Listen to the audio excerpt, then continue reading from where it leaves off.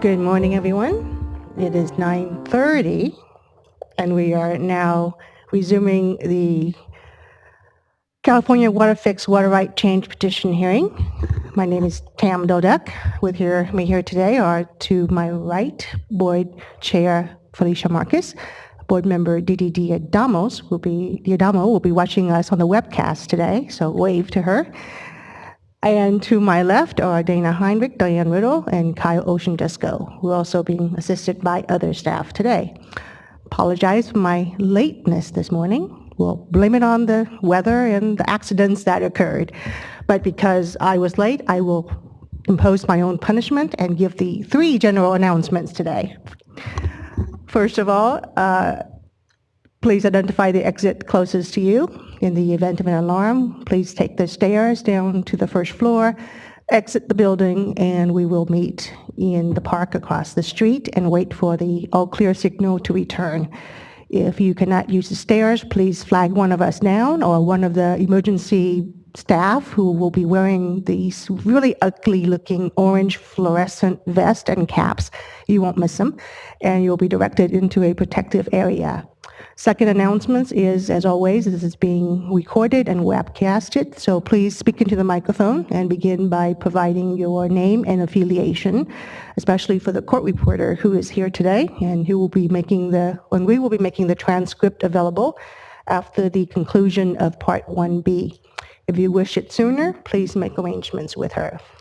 And finally, and most importantly, please take a moment and put all your noise-making devices on silent, do not disturb, vibrate. All right. Okay. Looking out in the audience, I see no one wearing USC colors today. Thank you. Before we begin with the formalities, let's do some housekeeping. Okay. Today, we will hear first from Mark Orm. Mr. Orm is the final witness for Group 7, Panel 4.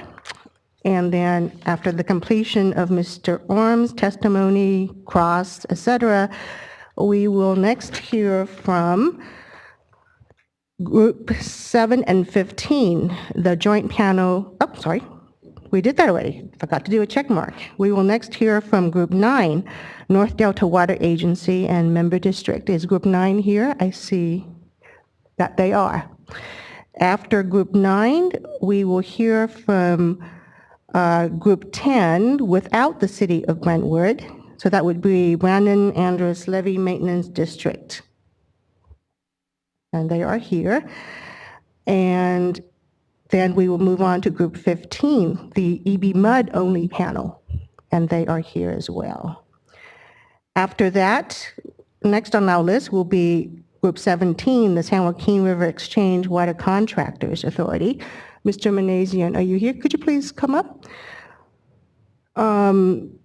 We received, and I think all the parties did yesterday, a request from the department. I think it was a motion for a protective order. We will need some time to consider that, and I assume you would want to respond to that. So without penalizing you and your order in the presentation of case in chief, what we're going to do is move you to the end of the order while we consider that request. And we'll give you until noon of next Friday to file a response to that request. Microphone, please. Very orderly and very acceptable. I also heard and saw some complaints about parties working together in regard to scheduling, and I'd like at an appropriate time to just tell you a little bit about how this unfolded, which I think is counterproductive to what you're hoping will happen in the future. So there's some good signs, there's some bad signs. If we tell you the stories of what's happening out in the field, I think you won't be so disappointed in the future. Thank you. That mysterious enough? That is mysterious enough that I will be spending the entire day thinking just about that statement, Mr. Manazian. All right, so we have now moved Group 17 all the way to the end of the line while we address the motion and whatnot. That means, Ms. Meserve, thank you for being here. Please come up. I think you are representing group 19, 20, 24. In any case, you are trying to coordinate 3 joint panels that could come up as early as next week or as the following week. Keep in mind that our hearing days next week are just Thursday and Friday, and then the following week we're meeting again on just Thursday. Yes. So what does it look like for you? And my request, or at least my new experiment that I'm trying is, when your order comes up, you'll either need to be prepared to present part, if not all of your case in chief, or have someone who was able to make arrangements with another party to take your place. Yes, thank you. OSHA Reserve for land and the other parties, groups 11 through 13, or order of direct 10, 11, and 12. I've been listening to everything that's been going on. I haven't missed it. I've been diligently working to try to be ready to bring our panels, and we very much want to present our evidence to the board, to the hearing officers. We can, I have twisted arms and changed things as much as I could. I understand next Thursday we have first Brentwood, then Antioch, then Sac Regional. That's correct. Is that correct? Okay. So I think we could be prepared to put on our salinity panel, which is 10, Okay. right? So we could be prepared to do that on Thursday. I'm not sure if we could do more on that particular day than that. And then I would propose to have 11 and 12 go on the Friday. I can pick up for my, not to get you too embroiled in details, which I know is too much to handle with everybody, but I can pull in, I can have a more complete panel 11 on Friday. So that's what I would be requesting. That And would I be will, excellent. I will monitor at the end of the day today. I need to go back to my office and prepare, but I will monitor to see where you end up today, and then if there's a need to update staff, I will do so via email. That is excellent work. Thank you very much, Ms. Meserve. And I also wear jeans. Oh, and nice boots. May I ask a question of Ms. Meserve on scheduling? You may ask the question of me, and Okay, we'll see. I'm curious. She said that the salinity panel would be ready on Thursday, but is the salinity panel also available on Friday before her other panels? Assuming that if we don't get to them on Thursday, they'll be available on Friday, and I see Ms. Meserve nodding her head. Excellent. Mr. Herrick, you are representing Group 21, who is 13th. Oh, lucky number 13 in our ordering. We might get to you as early as next Friday, and if not next Friday, then the Friday after that. Smooth. Smooth? No I problem. mean, so the Thursday after that. We're planning for, at the earliest, next Thursday, we could start. It wouldn't be a full panel, but we're planning on probably Friday, most likely the 10th, but we'll be ready any of those days All right. to have at least most of the people ready. All right. Well, that should carry us through to November 10th for everyone to prepare their direct as well as their cross-examination. And we will keep rolling along as we do our best each day to try to check in on the schedule. Thank you, everyone, especially Ms. Meserve, for your hard work on this. Okay, I think we are now, unless there are any other housekeeping matters, we will turn to Mr. Cooper and ask Mr. Orm, first of all, to please stand and raise his right hand. Do you swear or affirm that the testimony you are about to give is the truth? If so, answer, yes, I do. Yes, I do. Thank you, Mr. Orm. Good morning, Dustin Cooper appearing today on behalf of Butte Water District. As you noted, hearing officers, Mr. Orm is the last witness of Panel 4 of Group 7. And a couple formalities before we transition to Mr. Orm's direct testimony. I again would like to incorporate and adopt the opening statement presented by Mr. Alan Lilly on behalf of the Sacramento Valley water users. And to remind the board, the purpose of Mr. Orm's testimony today is to document and attest to the water rights held by Protestant Butte Water District that are potentially subject to injury from the proposed California WaterFix project. Mr. Orm, would you please state your name and spell your last name for the record? It's Mark Orme, O-R-M-E. Mr. Orm, you understand that you are presenting your testimony under oath today, correct? Yes. Is Exhibit MLF 50 an accurate statement of your written testimony? Yes. Did you prepare and sign that testimony? I was provided a template by legal counsel, and with that I filled it in. So yes, I did prepare it. Did you also sign it? Yes. Would you please name the 4 entities that make up the joint water districts? Richville Irrigation District, Biggs West Gridley Water District, Butte Water District, and Sutter Extension Water District. Is the document that's been identified as Exhibit MLF 41 a true and correct copy of the joint operating agreement between the joint water districts? Yes. Is Exhibit MLF 42 a true and correct copy of the 1969 Agreement on Diversion of Water from the Feather River between the State of California and the entities that make up the joint water districts? Yes. Are you familiar with the exhibits that have been identified as SVWU 100 through 110, which is the testimony and supporting documentation prepared by MBK engineers for this proceeding? Yes. Are the MBK engineers' testimony and reports in those exhibits the type of information you review and rely upon as Butte Water District's general manager to assess potential risks and impacts to Butte Water District's water supplies and operations? Yes. At this time, Mr. Orm, would you please summarize your written testimony submitted for this proceeding?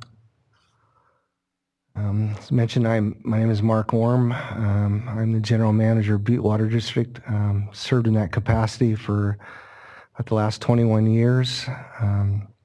The purpose of my testimony today is to identify the water rights held by Butte Water District, by the district. Butte Water District was formed in 1956 and covers approximately 31,000 acres. We border the Feather River, and predominantly our crops are permanent crops because the soils are conducive to that. However, we do serve about 9,000 acres of rice as well. Butte Water District primary water rights are pre-1914 water rights, which are held collectively with the other joint districts, Richville Irrigation District, Biggs West Gridley Water District, and Sutter Extension Water District. In 1969, Butte Water District entered into an agreement along with the other joint districts for diversion of water from the Feather River. Excuse me. That concludes Mr. Orm's direct testimony. He is now available for cross-examination. Thank you, Mr. Cooper. Cross-examination by the department. As Mr. Berliner is coming up, let me see if there's anyone else wishing to cross-examine this panel. That was a no from Ms. Offenberg. And Ms. Morris, you have cross-examination. Okay, so after Mr. Berliner will be Ms. Morris.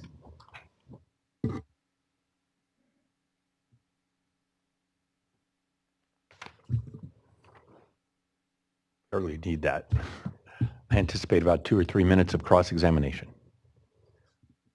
Good morning, Mr. Orm. My name is Tom Berliner, and I'm an attorney for the Department of Water Resources. I'll be asking you just a few questions today. These are questions that I also asked of your other colleague general managers from the Feather River agencies, as well as from some federal settlement agreement entities. Did I understand correctly, you drafted what's been marked as your testimony, which is MLF 50? Yes, that's correct. And other than the template provided by your attorney, did anybody else assist you in preparing that testimony? No. And is the sole purpose of your testimony to identify the water rights held and claimed by Butte Water District? Yes. And you're not testifying here today as an expert, correct? That's correct. And other than the Butte Water District water rights, you're not offering any other opinions or information, is that correct? That's correct. And I take it in response to a question from your attorney that you are relying on the testimony of MBK engineers in order to come to a conclusion that you have a concern about impacts of the California WaterFix on Butte Water District. That's correct. Are you relying on any other information? No, predominantly that. Predominantly or exclusively? Exclusively.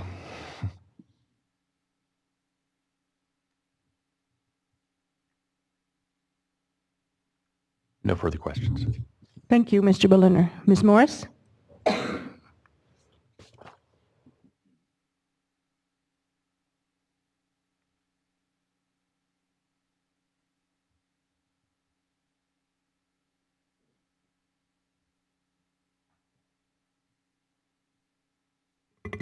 Stephanie Morris, State Water Contractors. Good morning.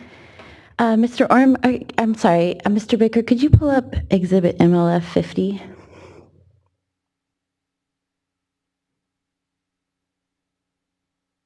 My question for you, Mr. Orm, is a minute ago you just testified about the kinds of crops and also talking a little bit about 9,000 acres of rice. And I was wondering, it's not in your testimony, in anywhere in your written testimony. Can you show me where you had that in your written testimony? It's not there. No, Okay. I just added a little bit of concerning the district. So Okay. Did you add that for a particular reason? no. Okay, No. I have no further questions. Thank you, Ms. Morris. Any other cross-examination? Any redirect, Mr. Cooper? No. All right, thank you. And that concludes the case in chief for Group 7. Thank you for the good coordination. And per Mr. Becerra's request, I believe it was yesterday, we will expect your complete list of exhibits for submission by next Wednesday? That's my understanding. Okay. Yes. That's Wednesday at noon. Yes. Thank you. And at that, we will wait for that. And I understand that there are some outstanding written objections as well as one verbal objection with respect to Mr. Weaver's testimony, or at least redirected testimony, that we are taking into consideration, and we will issue a ruling subsequent to receiving your exhibits. Right? Thank you again to Group 7 and all of your witnesses.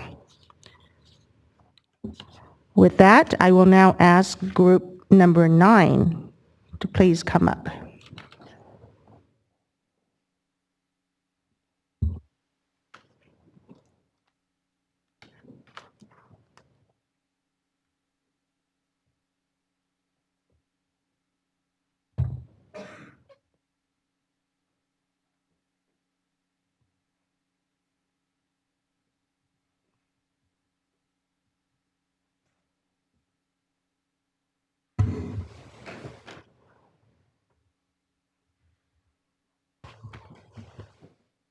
O'Brien. Thank you.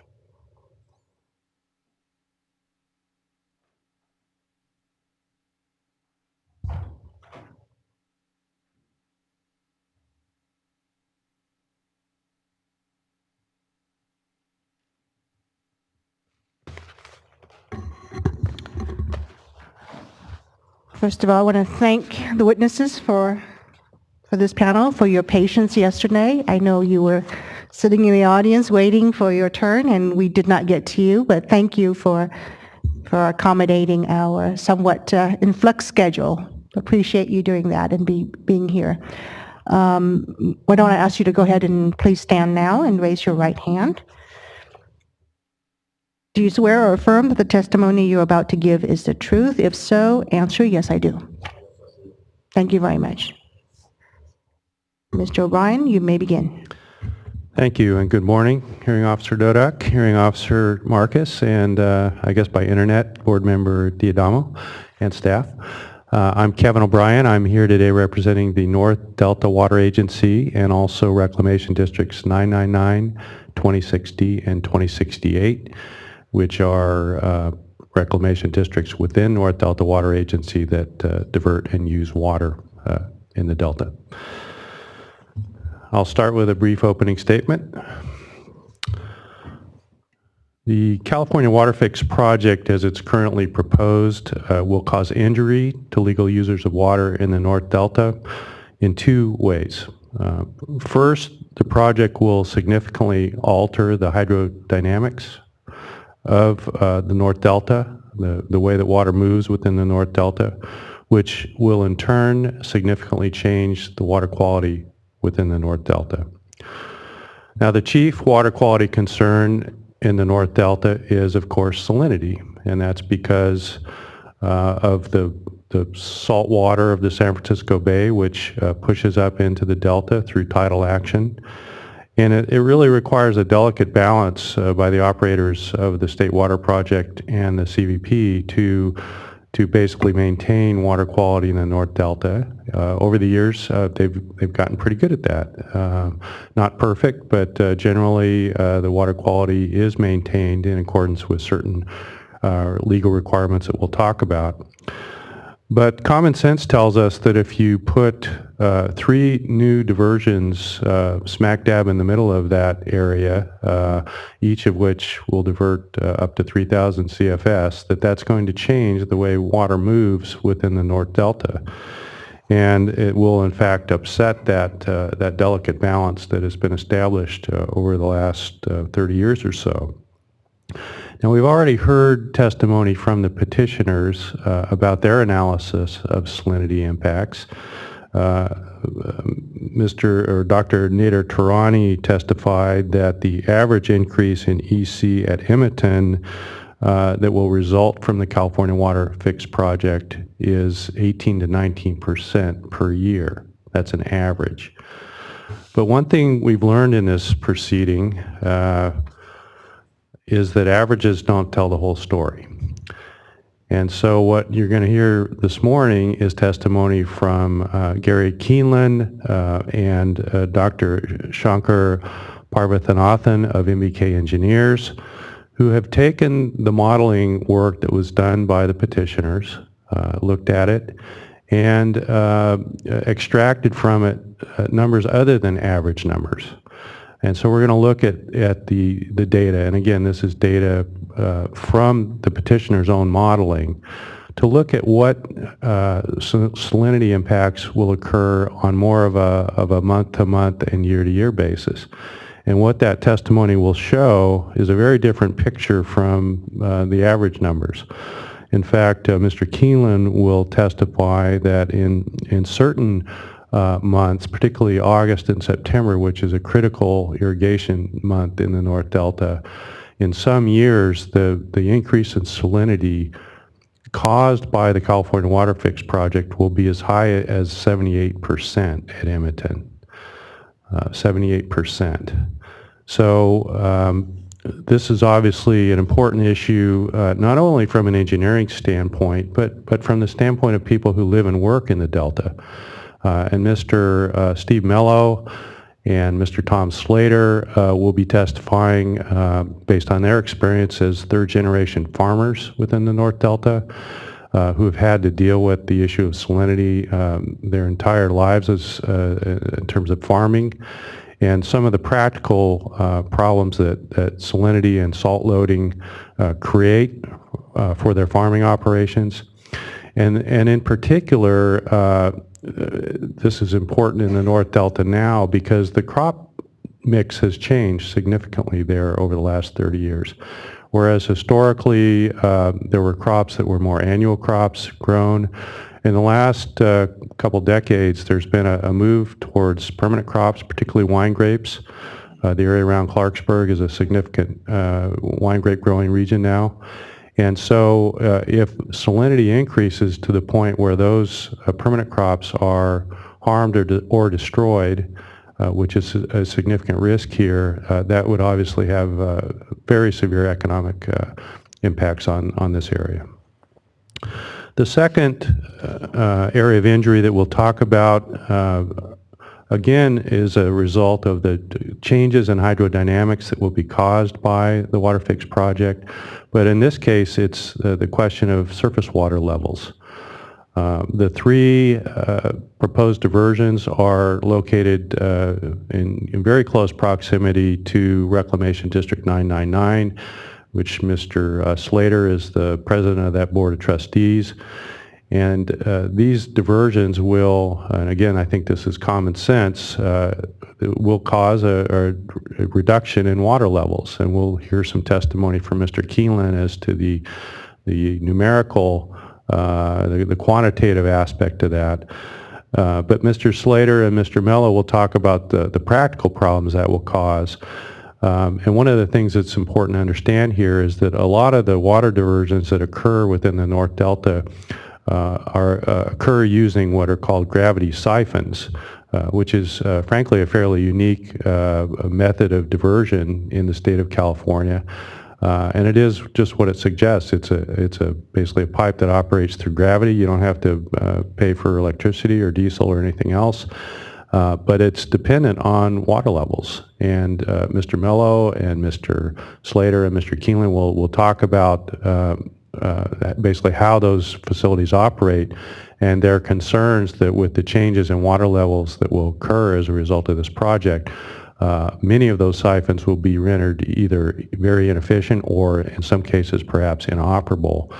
And that would then trigger the need for very expensive remediation.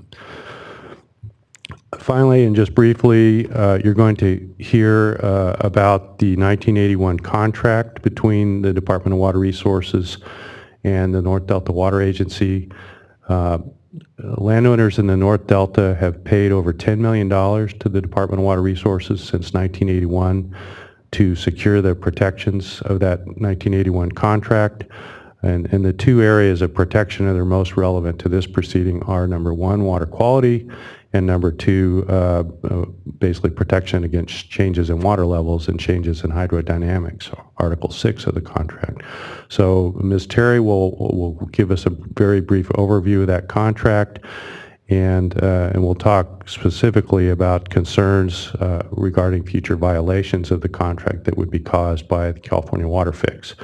Our position is that those violations would constitute injury of a legal user of water under California law, as would injury to water rights and water right holders exercising their rights independent of the contract. Last thing I just want to briefly note is that North Delta Water Agency joins in the testimony that was presented earlier in the hearing by Mr. Beret and Mr. Easton. North Delta Water Agency participated in the funding of that work and is basically a full supporter of that testimony. So with that, I think we're going to begin with Ms. Terry. Ms. Terry, can you please state your full name for the record and spell your last name? Melinda Terry, T-E-R-R-Y. And you took the oath a few minutes ago, is that correct? Yes, it did. Is NDWA 7 a true and correct copy of your written testimony prepared for this proceeding? I actually have one non-substantive correction I would like to make. The name of the flood control organization that I also represent is missing. On page 2, line 16, right before the acronym CCVFCA, that's in quotes and parentheses, it should say California Central Valley Flood Control Association. But with that, yes, it is correct. Great. And you are the current manager of the North Delta Water Agency? Yes. How long have you held that position? 8 years. And can you briefly describe your duties as manager?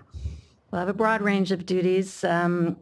Primarily, what we do is we do collect assessments from the landowners in the agency, And I'm also responsible for administering the 1981 contract that I'll talk about a little bit about. And that includes the annual payment that we send to the Department of Water Resources.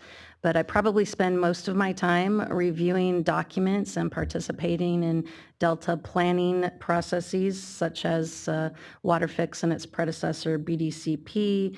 And so that's so that I can advise the board of directors for the agency, when it may be necessary to pursue any legislative or legal actions to comply with the agency's statutory responsibility to ensure lands within the agency have a dependable supply of water of suitable quality available to them, and that it specifically is protecting water supply from the salinity intrusion that you mentioned. I'm going to ask Mr. Baker if we could pull up Exhibit NDWA 33, which is a map.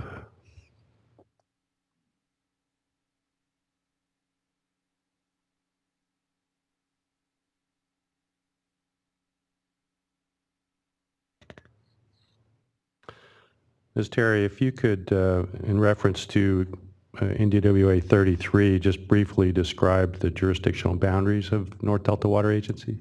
Sure. The agency was created in 1973 by a special act of the legislature. And so the dark outer line that you see is the legal boundary. I wish, is it possible to see the whole thing? There you go. So that dark outer line is the legal boundary of the North Delta Water Agency. It is approximately 302,000 acres, so it's almost half of the legal delta. The other thing that you see on there is it's divided into, it shows the boundaries of the 5 divisions within the agency, and the directors are elected by the landowners to serve on the board for the agency. It also shows the county lines for the 4 counties that have lands within North Delta Water Agency. So at the top there, our most northern boundary is in West Sacramento at I Street Bridge. And so it goes up higher than I think than what some people think. And then it comes down. You can see the Yolo bypass there is part of Yolo County in West Sacramento and the bypass. It also skirts along the Sacramento River there by downtown Sacramento and Pocket down to Clarksburg. Then you get into the Sacramento County region on the right, which extends out the agency's eastern border at Freeport. And then you go past Hood, Cortland, down to Walnut Grove, kind of jets over a little bit across I-5 there on the east. And then you go down past Isleton, down to Sherman Island, which kind of looks like the boot of Italy down there. And that's the southernmost border of the agency. Off to the southeast there is a small portion of San Joaquin County, which is primarily the Thornton and Staten Island. And then on the left side, on the west side of our agency is the Solano County portion, which encompasses the Cache Slough complex there and is where the North Bay Aqueduct is located. On this map, there's some black dots at various locations. Can you just briefly tell us what those signify?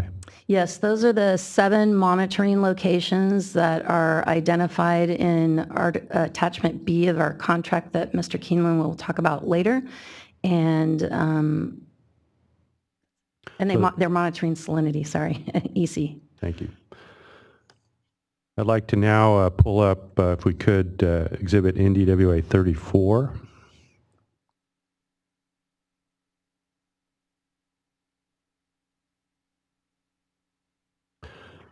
Ms. Terry, was this an exhibit that was prepared at your direction? It was prepared by me, yes. Yes. And what does it show? This shows each of the divisions. If you can get it all on the page, again, there are 5 divisions, so it has the names of our current directors that serve, but what then it also shows is the reclamation districts that are within each of those divisions. I'd like to now move to the 1981 contract, which is DWR 306. If we could just pull up the first page of that.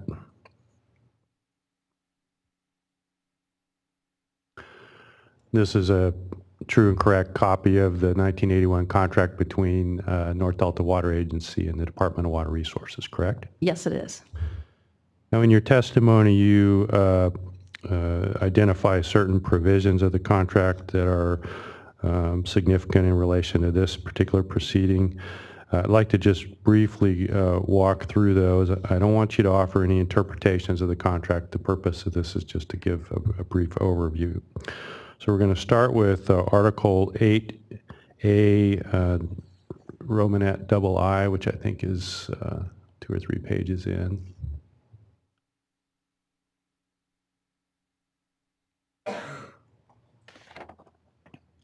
There it is.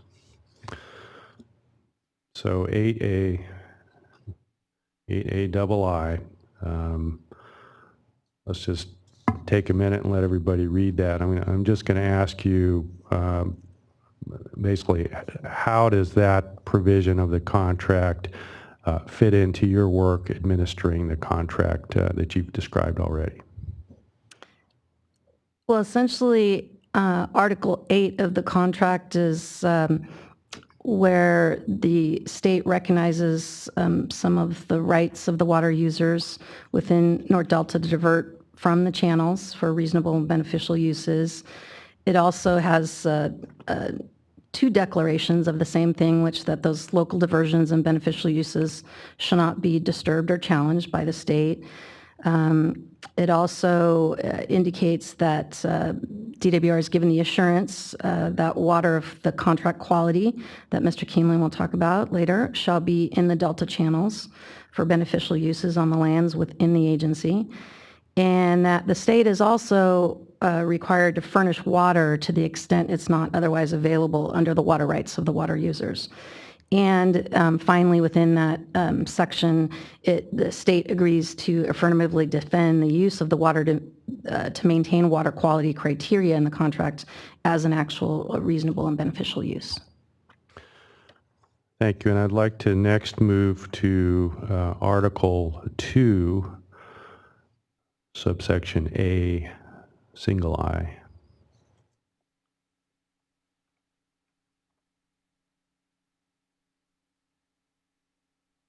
I think it was on that previous page there. There you go. The title of Article 2 is Water Quality, and I'll let everyone take a second to read 2AI, and then I'm going to ask you the same question. How does that provision of the contract fit into your work in administering the 1981 contract?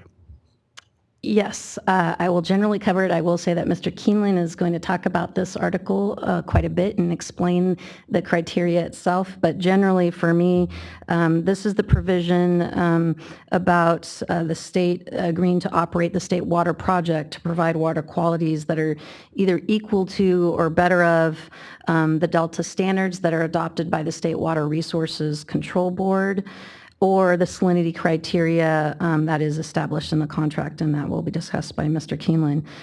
But this section also has a provision that the state also agrees not to alter the delta hydraulics in such a manner to cause a measurable adverse change in the ocean salinity gradient or relationship among the various monitoring locations in the interior points upstream. And so that'll be, again, part of what we discussed in our testimony. Thank you. The next provision I'd like to look at is Article 6.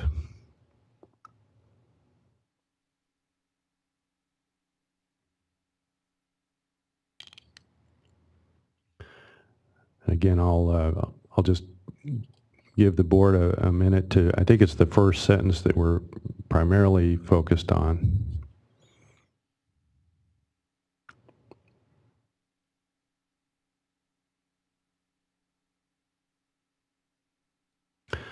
How does this Article 6 fit into your efforts to administer the contract? This one is trickier, but it's definitely related to this proceeding and the permit and terms and conditions that may be placed on it. But this article, as you can see, is titled Flow Impacts. And so in this one, the state gave assurances that it shall not convey state water project in a way that would either cause a decrease, increase, or reversal of the natural flows that is detrimental to the water users within the agency or the channel embankments. That also they would not operate it in a way that would cause the surface elevations in the delta channels to be altered to the detriment of both the embankments and the water users. And as you mentioned, our witnesses will be covering some of those aspects. In that, as part of that, it does say the state is required to repair the damage, improve the channels, and is responsible for all diversion facility modifications that may be required. And finally, I'd like to look at Article 12A, which is towards the end of the document.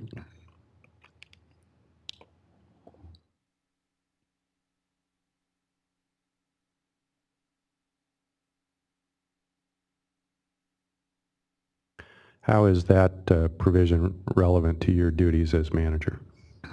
Yes, this is definitely the enforcement provision, if you will, the remedy section.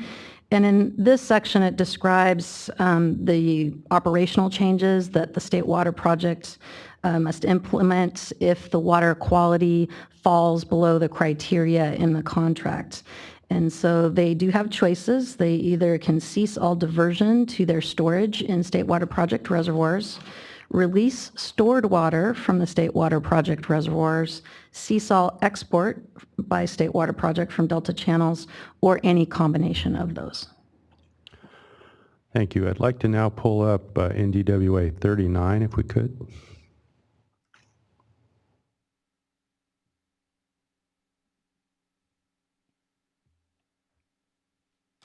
Have you seen this document before, Ms. Terry? Yes, And was it prepared under your direction? under my direction, yes. And can you briefly tell us what this document shows? This shows our payments started in January 1982, and it shows our payment. We make it installments of 2 installments, and so for 2016, you see we've made the half installment so far, but it's our total payments, and as you said earlier, it's just a little bit over $10 million. So these are payments that are made by North Delta Water Agency to the Department of Water Resources pursuant to the 1981 contract. Yes. Okay. In your written testimony, which is in DWA 7, at paragraph 18, you talk about an exhibit in DWA 40, which is a film that was prepared for this proceeding, which we're going to see in a minute. I just wanted to have you give some brief background on that film and how it was put together. Sure, because as you saw from the map, the agency is really so large and maps do not do it justice.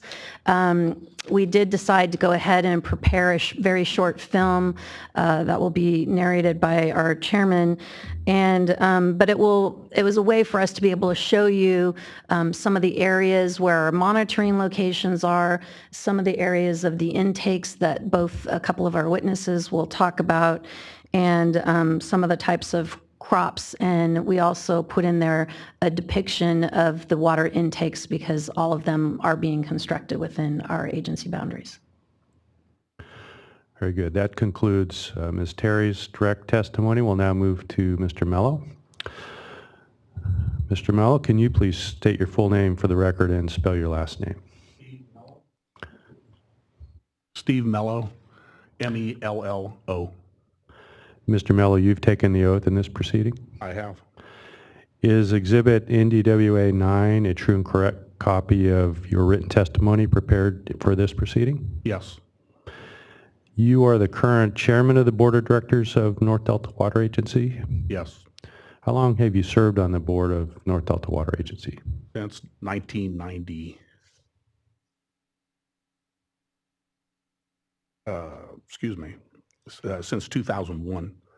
I got mixed up because I I represented the North Delta Water Agency on the Delta Protection Commission starting in 1993.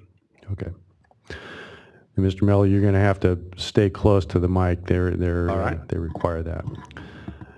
And your testimony states that you're a third-generation farmer in the North Delta, is that correct? That is correct. Can you briefly tell us about your experience farming in the North Delta? Well, when I grew up on the ranch. I was always at my dad's side. Started working in my 8th grade summer, and summers and holidays through high school. Went away to college, came back, and started working full-time on the ranch in 1976. I took over full-time management. Became the boss in 84. What crops do you grow? They have varied over the year, but we have pears this year, corn, grain sorghum, sometimes called milo. We grew some seed barley and also safflower. In years past, we've grown some wheat, but not this year. To do your farming operations, you divert water out of Delta channels, is that correct? Yes, we do. So you're familiar with irrigation practices in the North Delta? I am very familiar, yes. You mentioned the Delta Protection Commission. You said that you served on the Delta Protection Commission? I did for 8 years. And can you just tell us briefly what the commission is? The Delta Protection Commission was created by an act of the legislature with the purpose of creating a land use plan for the 740,000 statutory delta. There was an approximately 540,000 acre primary zone for which we had land use authority. There was the rest of the acreage, approximately 200,000, was held out in the secondary zone and would be administered by the municipalities, the cities that were on the periphery of the Delta, with the exception of Ileton, which is in the middle of the Delta. We, again, created background reports that allowed us to do the findings to come up with a rationale for this regional land use plan that actually superseded the county's general plans for those areas. And the counties had to amend their general plans to conform with the regional plan of the Delta Protection Commission. Ms. Terry, in her testimony, referred to a film, exhibit NDWA 40, which we're going to see here in a second. Were you involved in the preparation of that film? I was. What was your general role in that preparation? My general role was to meet with the people and show them what we needed to shoot, or direct them, because I was very busy at the time, to other people that would direct them to places to shoot. You were busy at the time with harvest, is that correct? I'm always busy with something. Okay. And at that particular time, I think it was harvest. It could have been something else. And does the film NDWA 40 accurately depict the jurisdictional area of the North Delta? Yes, it does. Okay, why don't we go ahead and run the film, and I'm going to ask Mr. Mello to narrate. And just to be correct, it's 40 errata? 40 errata, thank you.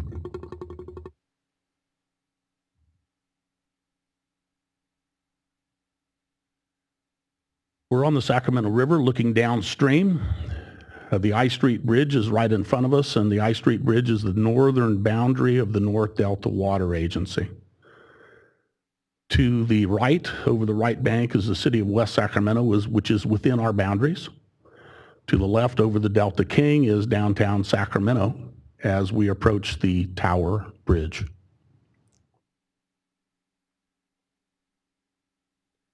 The Sacramento River delivers water to the myriad of channels that run water into the Delta, out to the bay, partly down to the pumping plants, and provides us, we diverters, the water we need. This is the Freeport diversion of Sacramento County and East Bay Mud. This facility has a capacity of approximately 290 cubic feet per second. These are the landside facilities. This compares to the capacity of each of the three diversions of 3,000 CFS apiece. So this diversion is magnified by over 10 for each of the three new proposed diversions. There are many crops that are grown in the Delta. Corn, alfalfa, wine grapes, tomatoes are some of them. There are many others.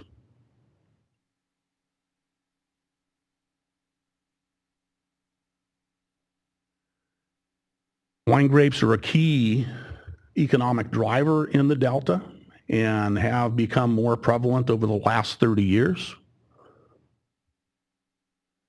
RD 999 has several diversions. The headquarter siphon depicted here diverts water from Elk Slough into the main canal and hence on to almost 26,000 gross acres. This main drainage canal doubles as the drain for the district as well as the water supply aspect.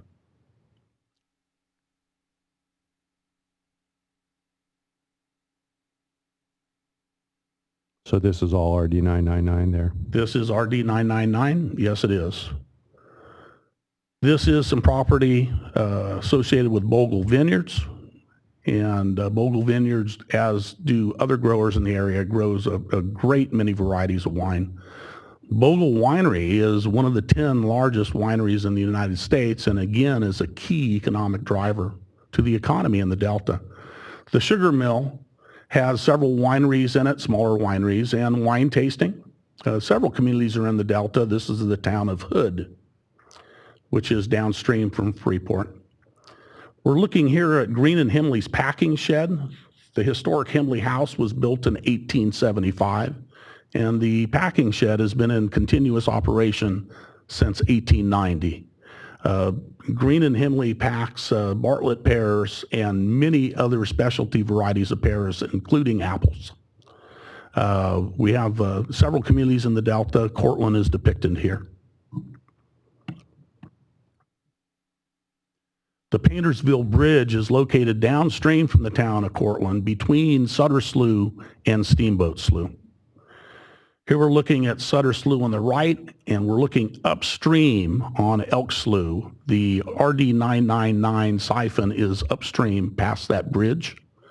At the upper end of Elk Slough, there is a gated pipe into the Sacramento River. It does not free flow. This is Steamboat Slough at the confluence of the Sacramento River.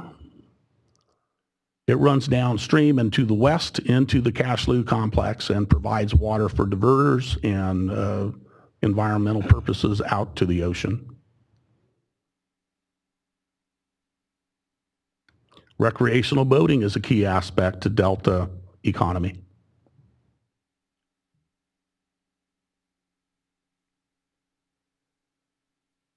The water quality monitoring station at Steamboat Slough and Sutter Slough is the furthest upstream monitoring station in the North Delta of the 7 monitoring points. In fact, we could just pause it there. I want to just make it clear, these monitoring stations we're going to look at are the monitoring stations specified in the 1981 contract, correct? That is correct. Okay.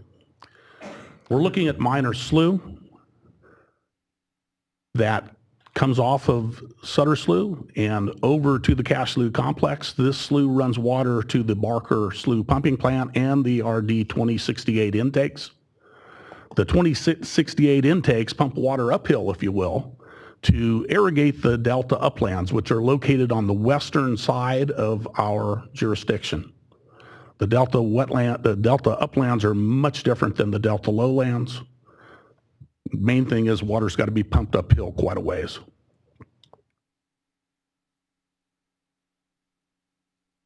Back over to the east side of the agency, the Cosumnes River and the McComney River come together. The conflux is right to the east of Highway 5, about 3/4 of a mile.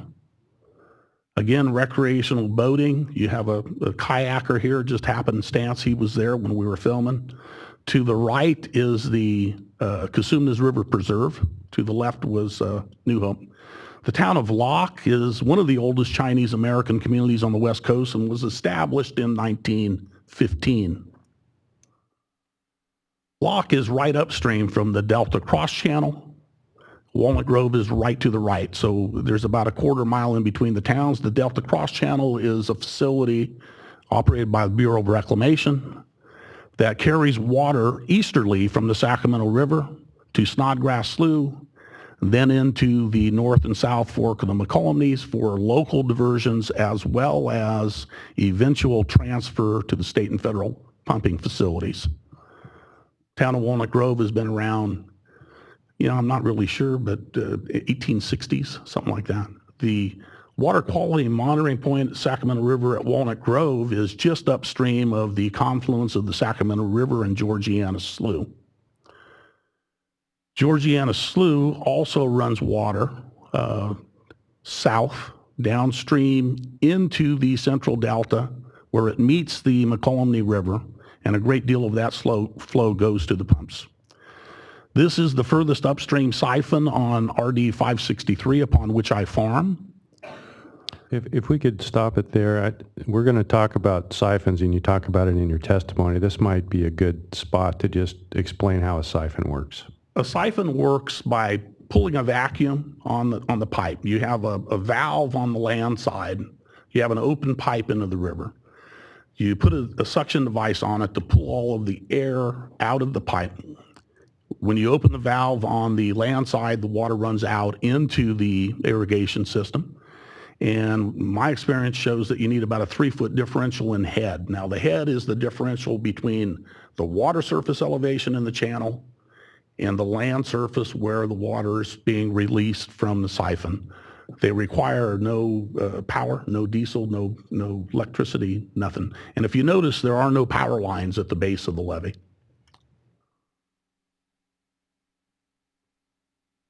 RD 563 has 3 different pumping stations. This is one of them. And that dewaters seepage, rainfall, and tailwater from irrigation. We mentioned earlier there are 7 water quality monitoring stations as part of the contract. This is the McCollumnee River at Terminus.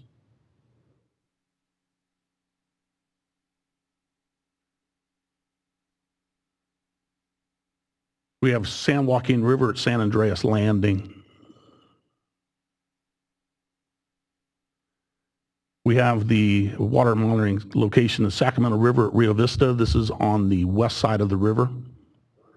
And the furthest downstream monitoring location is at 3 Mile Slough, which is upstream from Edmonton.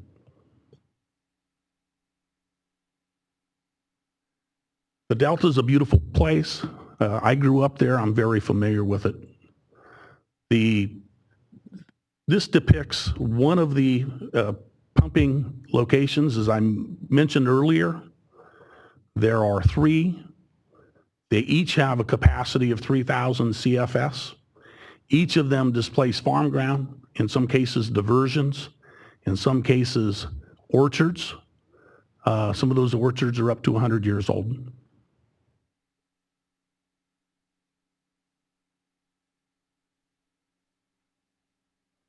The Henley House is depicted to the right bottom screen, and this is within a few hundred yards of the most downstream diversion, proposed diversion.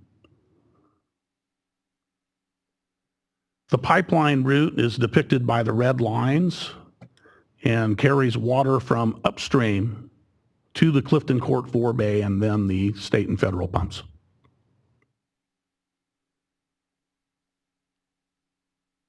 We all recognize the beauty of the Delta, and we thought, the board thought that we could give you a sense of Delta's place by providing you this video. Thank you very much. Thank you, Mr. That was Mello. awesome. Thank you. I'd like to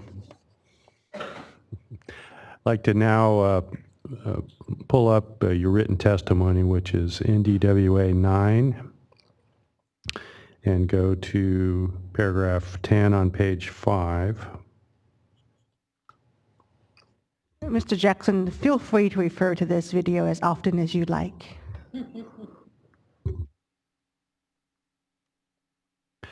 Mr. Mello, starting on paragraph 10, which we have on the screen now, and through paragraph 15, you describe agricultural water use within the Delta. Let's start with paragraph 10, and I'm just going to ask you to briefly summarize that part of your written testimony. Historically, the predominant crops in the Delta were pears, coarse and cereal grains, sugar beets, asparagus, tomatoes, and alfalfa. However, in the past 2 to 3 decades, I say 2 decades in written testimony, in particular, wine grapes, cherries, and other fruit trees have been planted.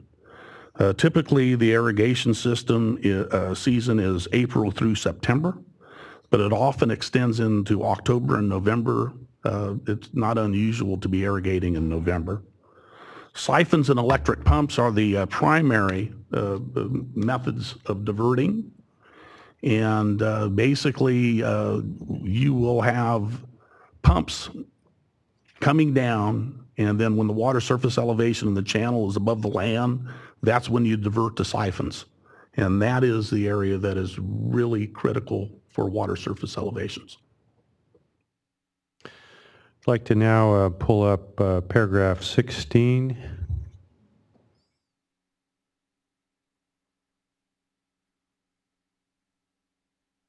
Do you want to, excuse me, perhaps I've left out 13, 14, 15. Do I need to Why don't back up? you briefly summarize, though, and then we'll go to the topic of salt. Yes. Okay, thank you. The siphon systems within the North Delta Water Agency were designed with historic water surface elevations in mind. And they have operated very efficiently over the years. It's a cheap method of diversion. There are a few electric pumps on my island, Tyler Island. I think there are 5 pumps out of 56 diversions. So the primary method of diversion is siphons. The siphon system, if rendered inoperable by lessened water surface elevations, are very expensive to replace.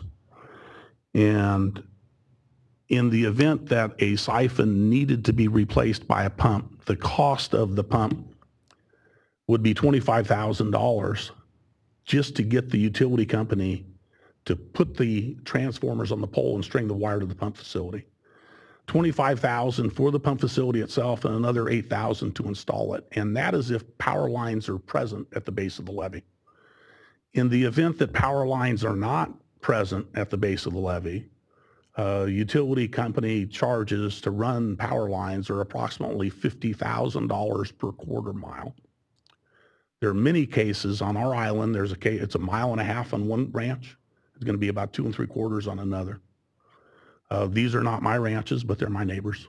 They're my assessment payers. I need them to be profitable. In many cases, the power company doesn't have enough voltage in the line, and there may be a necessity to upgrade the system of the power company, and that would be on the landowner's back too. And of course, this does not count permit costs. And I've not had to deal with doing this before, but I understand the permit costs are exorbitant. Sorry for missing that. Oh, that's helpful. Thank you. I'd like to now move to the issue of salt and salt loading, which I think starts at paragraph 16 of your testimony, which we have on the screen. Can you just briefly summarize that portion of your testimony? We're very, very concerned in the Delta with salt. Salt from the bay is carried by tidal action up into Delta channels, and there needs to be enough freshwater flow to keep it at bay, if you will. Basically, annual crops, once they're mature, can handle a little bit more salt in your irrigation water, so you get the crop to come to fruition, physiological maturity. But you would then salt load the soil for the next year's crop, and seedling crops have a very hard time getting established in. Sorry? Oh, I'm deaf. I'd never heard it. Seedling crops are much harder to get established once soil has been loaded with salts. Permanent crops are particularly sensitive. Wine grapes, cherries, and many of the myriad tree crops in the Delta can handle very, very low levels of salt in irrigation water. Over time, it could actually kill the tree. And I say you only need to kill my tree once. I'm not going to be able to plant it again, because if the soil was salt-laden enough to kill the tree, it will probably render that land unable to grow permanent crops again. Wine grapes, trees, whatever. I have lenders that are particularly concerned about long-term viability and long-term value of our ground. So in paragraph 18, you talk about a specific situation where salt affected crop yields. Can you briefly summarize that for me? yes, prior to the 76, 77 drought, I know a lot of farmers in the Delta. The farmers on Sherman Island were able to grow state yield contest winning corn crops. In the 76, 77 drought, they had a beautiful crop.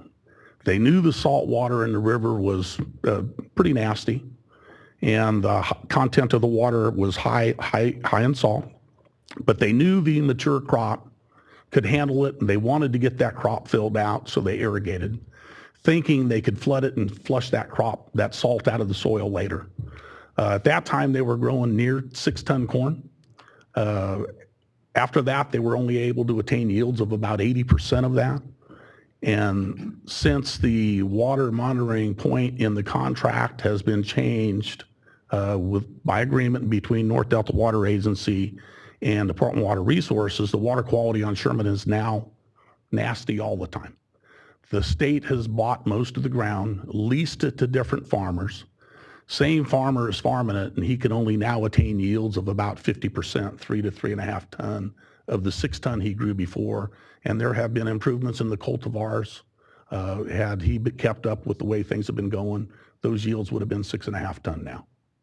So I'd like to now refer you to paragraph 19 of your written testimony in DWA 9. You talked there about some specific situations where lower water surface elevations have caused problems for farmers in the North Delta. I think this is paragraphs 19 through 21. Can you briefly summarize that testimony for us? yes, in 2015, for the first time ever, Mellow Farms had to hire a diver 3 times to clear intakes. Never happened before. Been farming there since '55. The low water in the channels, coupled with the unusually warm water because of low dam releases, created enough aquatic vegetation that plugged our diversions. Well, in addition to that, the lower water surface elevations rendered my pump on Georgiana Slough and my pump on Lost Slough and my siphons on Georgiana Slough and the McConey River less efficient in delivering water to irrigate my crops. And on the alfalfa at the Lock Ranch that diverts from a pump on Georgiana Slough, the irrigation time to irrigate, I believe it's 123.1 acres, typically is 5 days. We would normally run 42 4-inch siphon pipe. We could only run 28 4-inch siphon pipe. And it increased that irrigation time to 8 days, nearly 8 days. And you're running the water day and night. Because of that, you can't get over the alfalfa is quick. You lose yield, you lose quality. And because of the quality, you lose price. So not only are you getting less of it to sell, you're getting less per unit that you're selling. Up at the pear orchard on Lost Slough, we typically would irrigate there in 5 days, 4 3/4, 5, right in there. It took almost 8 days to irrigate the orchard. Because we flood irrigate that orchard, it negatively impacted my ability to get on with my spray program that deals with different pear diseases. Because of that, it exacerbated an already bad blight year. Fire blight is a bacterial disease, and resulted in me getting a half a pear crop. Never happened before. I was insured. It helped. I get 60% of the money back that I lost. But it cost my company $58,000, $1,800 an acre to cut the diseased wood out of the orchard, and that impacted yields going forward. Typically, we're a 22-ton orchard, 20 right in there, sometimes better, sometimes a little worse. We got 10 ton in 15, and in 16 is an indicator that it's going to affect your long-term yields. We only got 13, and we had no disease problems. I'm going to stop you there, Mr. Mello. And Mr. O'Brien, we need to do a time check because I think you've, I'm afraid you spent about 40 minutes on your direct, and you still have some witnesses to go through. We're probably about halfway, maybe a little more than halfway done. Okay, let's give you another 30 minutes, and perhaps we could go to some of the analysis that you wish to present. Yes. So finally, Mr. Mello, I want you to just briefly summarize paragraphs 22 through the end of your testimony, which talks about the concerns regarding water quality and water level impacts relating to the WaterFix. Yes, I will. I'm sorry I'm too wordy. You get bonus time for the video, so that's fine. Thank you. It's my feeling that the petitioners have failed to establish that the California WaterFix project will not cause injury to legal users of water within the Delta. I believe it's going to impact water quality negatively, and I believe it's going to negatively impact, it's going to lower water surface elevations. Once ground is salt loaded, growing crops is really an issue.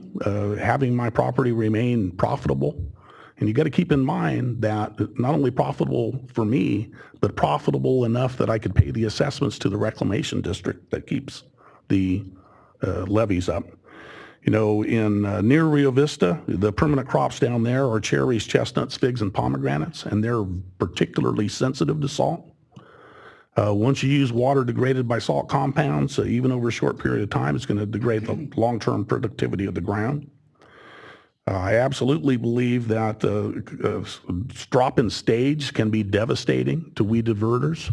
The cost to replace the siphons with pumps is extraordinary. And in short, I believe that farmers within the North Delta Water Agency must be made whole for all economic losses suffered as a result of the operation of the proposed projects, including but not limited to increased pumping cost, increased infrastructure cost, increased operation and maintenance costs, and diminution of the value of their land. Thank you very much. Next, we'll go to Mr. Slater. Mr. Slater's testimony is fairly brief, and then the last witness will be Mr. Keeneland. Mr. Slater, can you please state your full name and spell your last name? Tom Slater, S-L-A-T-E-R. You've taken the oath in this proceeding? I have. And is Exhibit NDWA 10 a true and correct copy of your written testimony? It is. You're currently the president of the Board of Trustees of Reclamation District 999, is that correct? That's correct. Can you just briefly describe RD 999 in terms of its location and size and general operations? Excuse me, RD 999 is approximately just short of 26,000 acres gross. We farm predominantly the same crops Mr. Mello referred to, but we now are over a third of our acreage in wine grapes, so over 8,000 acres of grapes in Clarksburg, or the Reclamation District 999. We operate mainly with 3 siphons that divert nearly all the water into the district from either the Sacramento River, Elk Slough, or Sutter Slough. There are a few privately owned pumps along Elk Slough that are maintained by private landowners, but not very much water is diverted from them. So for the most part, we divert it all. And we operate as a drainage district as well as an irrigation district, which is unique in the Delta, in the North Delta Water Agency. I think there are 2 others. So we have the benefit of using the same channels that we drain the district with in the winter as channels that we supply the parcels with in the summer, in the spring and summer, or whenever we need the water. And it's a very efficient system. So as water comes in early spring, whatever is not used naturally flows down to the southern portion of the district, and those pumps down there are relatively small compared to the big drainage pumps at the headquarters. They have a float and they pump water out, so we're pretty darn efficient at water use.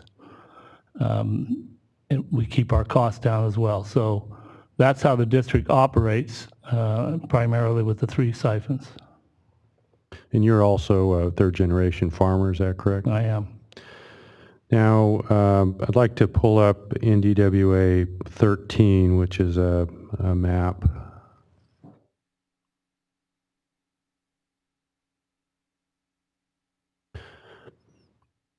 First of all, if you could just point out the location of RD 999 on this map in relation to the 3 proposed Cal WaterFix intakes. Yeah, if you can see intake number 2, which is the northernmost proposed intake, just above that, it's actually just a few hundred yards, is a blue stream, and that is Elk Slough with a 6-foot gate into the river that we can operate in the winter to close for flood protection. But that intake is just a few hundred yards from Elk Slough. If you travel further up from Elk Slough, approximately 1 more mile where that river takes a sharp bend, that line is Winchester Lake, and that is our northernmost siphon there. So intake 2 is just 1.25 miles from that siphon. And if you come down Elk Slough, it basically parallels the river, and about where that the right edge of the Elk Slough sign there is our headquarters, and that's where the main siphon is. A 60-inch siphon, which is 5 feet, of course, in diameter, a big siphon. As the crow flies, that isn't more than 1/2 mile from intake 3, but again, the intakes or the diversions to look at are Elk Slough at the north, and then continuing down Elk Slough, it connects with Sutter Slough, and that short little blue stream going over to the river just above the word slough in Sutter Slough is Sutter Slough. So the 3 intakes are within the northern intake at Elk Slough and the southern intake at Sutter Slough. All that water is what comes over to our siphons. And you continue down Sutter Slough just another mile, and you'll come into our 3rd siphon called the Sutter Slough siphon that gives water to the southern end of the district. Referring back to your written testimony now, NDWA 10, in paragraph 7 through 13, you describe some concerns you have about impacts of the California WaterFix project in 2 main areas. Number 1, surface water elevations. Number 2, water quality. Can you please summarize that testimony? Let's start with the concerns about surface water elevations. Yeah, if you recall, I just stated those 3 intakes are very close to our diversion sites, or where we get water from. In other words, Elk Slough and Sutter Slough. And as Dr. Nader Tarani testified in his testimony, most of the lower elevations will occur in and around those 3 intakes, which means in and around RD 999. Yesterday's testimony talked about the Freeport diversion, and that's true as well, I presume. So with that in mind, if water does diminish, we've got siphons now that we've had experience, or I have for the last 40 years, oftentimes will not stop running. Our siphons are on a float, so as demand is increased, the siphon stays on. As demand decreases, the siphon shuts off automatically. So it's very efficient, but there are times when demand exceeds supply. In a summer month with 110-degree temperature and a lot of pumps running, these siphons can't service enough water. So that being said, we can only imagine a 6 more inch drop in elevation. You can't alter the siphon. Like Mr. Mello stated, the head has just been diminished by X%, whatever you're at. And very few gallons, or a lot fewer gallons, will come through the siphon, rendering most of the pumps in the district privately operating inoperable maybe. It's hard to conclude without actually seeing it. Some of this stuff is science, not reality, and it's tough to compute. But the bottom line is surface elevations are going to drop because of the tunnels and of the projected diversions, and we claim that will harm us. Let's go now quickly to the water quality piece. Water quality will be the same. We as farmers, whenever we hear of an EC increase in the Delta, flags go up, and they should go up. We were taught to observe things like that and try to manage it. So when the project is going to increase EC levels at certain, based on modeling, correct or incorrect, there were plenty of numbers indicating EC rises. That concerns us, just like Mr. Mello touched on. It's very difficult to only irrigate when EC levels are correct. The contract addressed these issues in '91 beautifully. It's the best thing that was ever done to the Delta. Those levels, we think, are being challenged, and that's why we're concerned with the project. Thank you, Mr. Slater. We'll now move to Mr. Keeneland. Hearing Officer Dodak, I believe Mr. Keeneland's testimony is going to take about 30 minutes. I know you typically like to take a morning break, so just thought I'd put that out there. Actually, you anticipated me. I was about to do just that. We do need to get the court reporter. Candace, would a 10-minute break be okay? Then we will resume at 11 o'clock. Thank you.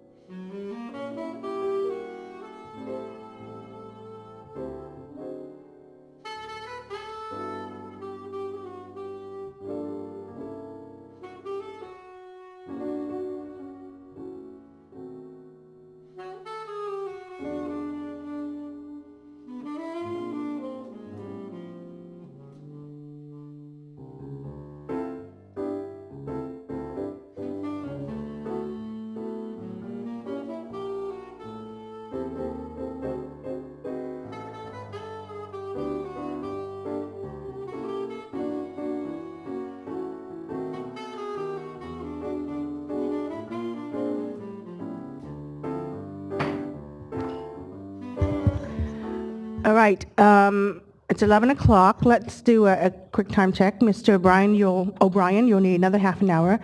I assume the department will have cross-examination lasting more than half an hour? Okay, in that case, then let me make sure that group 10, well, at least Mr. Cosio and the EB Bud panel know that we will not get to them until after lunch. Mr. O'Brien, please continue. Thank you.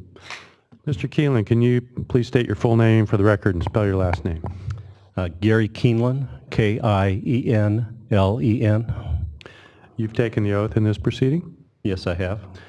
Is Exhibit NDWA 3 a true and correct copy of your written testimony prepared for this proceeding? Yes, it is.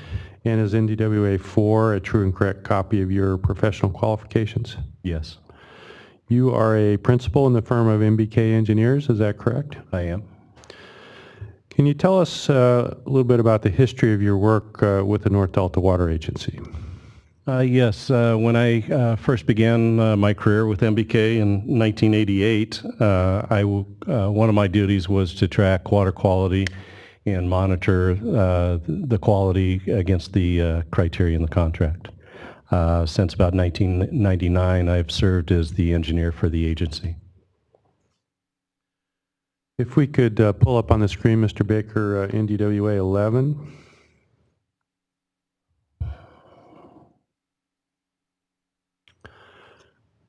Mr. Keelan, was this exhibit prepared at your direction? Yes, it was. And what does it show?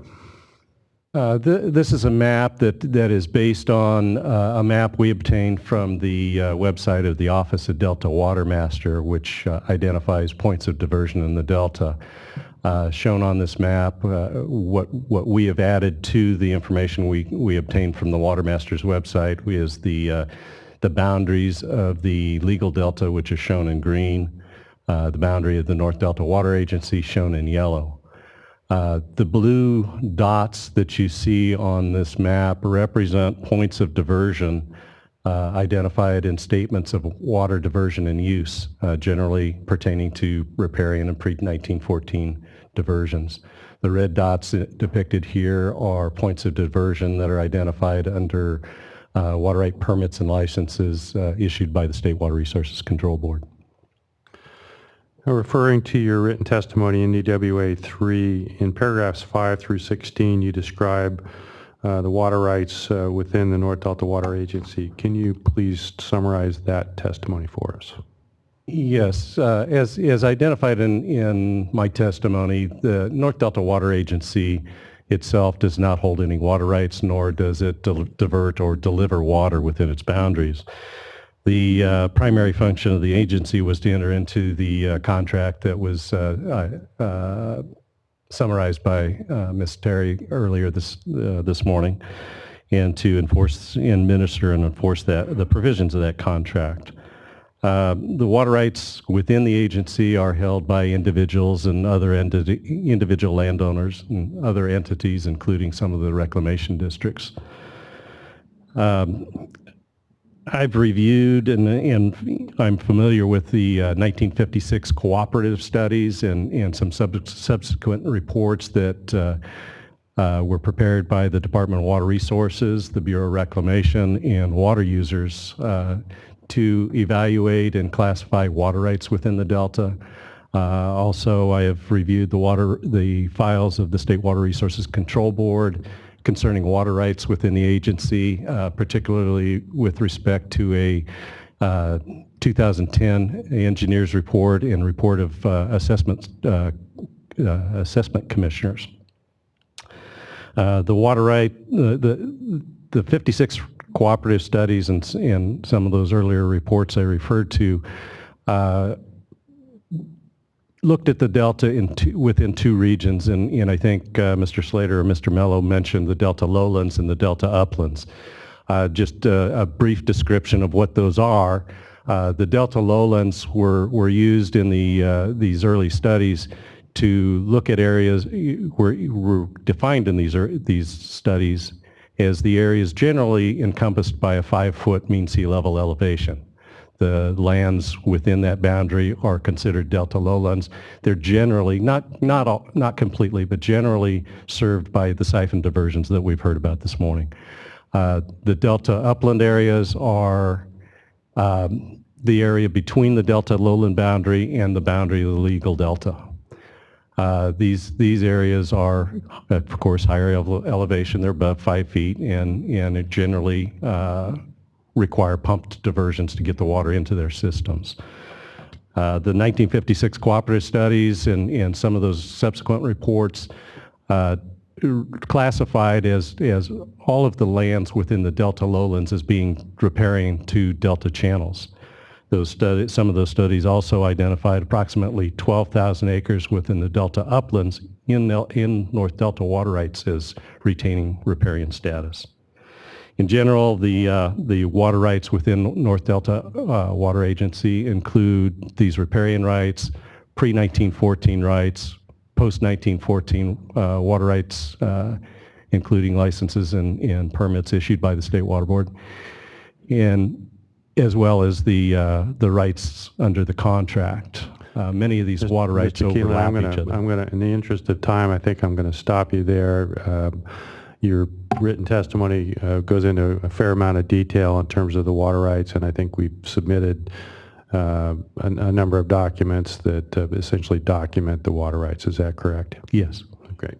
I'd like to move to a new topic now, which is how the water quality provisions of the 1981 contract work. Let's, if we could, Mr. Baker, pull up DWR 306, which is the contract, and we're going to go to the end of that document. And as Mr. Baker is pulling that up, Ms. McHugh has put up the monitors up there for those in the audience who wish to get a closer look. If we could go to, I think there are some attachments, Mr. Baker, to the very end of there's graphs. There they are. Yeah, there we go. Mr. Keelan, can you briefly walk us through how the water quality requirements of the contract work? Yes, this is Exhibit A to the 1981 contract, and it depicts the water quality criteria under that contract.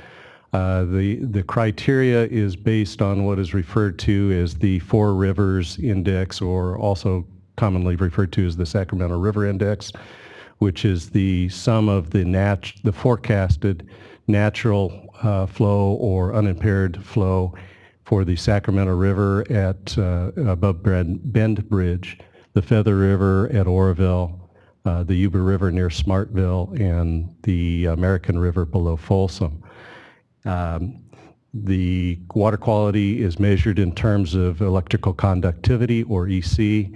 It's spelled out in these exhibits as in millimos or millisiemens per centimeter as far as the units used. The lines on the graphs and what we see here on these charts, on all of them, are the index, the Four Rivers Index across the x-axis, and what you'll notice is that as the forecasted inflow, natural flow, is increased, the water quality called for under the contract is better. The EC is lower. You'll see numerous lines in these charts, and those identify the water quality for different periods during the year. So the water quality criteria is based on the hydrology for that particular year, the forecasted hydrology, and the time of year, so it's variable. Let's pull up, if we could, NDWA 20.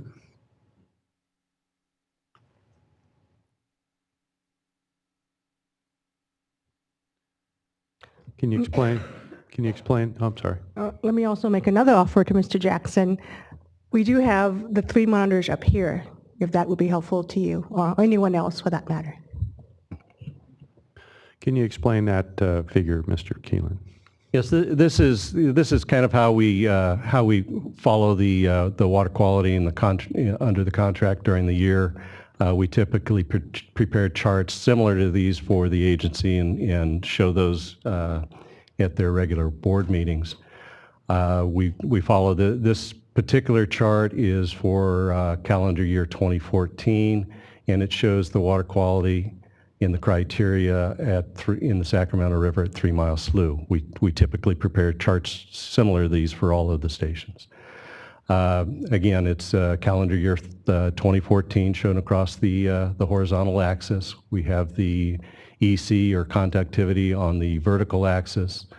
The blue line here is the 14-day mean or rolling average electrical conductivity in the Sacramento River at 3 Mile Slough. And that's an important point that I missed in describing the criteria. It's not. It's a 14-day average, 14-day mean EC. On the green line here is the 14-day mean EC for the Sacramento River at Edmonton. The red line depicts the contract criteria for calendar year 2014 based on the Bulletin 120 Four Rivers Index.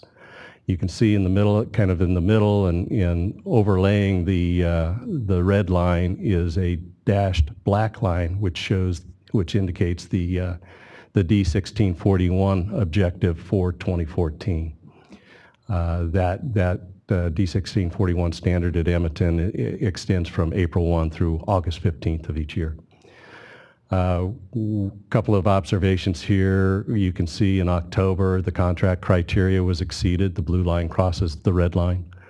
And I will point out that although the D1641 standard is typically at Edmonton, and this chart would indicate that perhaps it was exceeded, I would note that the pursuant to a temporary urgency change petition, TUCP, the contract or the D1641 standard was relaxed and moved to 3 Mile Slough in 2014, and therefore there was no exceedance of that objective. You mentioned D1641 and the 1981 contract water quality criteria. Just so the record's clear on this, are there situations in which the 1981 contract water quality criteria are more stringent than any requirement under D1641?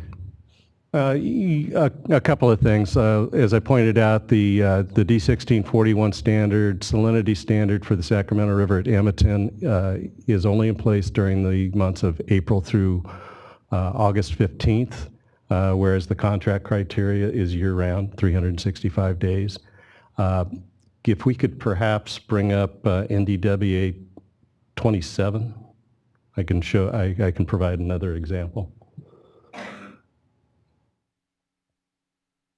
One of the differences in D1641 and the contract, as I mentioned, the contract criteria is based on this Four Rivers Index, the forecasted inflow based on this Four Rivers Index.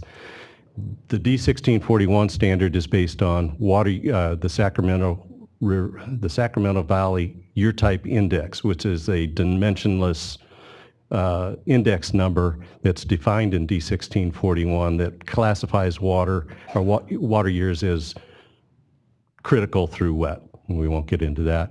If we look here in 2015, you can see a difference between that black dashed line, which depicts the salinity criteria at Edmonton under D1641, and the contract criteria for that year based on the Sacramento River Index, which was about, if I remember correctly, the Four Rivers Index was about 9 million acre feet based on the May 1 Bulletin 120 forecast.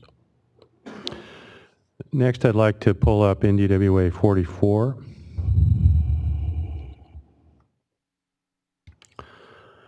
What does this figure show us, Mr. Keelan?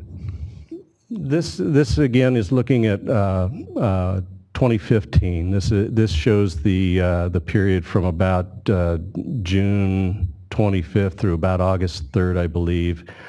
This is the Sacramento River at Rio Vista.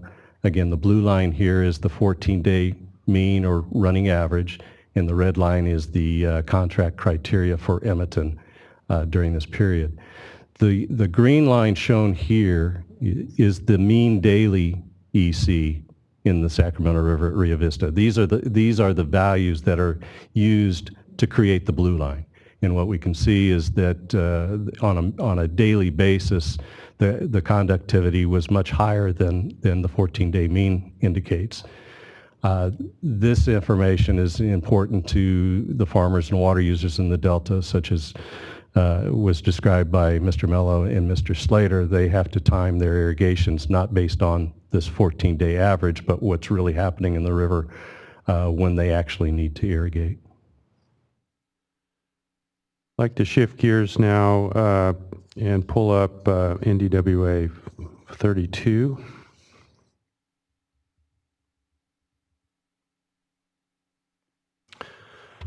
Just so you are aware, this is a NDWA 32 errata. Thank you. Yes.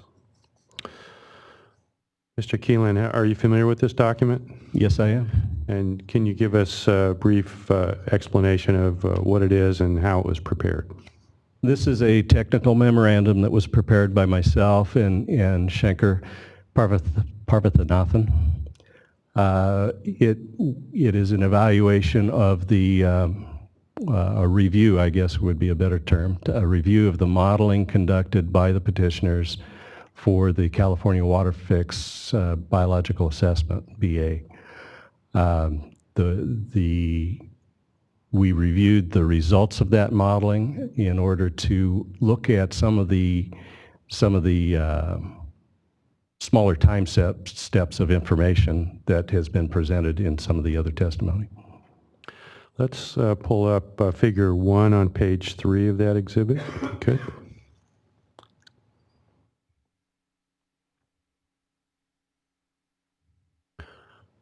What does this figure show, Mr. Keelan?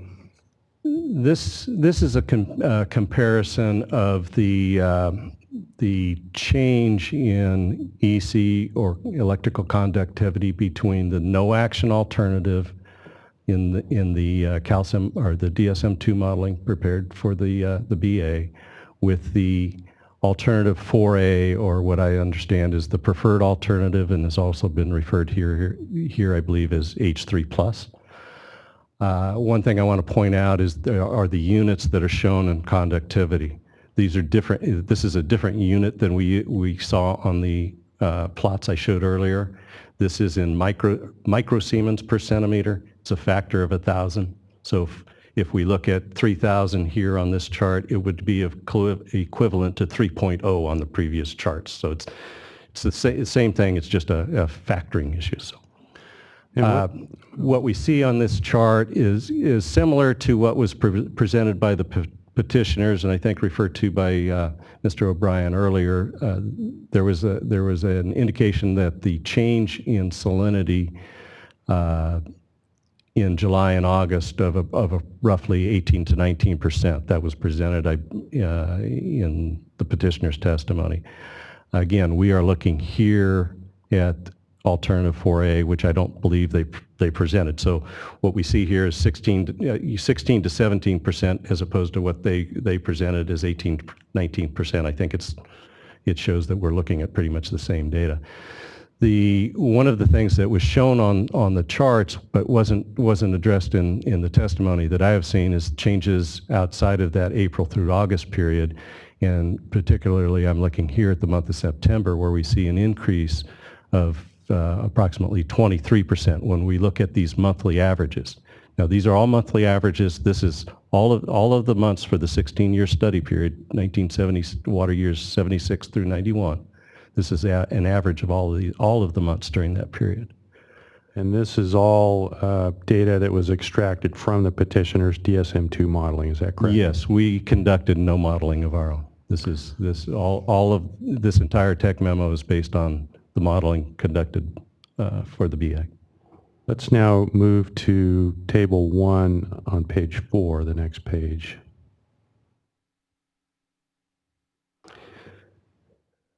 Can you briefly explain what that table depicts?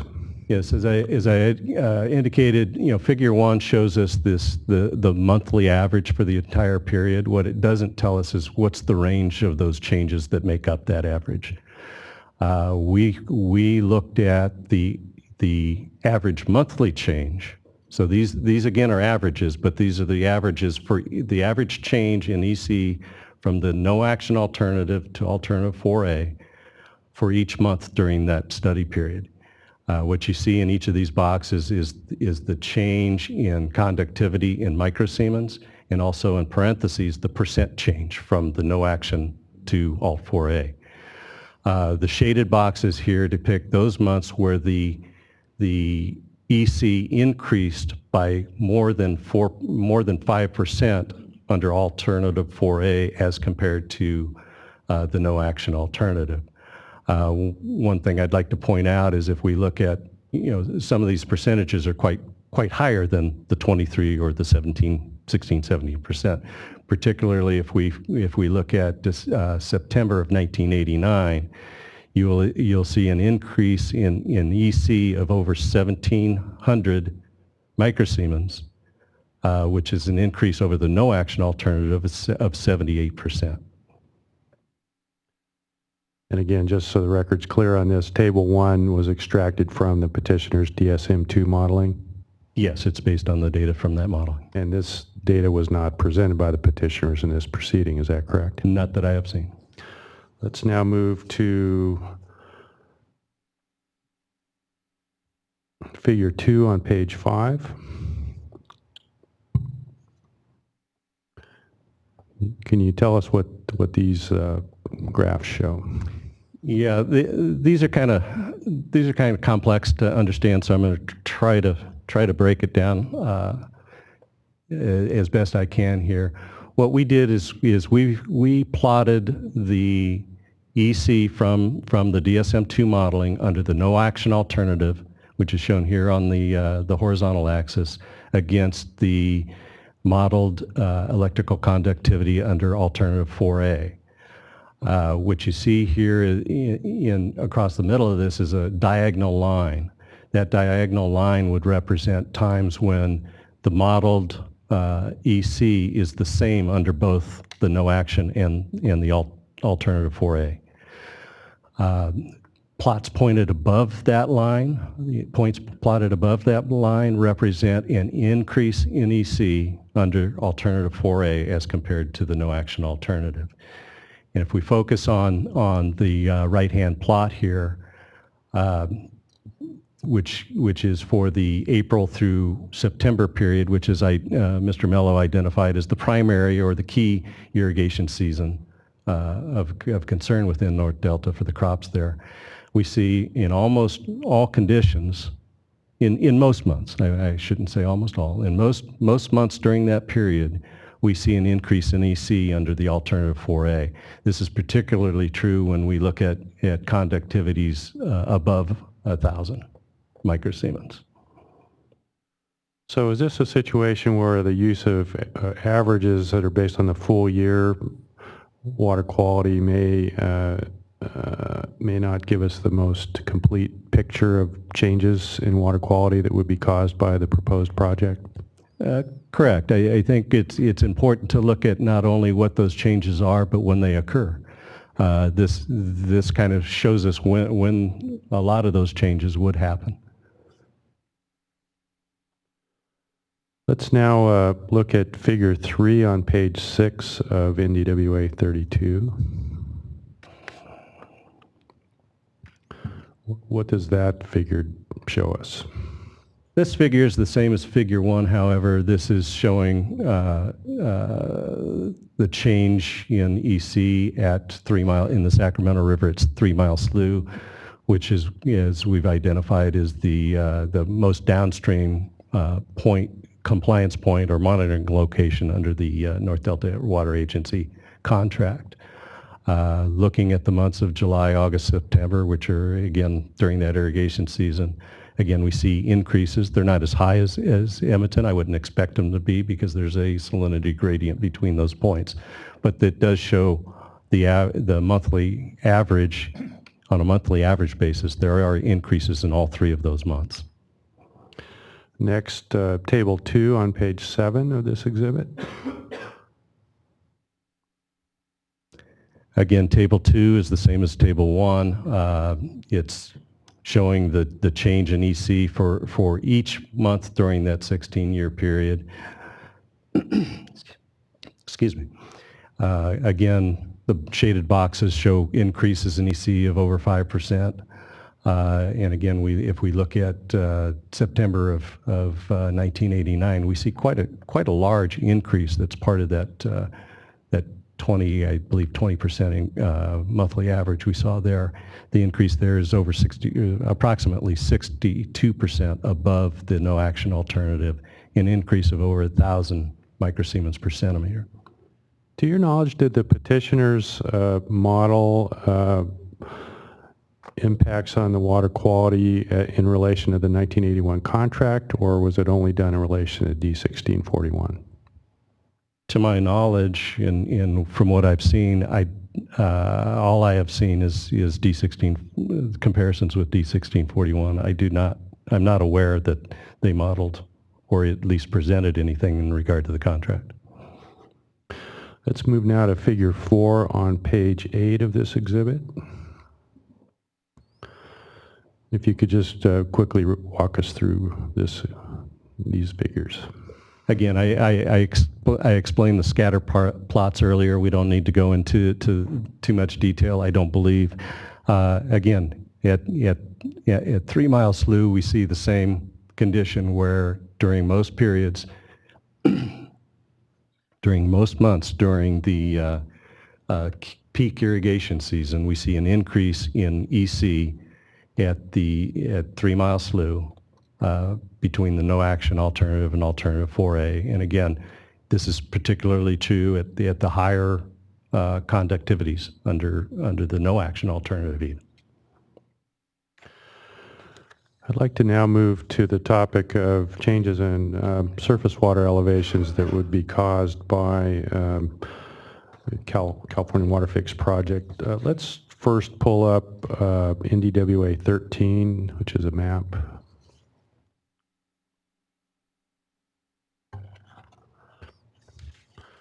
I think Mr. Slater used this map in his testimony, but I just want to help orient the board and the audience as to the testimony we're going to have here from Mr. Keelan.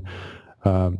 Keelan, first of all, without considering numbers, what would you expect in general to be the result of the construction and operation of these 3 proposed diversion facilities in relation to water levels?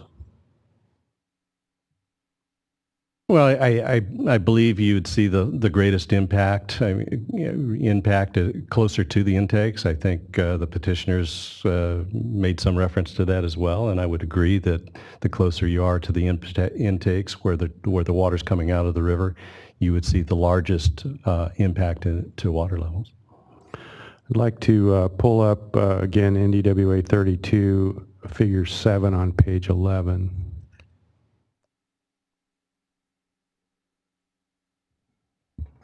Just to clarify, that's 32 errata. Sorry, thank you.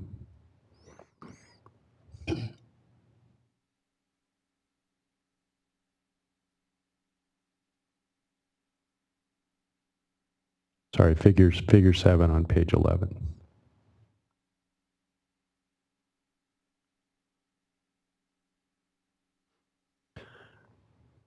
In the technical memorandum, Mr. Keelan, I think just above these figures, you discuss the issue of water levels, and you include these figures. Let me first ask the foundational question.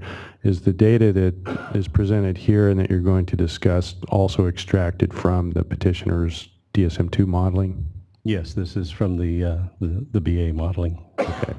Can you please summarize this aspect of your testimony? Yes, as Mr. Slater and Mr. Mello have identified, if water levels decrease, there's going to be challenges with some of the diversions in the delta, particularly siphons and some of the pumps. The petitioners presented some information identifying that the water levels below the pumps, at the minimum daily water levels below the pumps, below the intakes, fell below a minimum level for 73 days during the study period and reached a conclusion that this is less than 5 days on average per year. We were curious as far as when those conditions actually occurred. So we looked at the actual change between the no action alternative and the alternative 4A or H3 plus for each day during the study period. And we did that in order to, again, to figure out when it was happening, how much it was happening during those times. Again, this is a scatter plot, very similar conceptually to what we've seen here earlier. Here we're plotting the minimum daily stage. That's the lowest water level during each day under the no action alternative against the minimum daily stage under the alternative 4A alternative. Again, the diagonal line depicts those times when the stage would be equal under both modeled conditions. Focusing again on the time when the water users, the farmers, the irrigators need the water most, the April through September period, we look at that chart, we see a decrease in water levels under most conditions. There's a number of them, at or above the line, but there's a significant number of times when the minimum daily water level is lower under alternative 4A than it is under the no action alternative. If you look at these, you can the change is anywhere from 0 to almost a foot on some days. Pardon me. The data that's presented in these plots is for the location Steamboat Slough at Sutter Slough, is that correct? Yes, thank you for that clarification. I meant to identify this. We pulled up the data from the BA modeling for the station we found to be the closest to the intakes. This is in the Steamboat Slough at Sutter Slough, approximately 9 miles downstream of that most downstream intake, and off the main stem of the river. So as you moved upstream, closer to the intakes from this location, what would you expect in terms of water levels? I would expect larger changes. I would expect the water levels to perhaps be lower than these, but again, we don't have data that shows that. It just intuitively you would think, and following with the petitioner's comments, the closer you are to the intakes, I would expect to see larger impacts. That concludes Mr. Keelan's testimony. Hearing Officer Dodak, I would like to just put on the record Mr. Parvathanathan's qualifications and testimony. He is not going to be providing direct testimony, but he will be available to help with cross. Thank you, Mr. O'Brien. Dr. Parvathanathan, first of all, would you please state your full name and last name and spell your last name for the record? My full name is Gomadi Shankar Parvathanathan, and the last name is spelled Parvathanathan. Dr. Parvathanathan, you've taken the oath in this proceeding, is that correct? That's correct. And is NDWA 5 a true and correct copy of your written testimony? That's correct. Is NDWA 6 a true and correct copy of your qualifications? That's correct. You hold a PhD degree in environmental engineering from Texas A&M, is that correct? That's correct. And you also have experience working with the DSM-2 model, is that correct? That's correct. That's all we had. Thank you. Thank you, Mr. O'Brien. Let's go ahead and have the Department of Water Resources get set up for your cross-examination. Just for planning purposes, who else intends to cross-examine this panel? I see Ms. Morris as a maybe, Ms. Desjardins, and Mr. Herrick. Right. And as Mr. Berliner is coming up, I will ask him to first give us a time estimate for his cross-examination.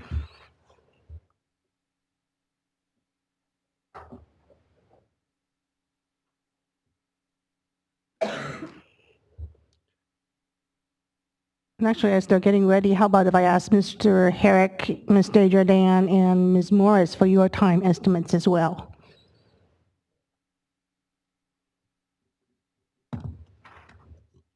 John Herrick, South Delta Water Agency. Mine wouldn't be more than 15 minutes. Okay. Ms. Morris? I think no more than 10 minutes. Ms. Desjardins? 45 minutes. We'll see about that when we get to you and have you outline your topic areas. And Mr. Berliner?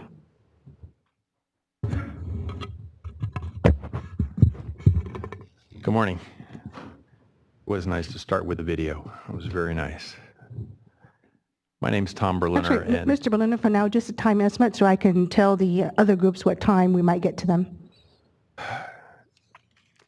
I would like to try to get through Ms. Terry before lunch. I might make it, but I'm happy to, if you indicate when you want to stop, I'll try to find a logical stop. So at this point, I'm just going to aim for noon. Okay. If you could get through Ms. Terry, that would be That's my goal. fine. Okay. And if I see that I'm really close at noon and we're almost done, then I'll indicate to you how much more time I think I might need. Ms. Morris, before you leave, I'm curious, do you have cross-examination for Ms. Terry? Okay, never mind. I was trying to see if all right, I was going to see if we could dismiss Ms. Terry during lunch, but I'm afraid the answer is no. Okay. And then, Mr. Berliner?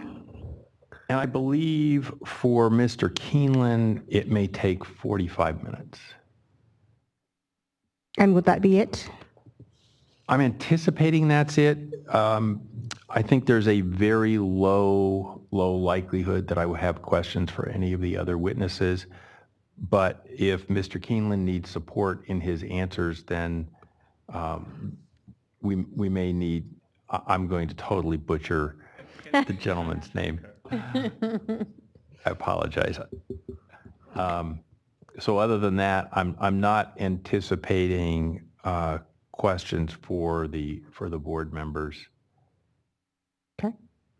So a rough estimate is that we will get to Mr. Cosio for group 10 and the EB mud only panel around 2:30-ish, based on the estimates that I've been given so far. Okay. And assuming that we take our lunch break between 12 and 1 o'clock.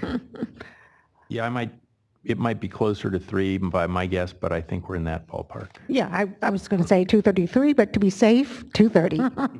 All right, with that then, Mr. Berliner, you may begin. Again, my time estimate for Ms. Terry is about 20 minutes. I'm going to be asking about the 1981 agreement and the water quality standards. Morning, Ms. Terry. Good morning. Couple of preliminaries, if you wouldn't mind. Can you confirm that you drafted the substance of the testimony that you gave, which is marked as NDWA 7? Yes, I drafted it with the assistance of two attorneys, Kevin O'Brien and Meredith Nickel. And did they assist you with the substance of your testimony or just with the form of your testimony? A little bit of both. A little bit of both. In what respects did they assist with the substance? Making sure, just looking at the content that I had put in there in terms of what the provisions of the contract are. And anything other than that? Don't think so. Okay, thank you. And you're not testifying today as an expert witness, correct? Correct. And as I understand it, you're here today to provide testimony that the California WaterFix is currently proposed may cause injury to legal users of water within the North Delta Water Agency, despite the existence of the 1981 contract. Is that correct? Correct. Are you challenging the contract and contending that it does not protect the North Delta Water Agency water users? No, our reason for filing the protest is that the contract itself does not cover some of the issues that are going to be caused by the projects. So for instance, we don't have salinity monitoring stations up in the far north as where the intakes are going to be, or over at Cache Slough. And we also have no mechanism or monitoring or criteria or minimum thresholds for water elevations. Those sort of things would need to be developed and seemed appropriate for going into the terms and conditions of this permit.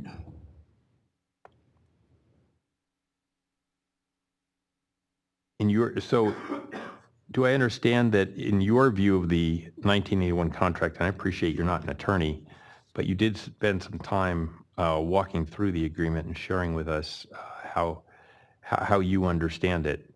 So is it your understanding that the contract does not protect the diverters within the agency from adverse impacts due to water quality? The contract does actually, but it has 7 monitoring locations. So to the extent the impacts will be there, it does. Our concern is that the location of the intakes, and after reviewing the modeling, that it would require some additional locations with new criteria that does not currently exist in the contract. So right now I have the ability to enforce the criteria at 7 locations. But if there's no criteria in other locations, it's difficult to enforce. And do you know specifically which other locations cause you concern?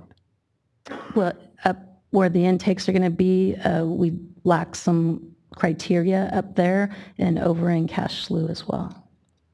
And is your answer the same with respect to water levels, or do you have a different take on that?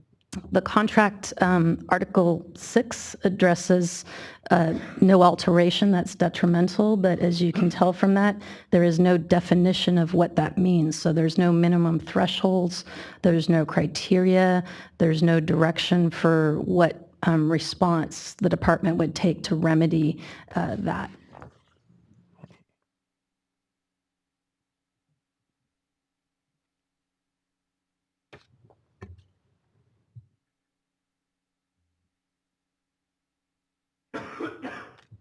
And in your, you commented earlier about water quality provisions under the contract, and Mr. Keeneland put some charts up regarding the difference between the provision for water quality in the contract and D1641. Is it your understanding that the contract requires essentially the better of the 2 standards be met, whether it's 1641 or the standard in the contract? Yes, that's my understanding. And if the Department of Water Resources doesn't meet either of those standards as applicable, is there a remedy in the contract?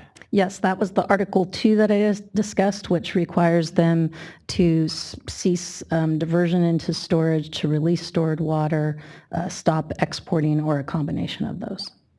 And that's for water quality. And that water quality is based on a 14-day running average, correct? Yes. And per an amendment to the contract, it's based on a standard at 3 Mile Slough, is that correct? Yes, the original contract would have required the department to build an overland water supply for Sherman Island for the purpose of being able to move the monitoring location from Edmonton to 3 Mile. In lieu of that, the department purchased the properties as mentioned earlier, and then consistent with the Article 5, we did agree to move the compliance point from Edmonton to 3 Mile Slough. And are there some provisions in the agreement regarding drought? Yes, Article 4 of the contract addresses an emergency drought. And were the emergency drought provisions triggered during 2014, 15, or 16? Thank you for asking. In fact, not for 2014, I don't think we have, not for 2016, but for 2015, for the first time ever, actually.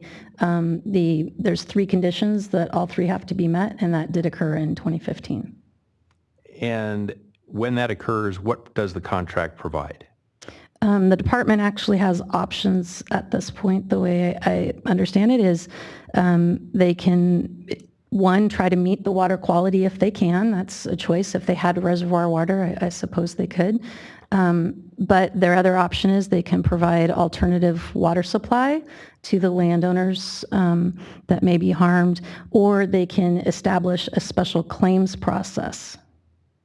And for 2015, what occurred? The Department of Water Resources did choose to establish a special claims process. And do you recall how much money was paid to the farmers within North Delta? I'm going to object on grounds that there's a process currently underway to deal with these claims that has not been concluded. There have been offers made. There have not been offers finalized. It's essentially a settlement process at this point, and I don't think it's appropriate to get into the details of that in this hearing. Mr. Berliner? Well, let me try this a little differently. Have payments been made to date to some of the farmers? I cannot answer whether anyone has received a check. I don't know, because as Mr. O'Brien said, they're in the midst of that. But you have no personal knowledge as to whether anybody within North Delta has received payment? No, I do not.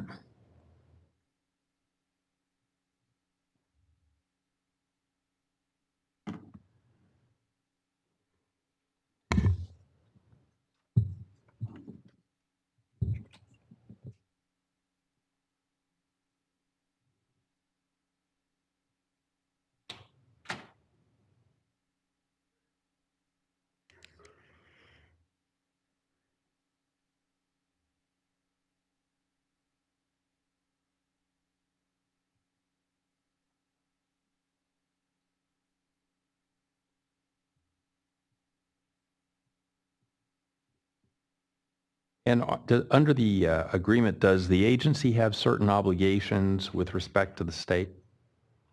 Yes, we make an annual payment in 2 installments every year. And do you know how much you're currently paying? I would need to bring up, actually, no, wait, I did. I brought myself that number. Hold on a second. I do.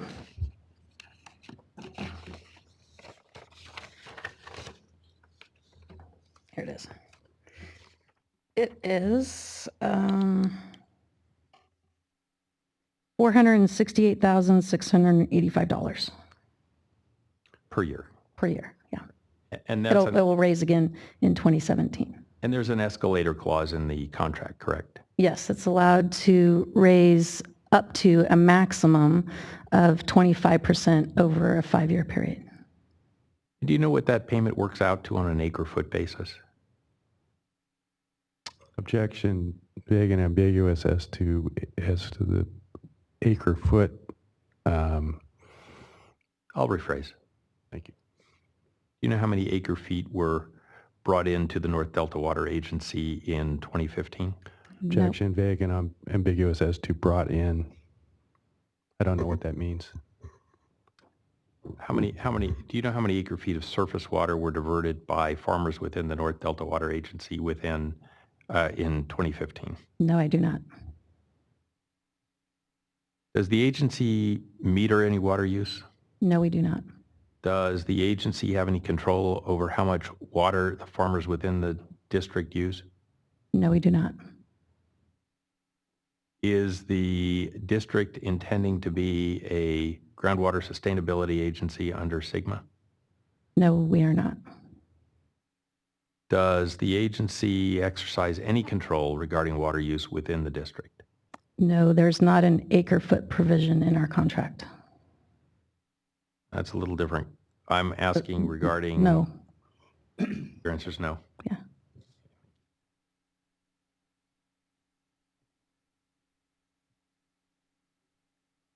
Does the agency have any sort of written agreement between itself and the farmers to represent the farmers' interests before the State Water Board or other bodies?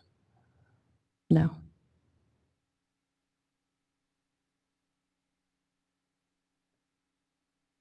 And regarding the contract, do you recall, does the agency have an affirmative duty to offend as reasonable and beneficial the water quality criteria that are established in the contract? I'm sorry, could you repeat that? Yes. Based on your familiarity with the agreement, which I have to say is quite impressive,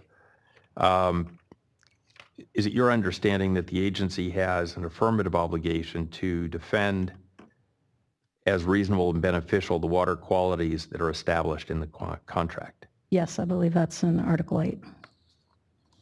You do have a good recall of your contract. And again, in Article 8, does the agency consent to the state's export of water from the Delta as long as the contract remains in full force and effect? And is in compliance herewith. And if the state is in compliance? If the state is in compliance, yes. Thank you.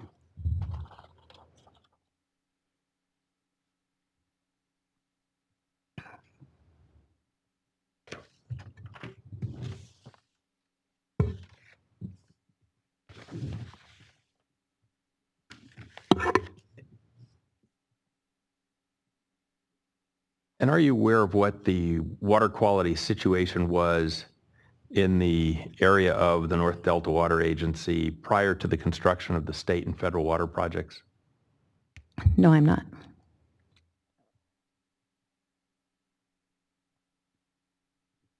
Do you have any knowledge that prior to the construction of the contracts, water quality in the North Delta would vary seasonally? That's not my area of expertise, so no. I read a lot, but. Okay, well, that's fine. You don't have to have answers to all my questions. It's not a test. You might want to ask Mr. Keeneland, he might, but I do not. I suspect he may know.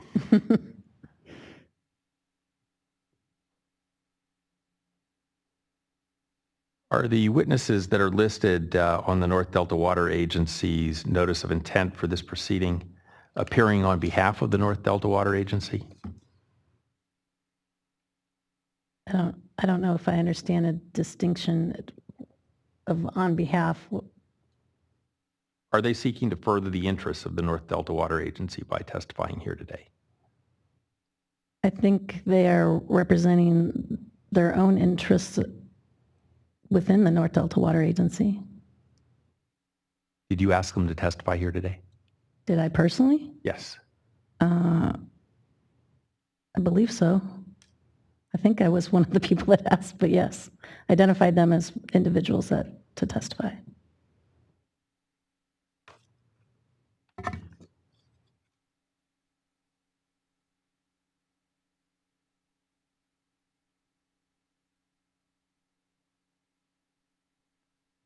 And have you been following this WaterFix proceeding? I'd say about 50%, not all of it. That's a lot. Did I mention I wear the other Central Valley Flood Control Association hat? Well, see, there's a difference. The hearing officer thinks you should have watched all of it, and I'm amazed that you've watched half of it.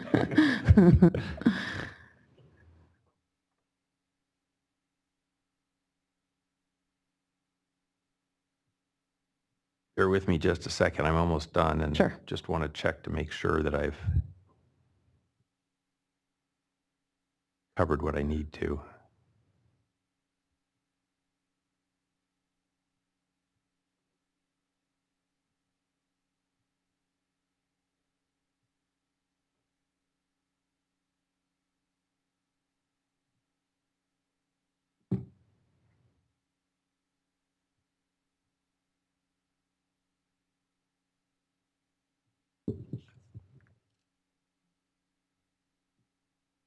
And for purposes of your testimony, are you adopting the information and opinions from Walter Bray in Exhibit Sacramento Valley Water Users number 100? Yes, I believe that was mentioned by Mr. O'Brien in his opening statement. I have no further questions for this witness.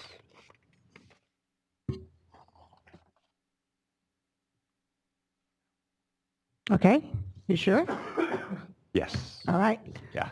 Thank you. With that, we'll take our lunch break, and we will be back at 1 o'clock.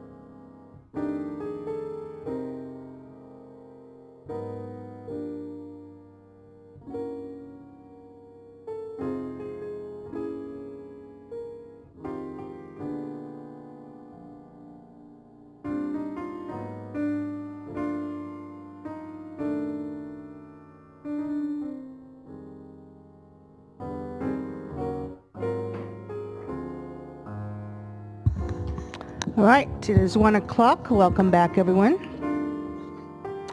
Mr. Berliner, please continue your cross-examination of Group 9.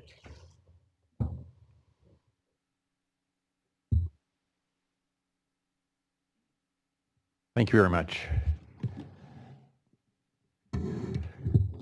Mr. Keenan, I would like to start with questions for you. Good afternoon. Could you please confirm that you drafted the testimony marked as NDWA 3? Yes, I did. And did you have assistance preparing that testimony? Just in review and in format, I guess. The content was prepared by myself. Thank you. And you're here as an expert witness today, correct? Yes, I am. And do you agree with the statement that was made earlier that the North Delta Water Agency does not hold any water rights and does not divert or deliver water? Yes, I believe I made that statement. And do you know what the surface water use is, volume of surface water use on an annual average basis is within North Delta Water Agency? No, I do not. Are you here today to provide testimony regarding alleged potential impacts to water users within the boundaries of the North Delta Water Agency that are based on, among other things, changes to water quality?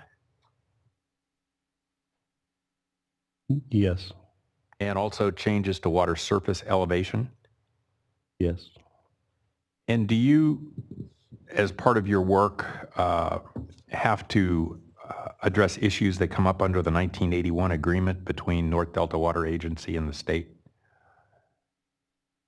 Yes, I do. Are you familiar with that agreement? Yes, I am. Is one of the contentions of the North Delta Water Agency that there need to be some additional monitoring points in addition to those that are specified in the agreement?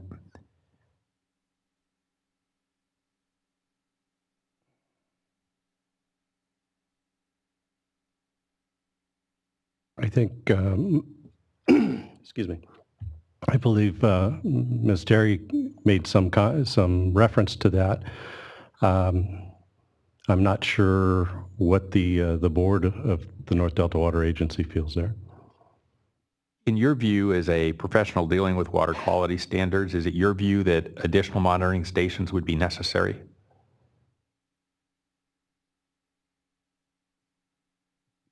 Yes, I believe if the Delta hydrodynamics are going to change, that there should likely be additional monitoring locations under the contract.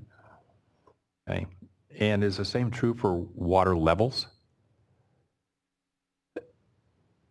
As Ms. Terry indicated, the contract does, and I believe it's Article 6. Maybe it's 8. I forget I'm not as well versed in the article numbers as Ms. Terry is. There is a provision in the contract that does identify that the state water project, that the state cannot move state water project water in a way that adversely affects water levels, flows, and other items. As Ms. Terry indicated, there's no definition of what exactly that means. There's no criteria or standard any way to measure that at this point. So in your view, in order to address these water quality and water level concerns, the contract would need to be amended. Is that correct? Objection. It calls for a legal conclusion. Just based on the witness's understanding. Yes, he's free to answer. He doesn't know if he doesn't know. Really, that's a contract issue that I don't know if that I'm qualified to answer that. Okay, that's fine. Thank you.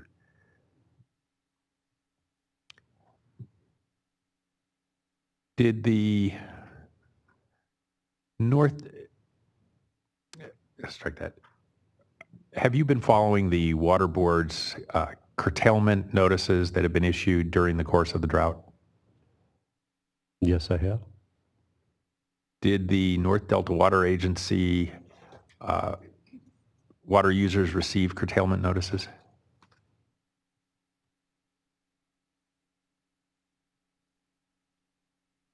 I hesitate because I'm not sure what they may have received, say as far as notices in the mail or electronic notifications of curtailments. Would that be the kind of a water management issue that would normally would have come to your attention? Not in relationship to North Delta Water Agency. My firm, MBK, does have clients in the Delta that hold the water rights and may have, if they receive notices, we may have been made aware of those. Do you have any knowledge as to whether water users within North Delta Water Agency were asked to reduce their water use by the state in 2014?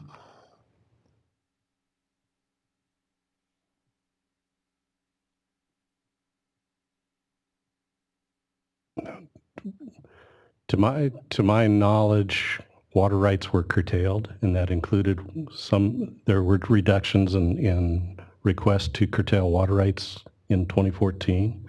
Some of those notices went to water right holders in the Delta. To my knowledge, if notices such as those, and I'm not aware that they were received, but if notices were received by water right holders in the North Delta, they could rely on the contract as opposed to their water rights. In other words, the contract would have to make up the shortfall. Yes. So they were in much better condition than a lot of other folks, correct? In my opinion, yes.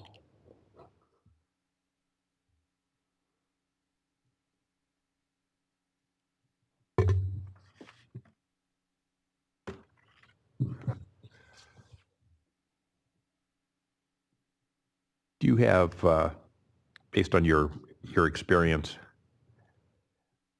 are you aware that prior to the construction and operation of the State Water Project and the Central Valley Project, that water quality in the North Delta would vary seasonally? Yes, as it does today.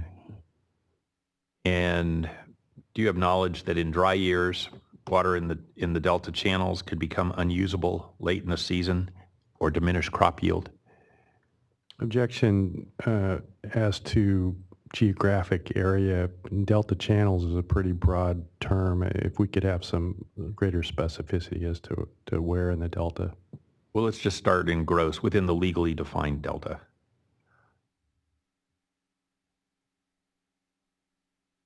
It is my understanding that in certain portions of the Delta that I believe that to be a correct statement. And did those conditions occur in the area that you've identified or that's been identified today as the area of the North Delta Water Agency?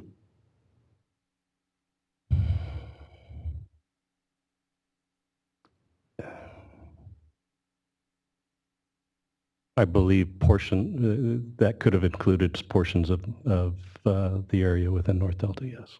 So are there times that areas within the North Delta Water Agency receive better water quality than they would otherwise have received without the projects?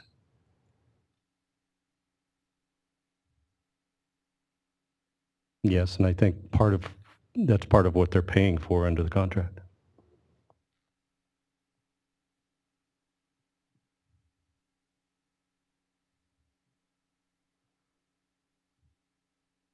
In your testimony, you stated that daily EC values exceeded the 1981 contract standard during several days at Rio Vista, correct?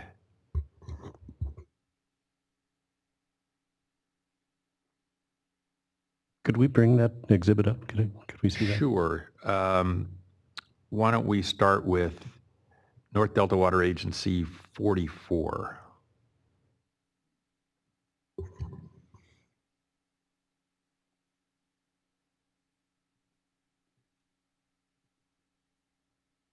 Thank you. that helpful, or would you like to see your written testimony? Because we can pull that up as well.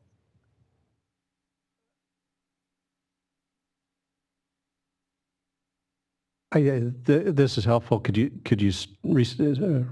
repeat the question? Yes.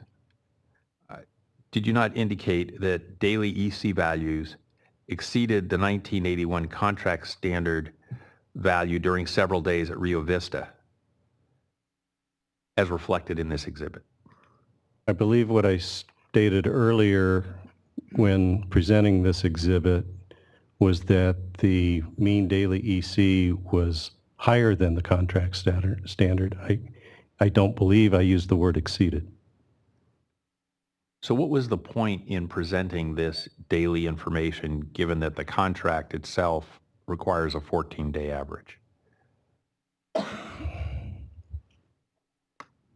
For me, it was two things. One is to demonstrate what the 14-day mean is, how you would calculate it, and what goes into that 14-day mean, as opposed to, you know, it's an average of those daily values.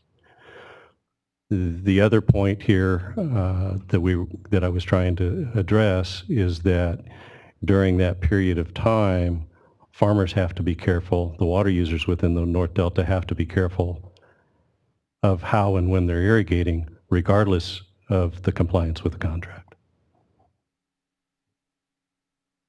And isn't that really an internal water management requirement for the farmers as to when they choose to divert? Yes, it is.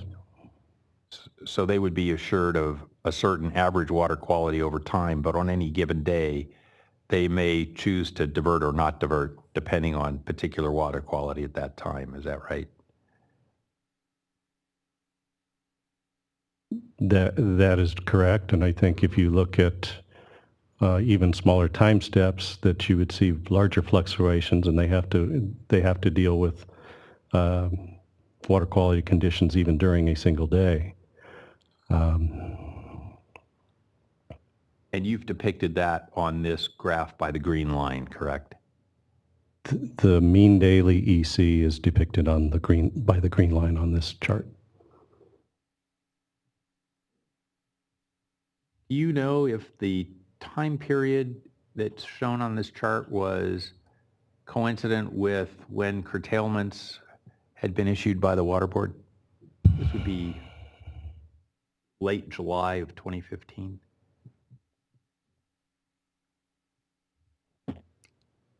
As I recall, Term 91 was imposed by the State Water Board in early 2015, and if I remember correctly, all post-1914 water rights were curtailed around the 1st of May in 2015. And during this particular time, because of the operation of the contract, the water users in the North Delta Water Agency were able to divert, correct? Pursuant to the contract, yes. Yes.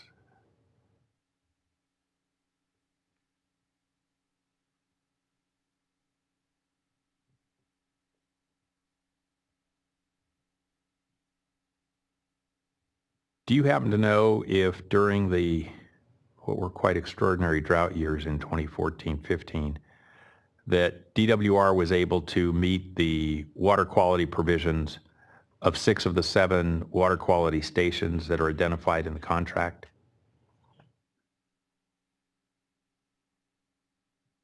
Yes, the criteria was met at all stations. As this chart shows, it approached the criteria at Edmonton, or at Rio Vista, excuse me, but did not exceed it.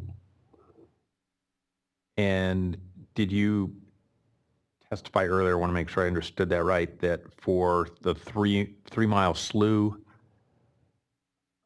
station, it was met under the drought emergency provisions under the contract?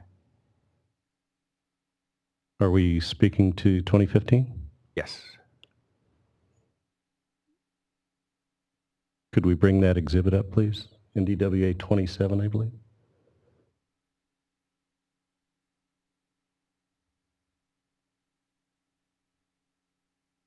Mr. Berlinger, could you please repeat your question? I'll rephrase it a little bit, was the remaining contractual provision for 3 Mile Slough met under the drought emergency provisions of the contract during this time? I'm going to object. It's vague and ambiguous. It also calls for a legal conclusion. Mr. Berliner? Why don't we approach this from a different perspective? The blue line, as I understand it on this chart, is the 3 Mile Slough monitoring station. Is that right? The blue line is the 14-day mean EC in the Sacramento River at 3 Mile At 3 Slough. Mile. Yes. Great. And could you explain how in relationship to the dotted line that you have there, that is the D1641 objective, and the red line is marked as the contract. How did meeting the 3 Mile Slough objective, how is meeting the 3 Mile Slough objective identified on this chart?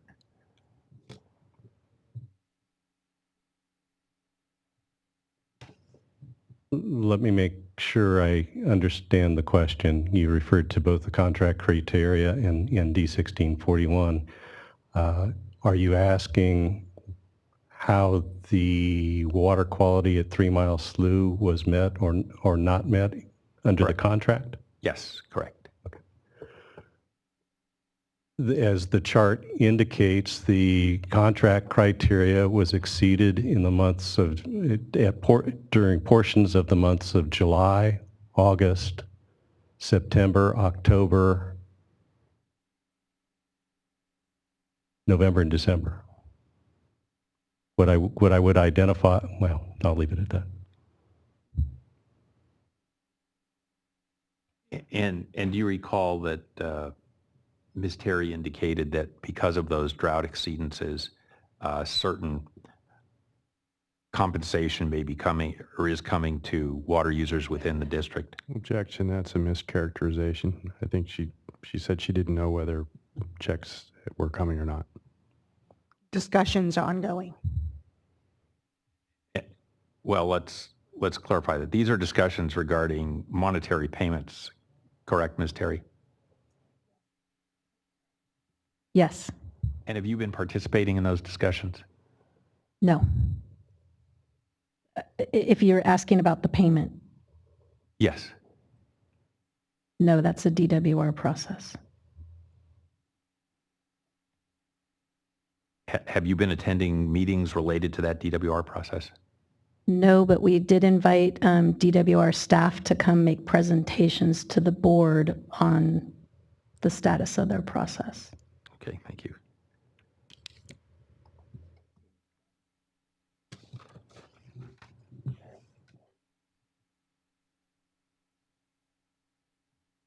And on this chart, do I read it correctly that there are times of year where the contract standard provides a higher level of protection than D1641?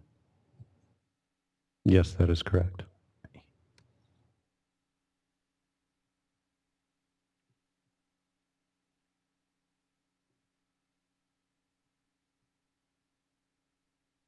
And do you recall in your written testimony at paragraph 24 that, in your opinion, once salt intrudes into the lower Sacramento in excess of the 1981 contract water quality standard, it could require a significant volume of water to repel the salt water and recover acceptable water quality? Could I see that paragraph, please? Yes, if we could have paragraph 24, please, Mr. Baker. It's NDWA 3.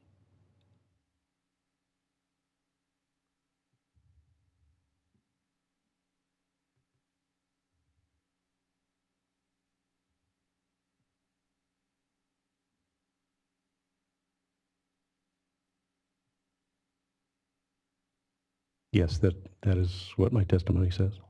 And you'll see on line 18, you state, in your opinion, that once the salt intrudes into the lower Sacramento, et cetera, it can require a significant volume of water to repel saline water and recover acceptable water quality.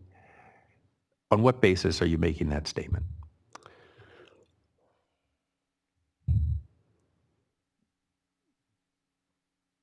Based on my experience with the contract and monitoring the quality under the contract, both at Edmonton when the standard was there and now at 3 Mile Slough, when we do see exceedances, and perhaps I could use an example, hypothetical example of what I'm referring to, I because I don't have numbers. That's fine. But in my experience, if water quality is being maintained within the contract criteria at, say, a flow of 7,000 CFS at Freeport, as an example, and a change is made and that flow at Freeport drops to some lower level, and again, these are not numbers, real numbers that I could produce some, but I don't have these numbers. But say they reduce the flow to 6,000 CFS at Freeport, and that results in the salinity exceeding the contract. If they then try to push that salinity back out, it's not a simple matter of going back to 7,000 CFS. In my experience, it would take a much greater flow, something over the initial flow of 7,000, to bring it back into compliance. Okay, and on line 18 there, you refer to the lower Sacramento. What area are you referring to as comprising the lower Sacramento? Specifically in relation to the contract, I'm referring to Edmonton or 3 Mile Slough. See, I don't want to put words in your mouth, but since the contract has been amended, would it be Edmonton or 3 Mile Slough?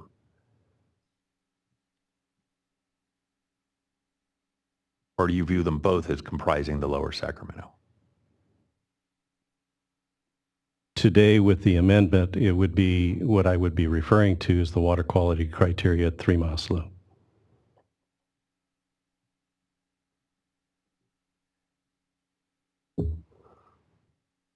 Are you aware that there was an exceedance in 2014 of about 15 days at 3 Mile Slough, exceedance pursuant to the contract of about 15 days at 3 Mile Slough? I don't recall the exact number of days, but I think as the chart we looked at earlier showed for water year or calendar year 2014, there was an exceedance for approximately that length in the month of October.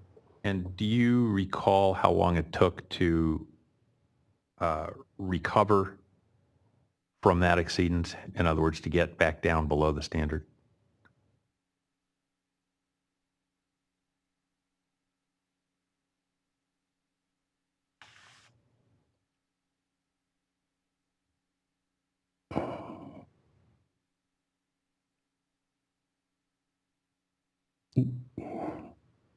If the 15 days is the correct number, which I believe is about, it was about 2 weeks. It was exceeded on a certain date, and 15 days or 16 days later, it came back to within compliance. I'm not sure I understood the question. Okay, I understand why you're answering in the way that you are. In other words, the contract was being met, there was an exceedance for 15 days, and let's just stipulate to 15 days, and on the 16th day, the criteria was being met. Correct. So whatever the exceedance was resolved within 15 days in our example. Yes. Okay. Did you review Mr. Barret's exhibit, Sacramento Valley Water Users 100? Mr. Barret's testimony? Did I review Mr. Barret's testimony? Yes. I have read Mr. Barret's testimony. Are you familiar with it? Somewhat. Are you aware that Mr. Barret did not indicate any exceedances of D1641 during the time period we just discussed in 2014?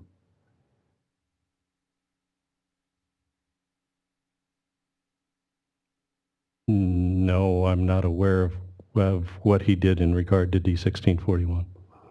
And are you aware if I could follow up on that, if we're talking about D1641 as it pertains to salinity standard in the Sacramento River, during the period of exceedance we're talking about here, which was October, there is no salinity standard under 1641. Salinity standard extends into August, correct? Yes, but the exceedance of the contract was in October. And are you aware of any analysis that Mr. Barret did regarding an exceedance of the contract standard? Not that I'm aware of. Are you familiar with DSM-2?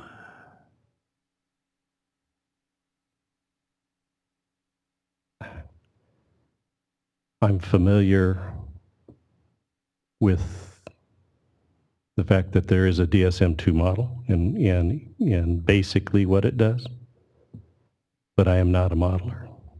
Okay. Are you aware that DSM-2 includes the Cache Slough region?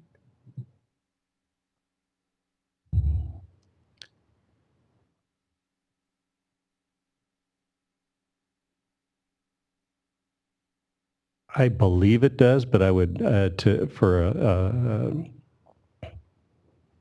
but for clarity, I would refer that question to Mr. Parvathanathan. That's fine. So may I hear the question again? If the question is Cache Slough is included in the DSM-2 model? Well, let's start with some basics since we're just having you testify this afternoon for the first time. Thank you. I understood by the introduction that you gave to your qualifications in response to Mr. O'Brien that you have experience with DSM-2, is that correct? That's correct. And could you just, in a sentence or two, identify what your experience with DSM-2 is? So DSM-2 is a one-dimensional hydrodynamic model, and it is used to evaluate the impacts of the project operations on delta water quality and hydrodynamics. So any of these planning models or planning projects would require that you evaluate the impact of the project on delta water quality. So for example, Shasta Lake Water Resource Investigation Project, Upper Sanokin River Basin Storage Investigation Project, Los Vaqueros Expansion Project, North Bay Aqueduct Alternative Intake Project, and Sanokin River Restoration Project. So all these projects required that you run DSM-2, and I was part of all these projects. So, and did you run DSM-2 for all of those projects?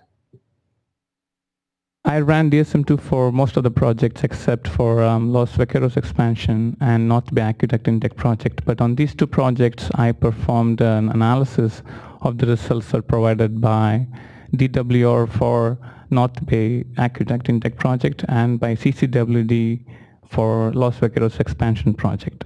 So I have run the models for the other projects, but I have evaluated and presented the results for all the other, from almost all the projects. Okay, thank you. I just wanted to make sure you were familiar with the model and have used the model in your work. Thank you, appreciate that.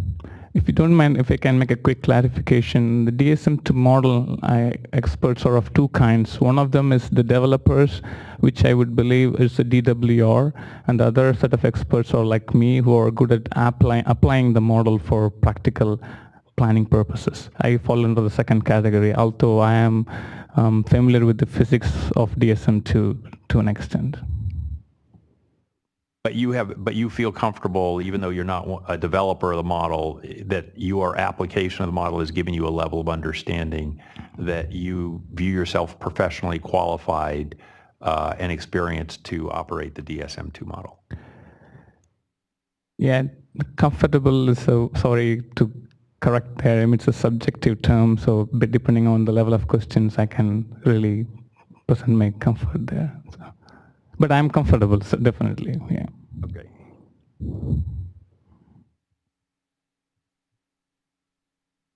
Have you, in your work, had cause to review and analyze the DSM-2 EC results in the North Delta area? To an extent, and for the North Bay Aqueduct project, I had to look at some of the results. Correct. And based on your work, did you see any increase in exceedance of water quality objectives under the North Delta Water Agency contract based on the 1976 to 1991 period covered in the DSM-2 model?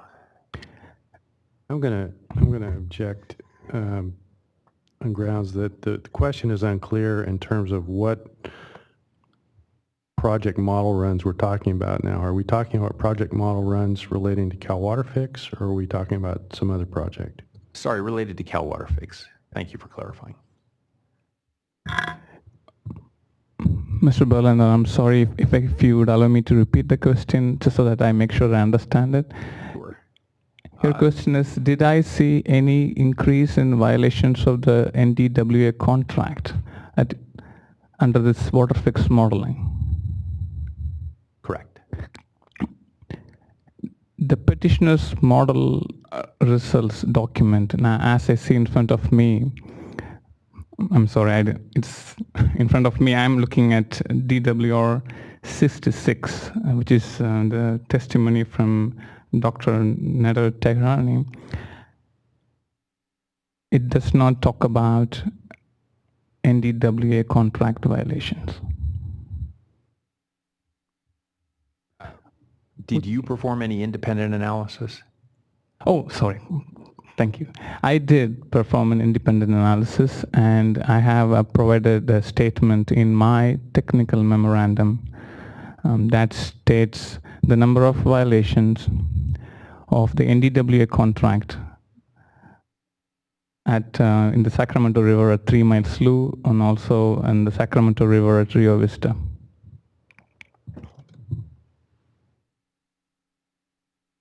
And are you familiar with where Mr. Mello and Mr. Slater irrigate?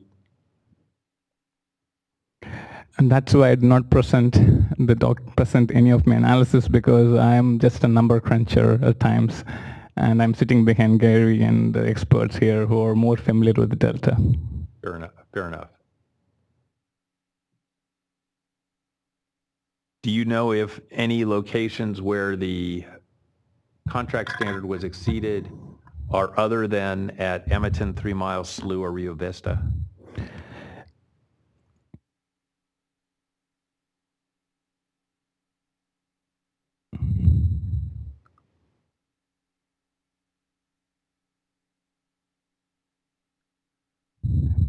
I'm sorry, I'm trying to recollect. I have lots of numbers in my head, and Take all the time you need. And if you want to refer to a document, you're free to do so, sir. We can pull it up if that's of assistance.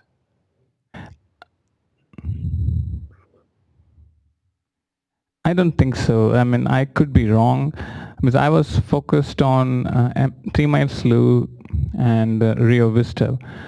For the reasons, if I can request for DWR 513 to be pulled, to be shown on the screen, if that's okay. Of course. Thank you. Mr. Baker, could we pull that exhibit?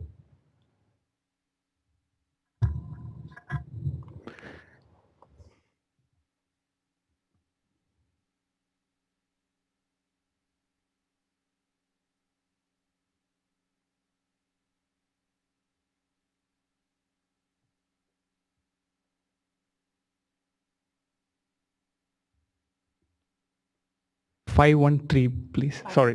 DWR 513.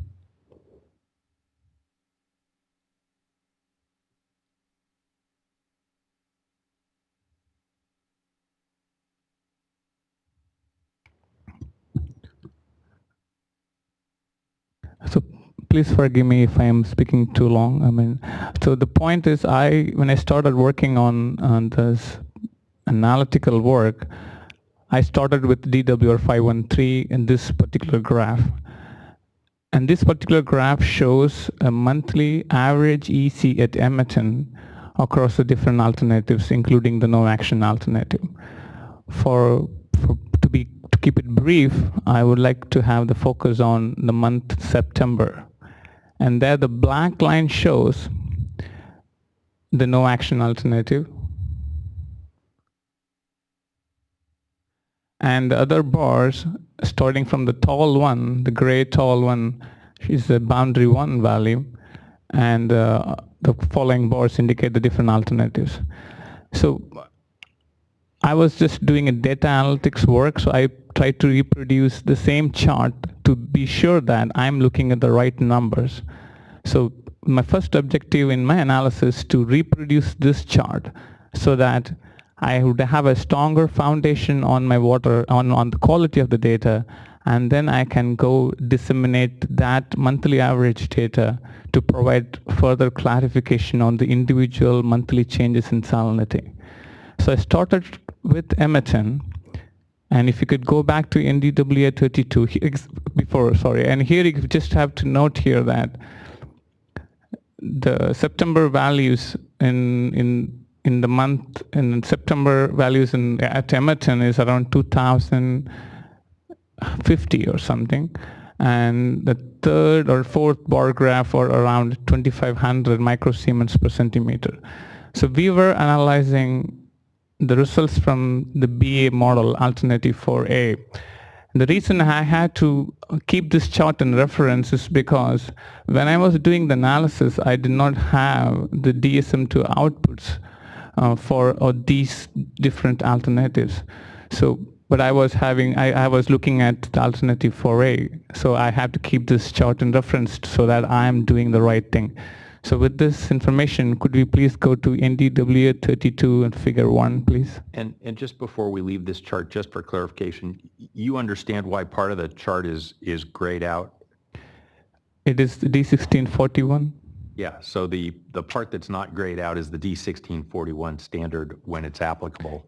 And so the rest of the numbers and values are shown, but it's outside the coverage of D1641.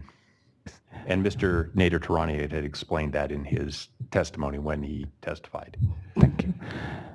So if we could please go to figure 1 of NDWA 32.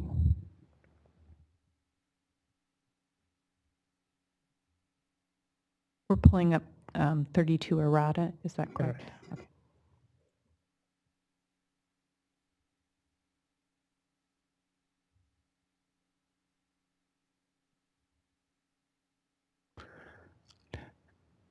And yeah, the figure 1, please. And I looked at, here you can see September, the value for the no action alternative being near 2100 microsiemens per centimeter. And the project alternative 4A is around 2600. And this chart is very much comparable to DWR 513. So the reason I am showing this is how I started. So this is the first location I analyzed. And then the second table you could see, if we can scroll down a bit, it's table 1. And the table 1 breaks down the same chart into individual monthly changes under the project alternative. And then I realized that this Emerton is not under the amended North Delta contract. So then I proceeded to 3 Mile Slough to do the same analysis based on the data I have. And so I computed the violations of the NDWA contract also at 3 Mile Slough and Rio Vista. And I have other locations where I have compared. since I did not report it, I recollect that there may not be any violations at that locations. And the computation of the violations of the NDWA contract is not an easy task, as you would have seen in the NDWA, in the North Delta contract summary at the end. The standards are nearly complicated. It's not easy to just compute the days. So I'm not really confident about my statement about other locations at the moment. But as far as I know, I don't think there were any violations at other locations. I could be wrong. Thank you. And could we scroll up just to the prior figure, please, Mr. Baker? I noticed that on these charts, while you indicated that there are increases of various percentages, what is the applicable water quality standard? There, you didn't indicate where the water quality standard applies. So as Mr. Keeneland discussed, as Mr. Keeneland explained in his testimony or in his presentation, that the standard NDWA contract standard is a function of the Fall River index. So this chart is an average of the 16 years of the simulation. So I don't think it would be possible to plot the standard, which is variable and which differs with the hydrology of the different years. Perhaps I could clarify a little bit, Mr. Burling. Sure, that's why we're here as a panel, for trying to get the best information to the board. Okay. This chart shows the monthly average for the 16 years. So this is the average of all of the months. The contract criteria is based on a 14-day mean, and it would be inappropriate, I believe, to plot a 14-day mean criteria on a monthly average chart. It wouldn't tell us anything. So if we wanted to compare, if we went back, I'll strike that. If we wanted to compare the numbers that you've calculated as against the standard, which exhibit would you recommend that we look at?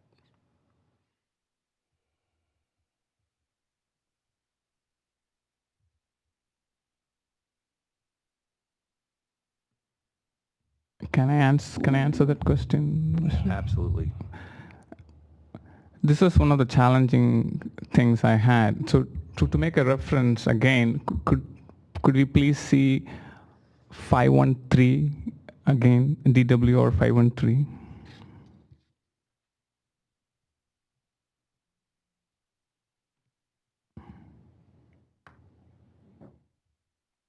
And figure C1, please.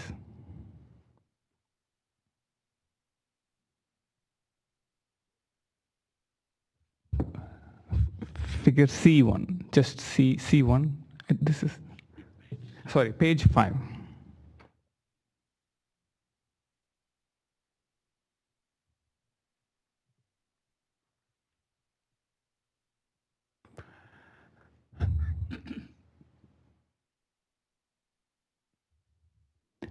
So the quick answer, so the answer may have two parts.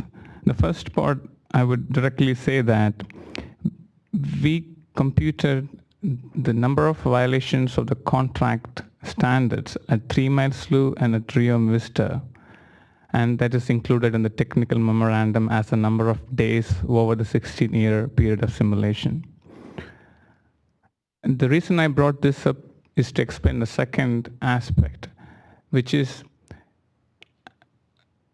you can see here, this one shows the 1641 objective exceedance at Emerton. And I understand Emerton is not the point of compliance for NDWA anymore. But here is a key point I would like to inform, which is, if you could look at the black solid line, which is the no action alternative 14-day average salinity value, it crosses the dashed line for during nearly 10-12% of the time. But if you look at the gray line, which is, I think, for boundary 1, 14-day average, it crosses the red dashed line for more than 22% of the time. So this is the only reference I had. So I could see from this graph that I understood that at least there is 10% more likelihood of an operations under boundary 1 producing more violations of the D1641 standards. So with this in mind, I had to go back and compute if there were any violations of the NDWA contract standards. And all I could do in the short time I had was just to add up the numbers based on my 14-day mean comparison of the salinity values at 3 Mile Slough and at Rio Vista against the standards. And I don't think we have produced anywhere else this violation summary. It takes, the reason simply being it takes a lot of time and it's a lot of calculations. Mr. Berliner, a time check. How much more do you have? I would say about 10 minutes. Okay, and Unless I ask another one of these questions that elicits a very long response, which I had actually not counted on such a long response, but I did not want to cut him off. No, actually, that was helpful. So let's give Mr. Berliner another 10 minutes, and we'll go on from there. Sorry, Mr. Berliner. No, do not apologize. I should have anticipated that I might elicit a long response here, and again, put a little more allowance in there.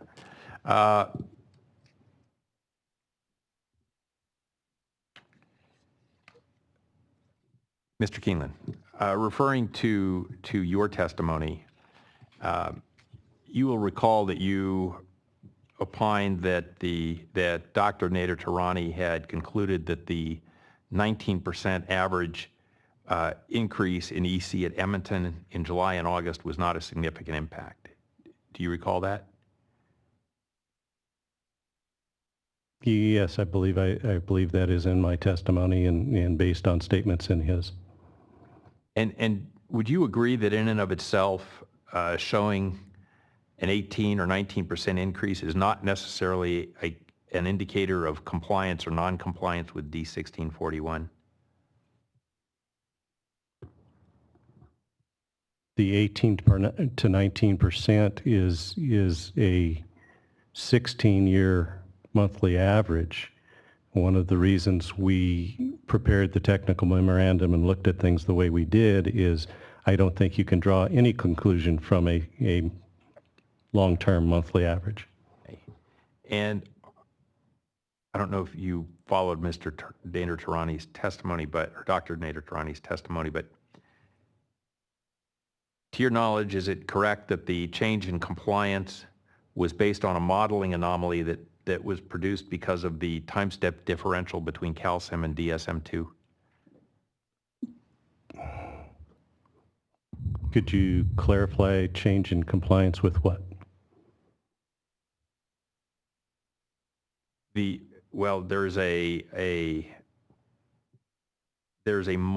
you aware that there is a modeling anomaly that's produced because of a time step differential between CalSim and DSM-2? Because I'm not a modeler, I'm going to refer that question to Mr. Parvathanathan. That's perfectly fine. Now I'm afraid to speak that I make, No, I would encourage you. You've been quite helpful. So, okay. And your boss is watching, so. Could you please repeat the question so that I do not go on a ranting again? Okay. I'm referring to a statement that had been made by Dr. Nader Tarani that concludes that the 19% average in EC at Edmonton in July and August was not significant. Mr. Keeneland indicated he has a contrary opinion. So my question was, isn't it true that the change in compliance is based upon a modeling anomaly produced because of the time step differential between CalSim and DSM-2? I'm afraid there are two facts that are being mixed here. Could I please, before that, the first aspect here is the point about the anomalous modeling behavior was presented by Dr. Nader Tehrani to explain why there are violations of D1641 standards under the no action alternative. So looking at this chart, if I can recollect the numbers, Mr. Lehigh in his presentation explained that based on the historical data review, the violations of the D1641 standards were less than 5% or 2% if I remember correctly. But if you look at the chart in front of us, we see a violation of D1641 standards under the no action alternative without the project to be nearly 12%. That means out of 100 years, 12 years you would have a violation of the D1641 standards. And it is my understanding, based on a review of Dr. Nader Tehrani, that he explained this away through the use of the term modeling anomalies. So if the modeling anomalies is true, why would we see a higher increased violations of the D1641 standards under the boundary 1? So the 19% could be the cause of this increased violations. So I wouldn't say that the modeling anomaly could be used to throw away the 18% change as being part of it.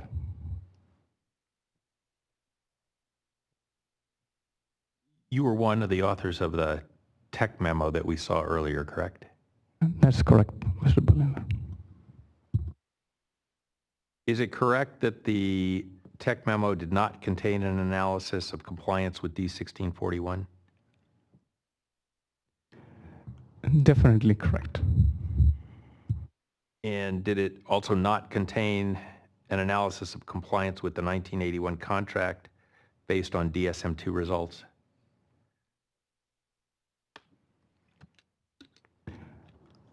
I'm sorry, I didn't get the second one. That it did not contain an analysis of compliance with the 1981 contract based on DSM-2 results? It does. I'm sorry. Hope I said it correctly. There are two statements in the technical memorandum that talks about the number of days of violation of the NDWA contract in the Sacramento River at 3 Mile Slough and at Rio Vista.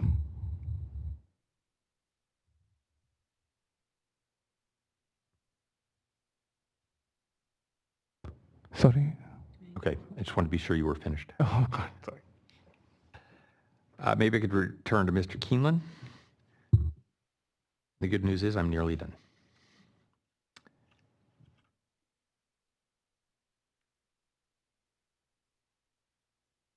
More general question for you. In years such as 2014 and 2015, at times when flows in the Sacramento River at Freeport are below 5,000 CFS, is it your understanding that the North Delta diversion is subject to a 5,000 CFS bypass flow criteria?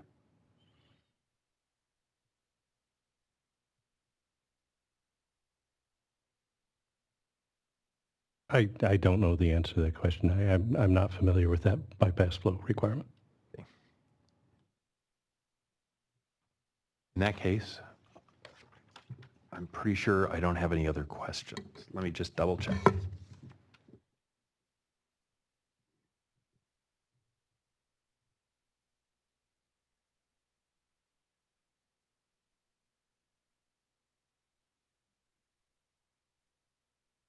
I don't think I would worry about that. You just have another minute. Thank you.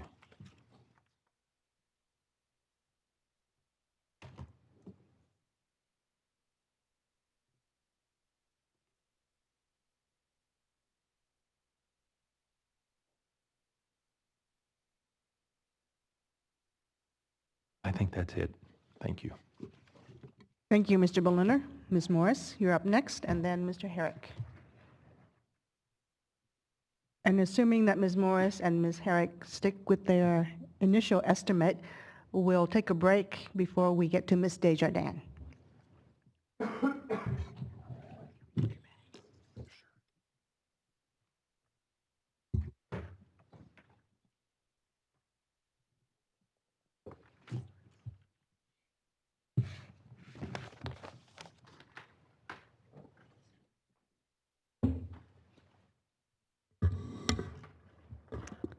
Good afternoon, Stephanie Morris for the State Water Contractors.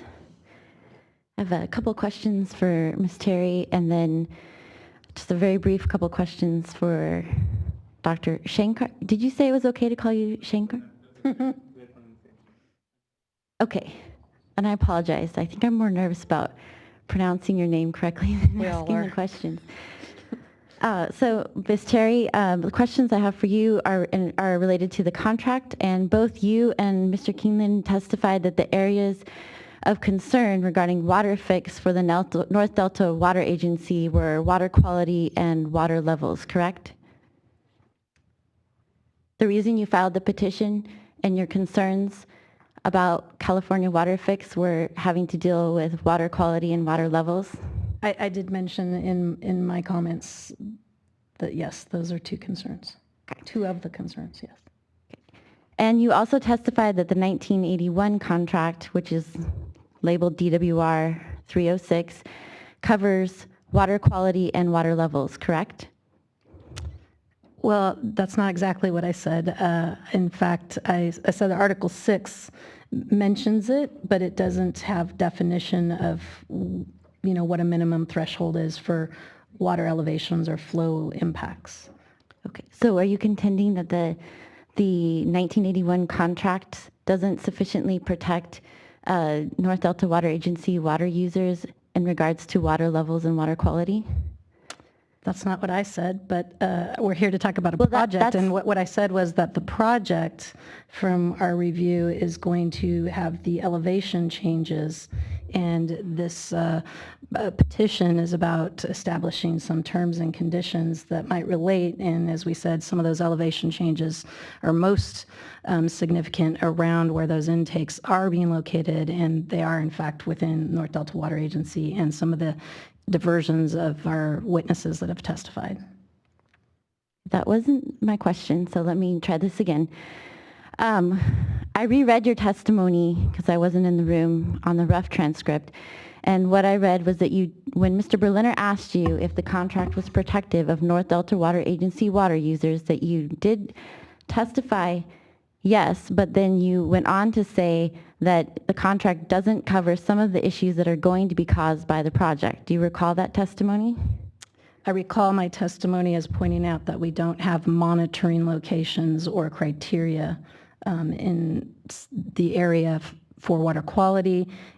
We only have 7 locations currently, and now this new project is coming along, and we don't have any monitoring locations for elevations. Okay, move to strike as non-responsive. Let me try this again. Is the contract as currently drafted, the 1981 contract as currently drafted, protective of the North Delta Water Agency water users? Under the current scenario. Yes, under the current scenario, but you can tell by way some of the provisions are drafted that it is necessary when other projects come along, circumstances change, that you may need to have additional agreements. It's not the sole operative thing of the agency. The agency actually has statutes that require us to take legal and legislative actions. The contract is just one example of how the agency does protect water users, but it does not mean that you may not want to have other agreements. So, for instance, since 1981, we have had other agreements with DWR that relate to the contract. One of them, for instance, was just to even agree to interpretation of the contract. So, But Ms. Terry, the contract then does acknowledge that there might be changes in conditions that require some flexibility and some further negotiations and agreements in order to protect your interests. Yes, and there have been those agreements since 1981 when necessary. So while the contract does not and cannot predict every potential scenarios that could happen in the future, it does acknowledge that there are those potential for changes that would necessitate some further discussions and further agreements. Yeah, it's general assurances. It's written as general assurances by the state in how they'll operate, but it may require additional definitions if not sufficiently defined. In the case of the 7 monitoring locations, we have very specific criteria. That's easy. But to the extent there may be other issues, for instance, related to Article 6 that may require additional agreements or... So let me see if I can reach a common understanding here. What I hear you saying is if the California WaterFix project were to be approved, that you believe that the existing North Delta Water Agency contract would not protect North Delta water users in terms of water quality and water levels. Is that correct? Objection. It mischaracterizes the testimony. Fair, and to be fair, I did say I'm trying to reach a common understanding. I've asked a very specific question and I've gotten very long answers. I really think it's a yes or no question. I'm going to object to that. The witness is under oath, and the witness should be allowed to answer the question as the witness deems appropriate, given the duty to be truthful. Hold on, people. Ms. Morris, I'm confused about your confusion. Well, thank you, Chair, for trying to ask my question, but it wasn't exactly what I was trying to ask. What is it that you're trying to ask? I have heard and read in the testimony that Ms. Terry is saying that the 1981 contract is protective, but she lists a number of reasons, which I understand, I don't need to hear them again, that it may not be protective. But she is not saying that she believes that it's not protective she isn't saying that the contract is going to protect the North Delta Water Agency water users as to water levels and water quality when California WaterFix comes online, if it ever does. And that's the question I'm getting to. She's not saying that, is my understanding. Yeah, and I'm sorry if I'm really... So you're saying it is protective? I'm saying it does have some protections, but there may be additional issues with a project like this that has come along, and so those need to be addressed, and this was the proper venue to do so. Okay, so you're saying that the North Delta Water Agency is protective. I'm sorry, the North Delta Water Agency 1981 contract is protective to the water users for, let's just say, water levels for now. Objection mischaracterizes the testimony.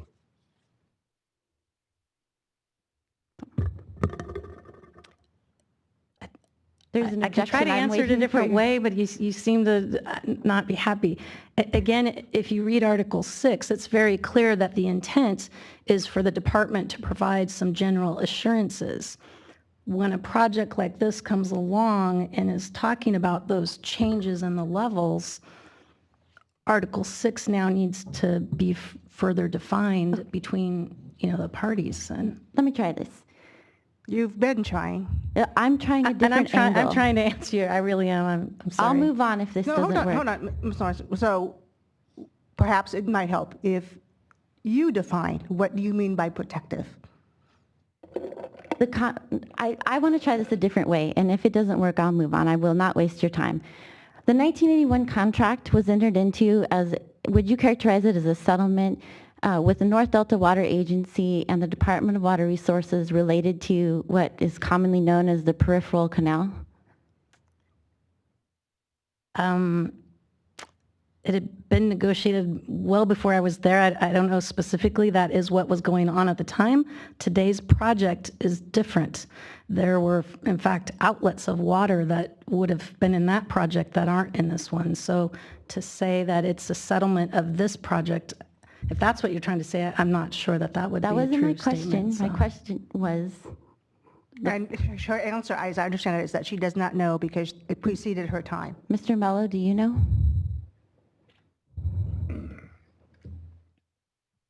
Oh, I'm not an engineer. What I understand, and I was not involved with the original writing or settlement of this contract. I was a very young man at the time. But this contract was a settlement between the people that led the North Delta Water Agency and the state of California at the time that mitigated the foreseeable impacts of a totally different project that was the Peripheral Canal Project that was 22,000 CFS that included multiple outlets along its length into various delta channels to help mitigate the impacts. This particular project, the WaterFix project, is not the same project. Okay, thank you. Maybe I can read one of the Nope, paragraphs I'm from the good. contract. I'm done. One I'm at a ready to time. move on. Thank you very much. Dr. Shankar. Good afternoon. My question to you is, have you performed an analysis to evaluate increases in the North Delta Water Agency contract exceedances under alternative 4H-H3+? I'm glad. No, I did not do it. Okay, thank you. I have no further questions. Thank goodness. Mr. Herrick, let's see if we can get through your question with some clarity.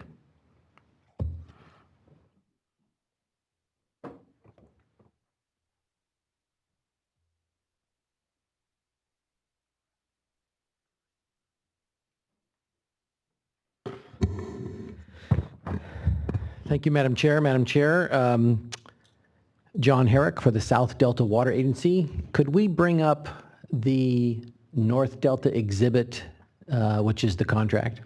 That's actually DWR 306, I Could we believe. bring up DWR 306, please?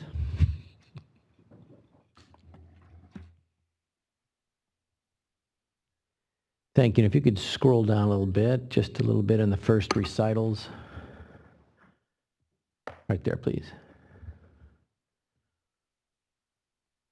Ms. Terry, you gave some testimony about this contract earlier, is that correct? Yes, I did. And are you familiar with recital E, small e in parens on the first page of the contract? Yes. And could you quickly read that for us, that paragraph? Yes, water problems within the Delta are unique within the state of California. As a result of the geographical location of the lands of the Delta and tidal influences, there is no physical shortage of water. Intrusion of saline ocean water in municipal, industrial, and agricultural discharges and return flows tend, however, to deteriorate the quality. And this agreement was signed by both North Delta Water Agency representatives and DWR representatives, is that correct? Yes. Move on to Mr. Keeneland and perhaps Dr. Shankar. Excuse me for umming.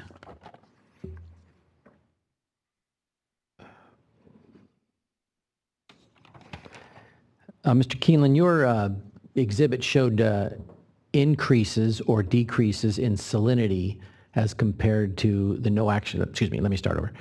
One of your charts showed the percentages of increases in salinity at a particular location in the Delta between a no action alternative and I believe it was alternative 4A of the EIR, is that correct? You're referring to the figures in the technical memorandum? Yes, thank you. Yes,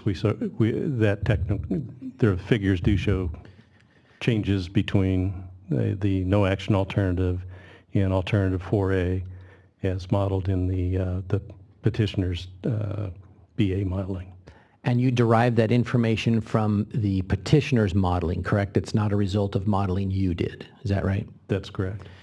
And is it correct to say then that from the data they had, they apparently did averages to present to the board, whereas you broke out the information into different numbers, not the averages, is that correct?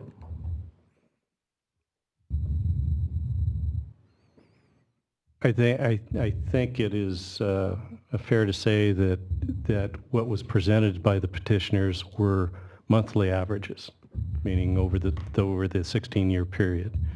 What is included in our memorandum are some average monthly values, so there are averages included there, to be clear. There's also information that is plotting specific points. The scatter chart plots is an example where we plotted the values under the no action alternative for a day or a minimum daily value against the alternative 4A from their, and again, all from their modeling. And the analysis done by you put those percentages of the increases or decreases, correct? Could we bring up the figure you're referring to, or the chart or something? I don't know what number that is, sorry. It would be NDWA 32, I believe, is the tech memo.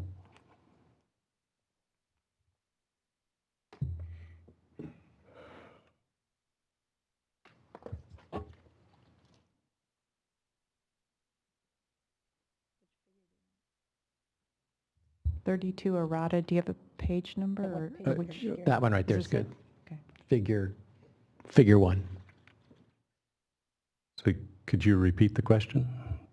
Yes, I was just trying to lay the groundwork for a couple questions here. That your figure 1 shows the changes, the percent changes in EC between that no action alternative and alternative 4A, correct?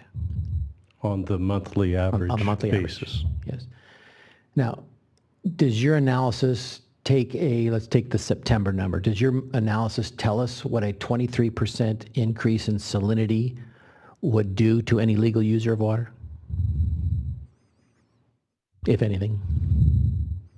No, it shows that on a monthly average basis that the EC increased from approximately 2,100 microsiemens to 2,600 microsiemens. Right, and we could actually pull further specifics out of the data and show any particular year's changes in salinity, could we not?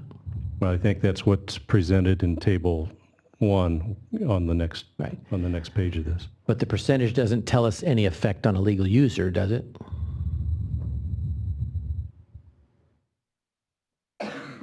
No. Okay, so we need some other expert to interpret the 23% change to see if in fact what it does to any other legal user. Is that correct? Would you agree with that? I'm not sure this 23% tells us much. There you go. So let me ask Mr. Mello. You're being Yes, sir. Are you aware of an analysis that's been done by the petitioners that explains what a 23% increase in salinity does to any particular diverter in the Delta? No, I have not, but I do know that I have no confidence in what averages tell you. I have to irrigate real time. It doesn't do me any good to have part of the average come from months that I don't even irrigate in. And then some of the key months that I'm going to irrigate in, the water quality is degraded. And the 23% in September, for instance, is only part of the picture. There are some years that is, if I recall correctly, that the number is 78% degraded. And there are days within that month that it may be worse than that. So as an irrigator, I have to worry about salt loading of my soils that are going to impact the long-term profitability of my ranch. And there are times that I can't irrigate my crop. If it's a mature annual crop, recall, I could irrigate it and it won't kill it, but it's going to hurt next year's crop. So where do you draw the line? Am I going to take a yield hit this year and make less money because I have less quantity of corn to sell, for instance? Am I going to irrigate and maximize that, or am I not going to irrigate and retain the long-term productivity of my ground? And that is the dilemma that I am faced with. I have no confidence in averages. 16-year average is nothing. What happened in 1915? Doesn't make any Mr. difference to me. Mr. Berliner? Move to strike this answer as being entirely non-responsive to the question asked. I found it quite interesting. Actually, my follow-on comment was going to be, he just answered the next three questions. Thank you. Thank you, Mr. Herrick. I don't mean to make light of the objection. It was a long narrative, but I was going to ask a series of questions about those very things, and I can ask them if you'd like. It's up to the board. Let's just leave it as is.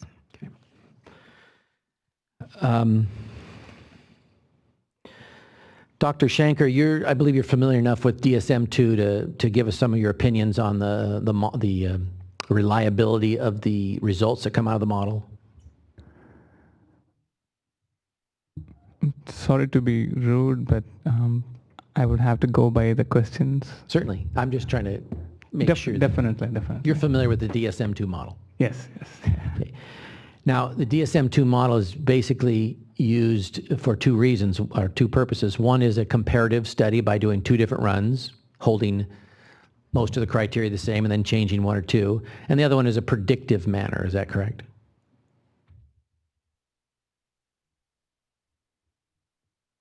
So far in my experience, it has been only on a comparative mode. Okay. Of course, it could be used on a predictive mode, but there are very few studies I have seen, or I don't even remember any study that was used in a predictive mode. So when we see the petitioner's modeling that tells us there's a large increase in salinity, we don't really know what the ultimate actual salinity level will be. We're just looking at a difference between two different scenarios, correct?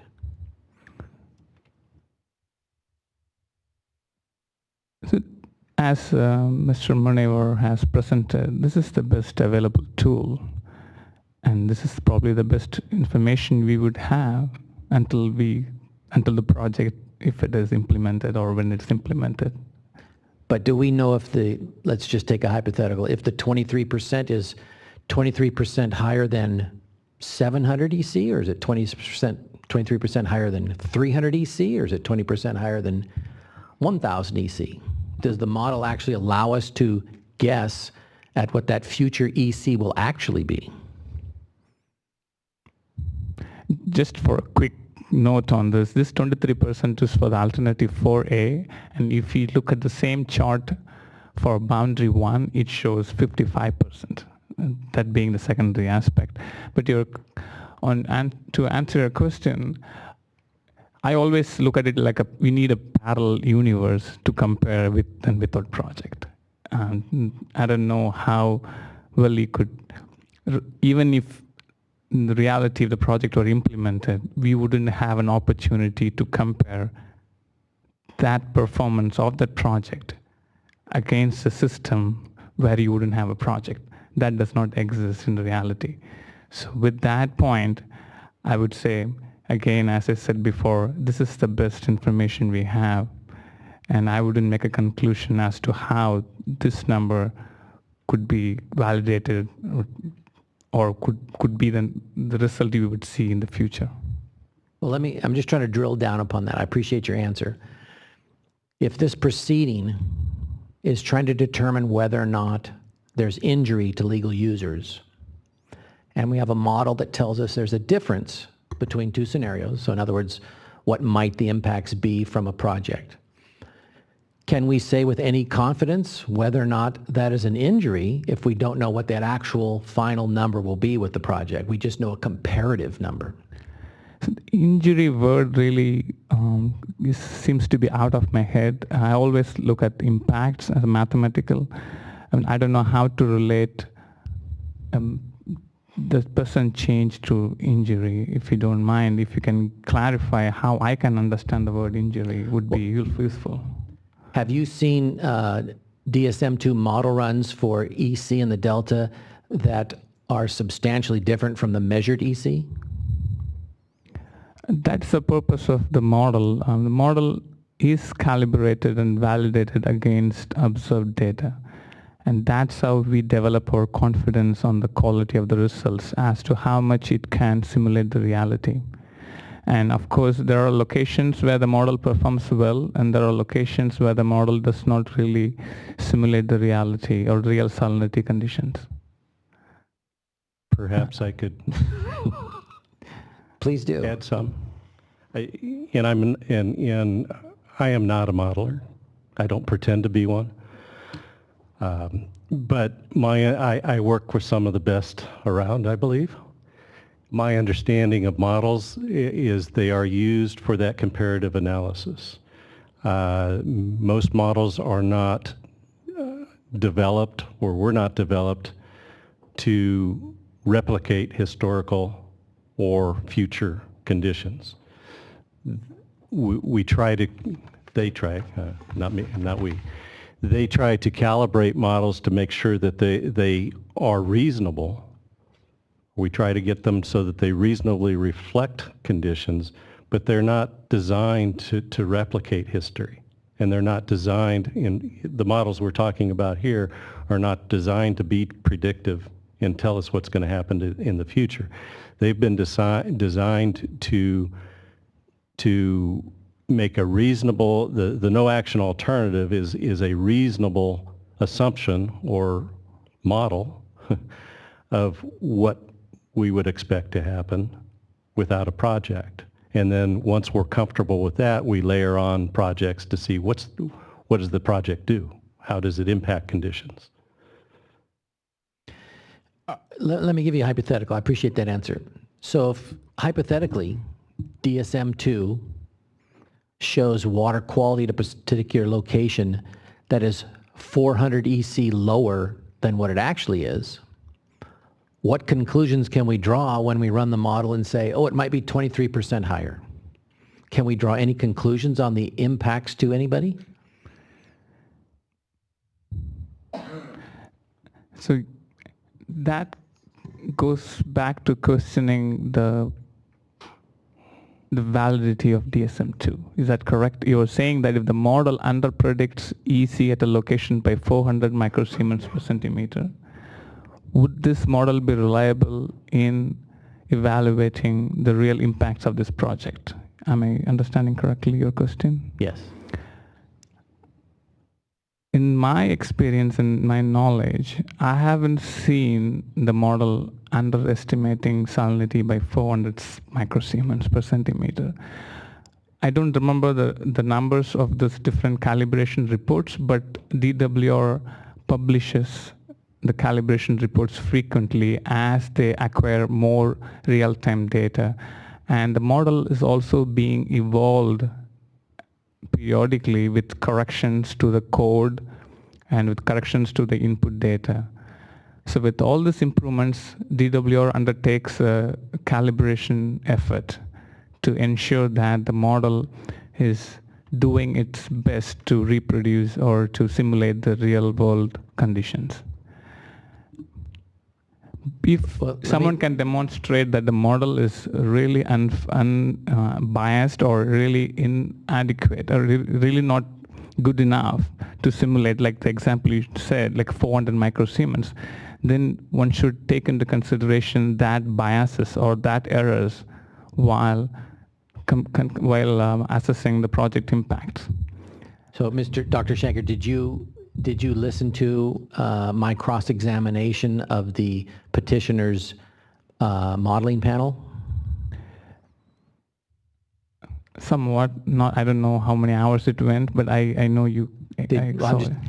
Do you recall when I introduced a document that purported to show a 300 EC difference between the modeled number and the actual number from under DSM-2?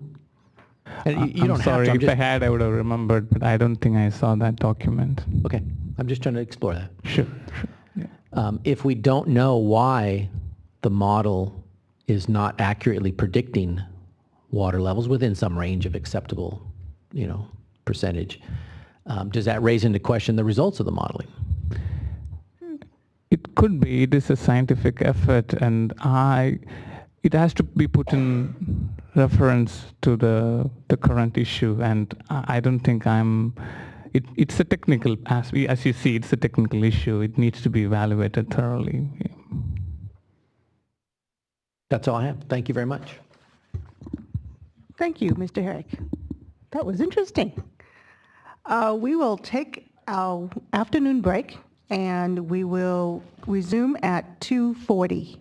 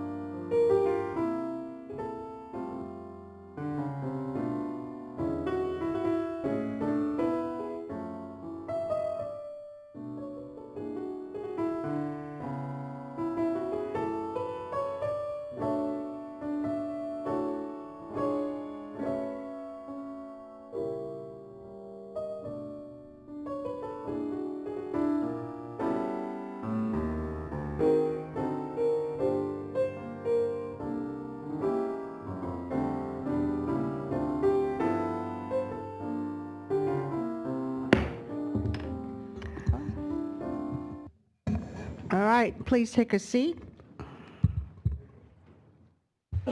We are back for cross-examination of this panel by Ms. Desjardins. Ms. Desjardins, you had estimated 45 minutes, so I would like to know the topic areas you'll be exploring. I'm sorry, is your microphone on? Went off. They're all questions on topic areas that previous cross-examiners have asked questions on or the witnesses have testified on. They're not repetitive. They're designed to elicit new information or clarify previous testimony. And specifically? I mean, are you focusing on contracts? Are you There's some questions on DSM-2 and calibration. There's some follow-up questions on that. That shouldn't take very long. There's some questions on estimates of flows and diversions and their estimate of stage. That whole line of questioning, including DSM-2, I estimate will take no more than 20 minutes.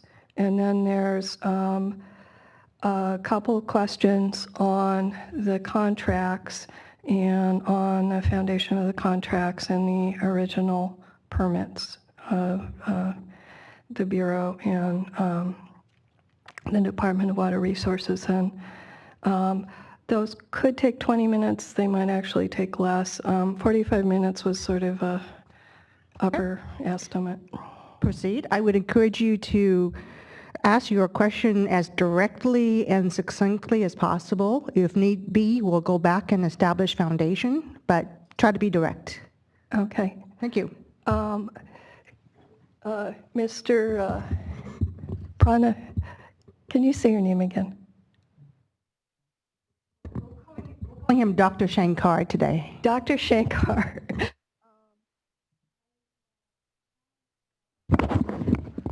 I have here, there is a 2014, there's an annual report to the State Water Board on modeling in the Delta. This is a 2014 report that was referred to in Mr. Munavar's testimony. There was a hyperlink, but the actual report wasn't in the hearing record. I've introduced it. It's Exhibit DDJ 106, and the reason I think it's relevant has a chapter on the department in 2014 states that they're going to undertake a quantitative calibration of DSM-2. It states 2.1 summary, the first part of Chapter 2. For the first time in its use, DSM-2 is being calibrated in a quantitative manner with mathematically based techniques. This chapter describes the background, motivation, goals, and status of the product, as well as preliminary findings. And then there's a definition of calibration.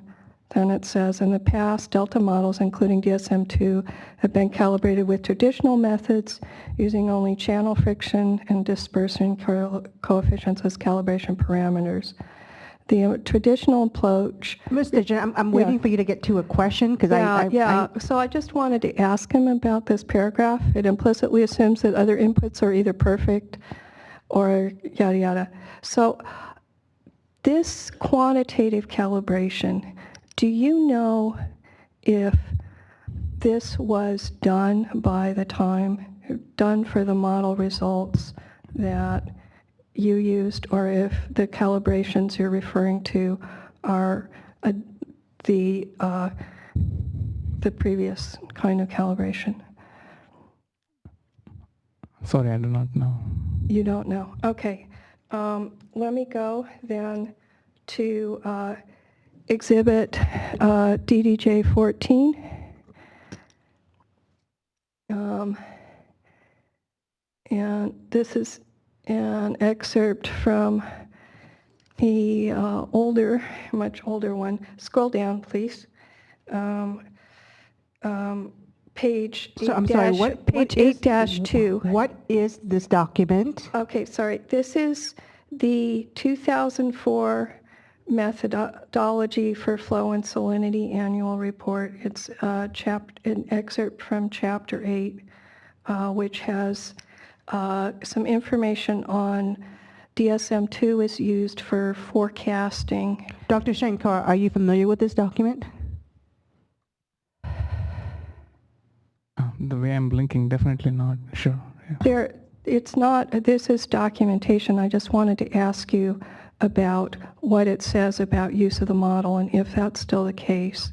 You do know about use of the model, don't you? Ms. Desjardins, let's try you just asking Dr. Shankar the question.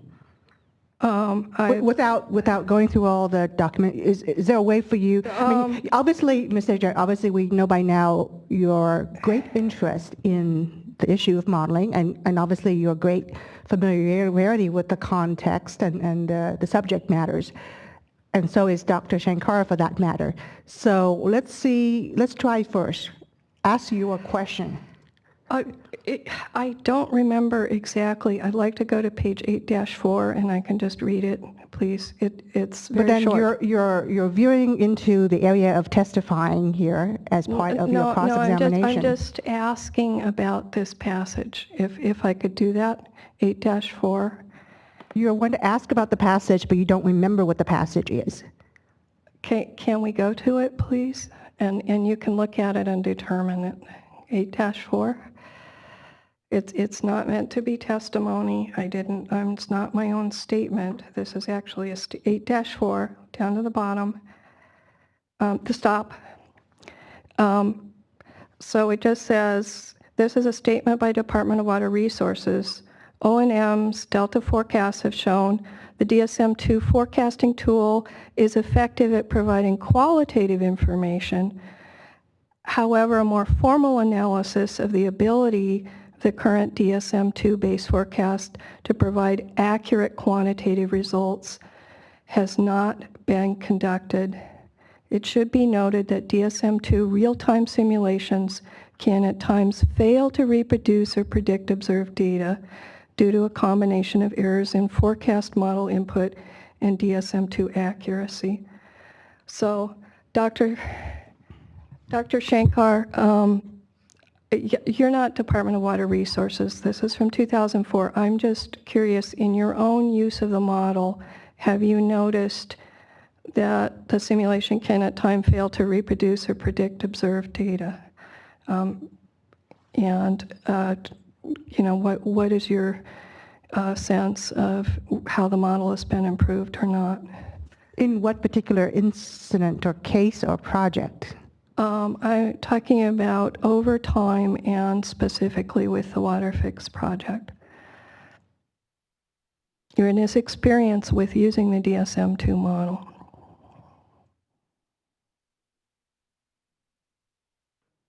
Ms. Morris? Have you compared it with? Hold on, one at a time. Observed data. One at a time. Ms. Morris?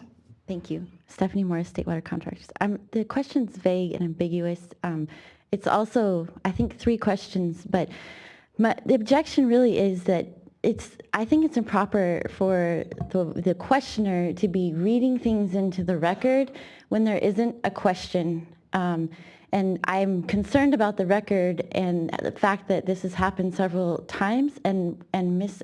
Desjardins is going to have the opportunity to testify. I think that it's an inappropriate way to cross-examine. I'm going to join that objection. All right, hold on. I wanted to respond. Ms. Desjardins, it's my turn to talk now, so please be quiet. Dr. Shankar. Yeah. Yes. Are you familiar with this statement? And 2, do you have any opinion at all to offer with respect to this statement?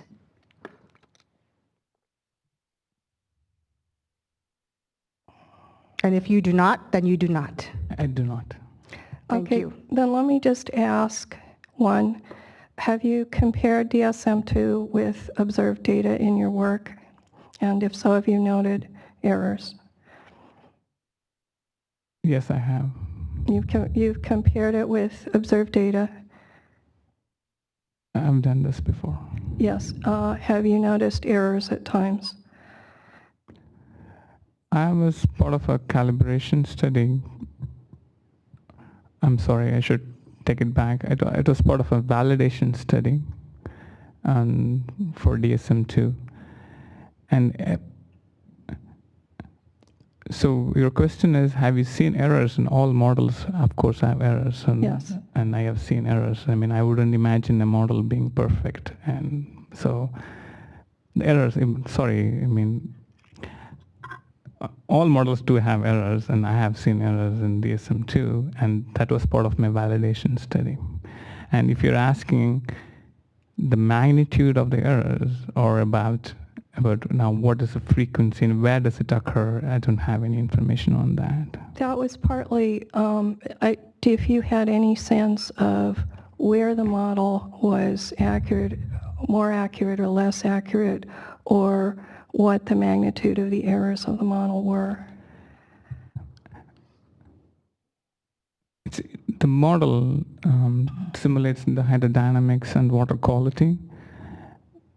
And the hydrodynamics is more complicated south of Delta, where you have several hydrodynamic forces act on the system. You have Banks and Jones pumping plant, and you have other intakes, and you have seawater intrusion, and you have Sacramento, San Joaquin River, and the east side streams. So the forces acting in the system differ at different locations.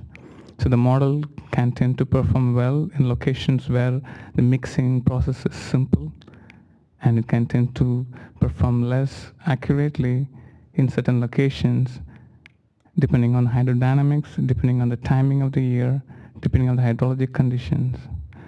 So it is a really complex process that it is very difficult to pinpoint where or when the model performs well or not.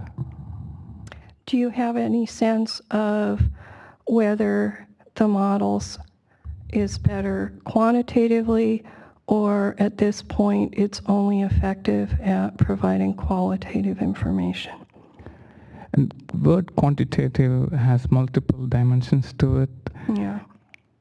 So, so you think it's better to use in a relative manner in terms of an absolute level where you're comparing it with a threshold for injury? What's your sense of, if you don't have a sense of even the magnitude of errors, how do you think that applies? I apologize, I think I didn't get it. I get the question. I'm just saying, so if you compare, say, the model output with a threshold for injury, what's the basis for that if you don't have a sense of the magnitude of error for the model? I think we're talking two things here. This specific document and errors talk about the model used independently or in a predictive mode.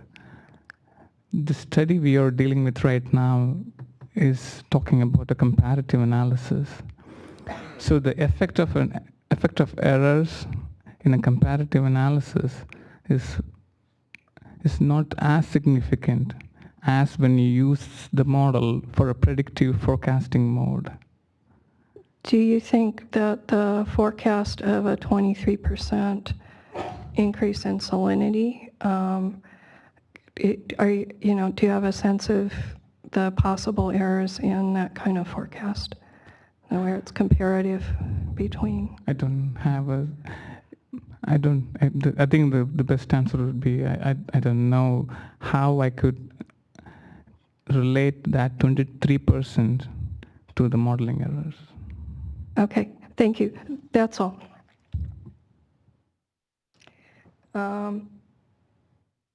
Actually, I have a follow-up question for you, Dr. Shankar.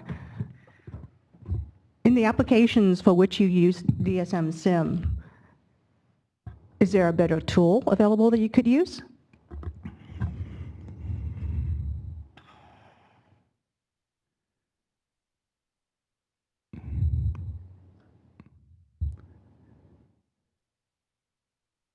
It wasn't meant to be a trick question. No, I'm just going through my small head. It's interesting question. There are numerous models in right now, and there are some 3-dimensional models, and there are 2-dimensional models, and there is a 1-dimensional model. So let me narrow the focus. For the purpose of this hearing, for the purpose of the analysis that you conducted, and as part of your testimony for this panel, could there have been a better tool? I have to, in front, so very simple answer, I do not know of a better tool. Okay. Thank you. Sorry. No, actually, I just wanted to get your opinion on that. I wasn't asking you to come up with a better tool. Thank you. At least not today.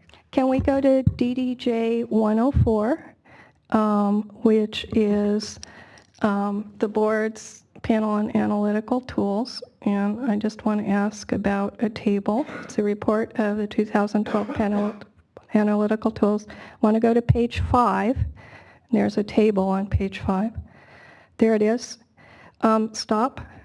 It just states some key aspects in calibrating and testing a delta hydrodynamic model, and it suggests matching point observations of stage, flow, and salinity on tidally averaged places, matching key interior and net flow splits, Ms. yada, yada. Ms. Desjardins, yes, you were doing an excellent job about 5 minutes ago with asking questions. So these aren't my criteria. They're your 2012 panel's criteria. But I wanted to ask Dr. Shankar if having this kind of calibration information, which was recommended by a panel of independent scientific experts, would have been helpful in assessing the error level of the models.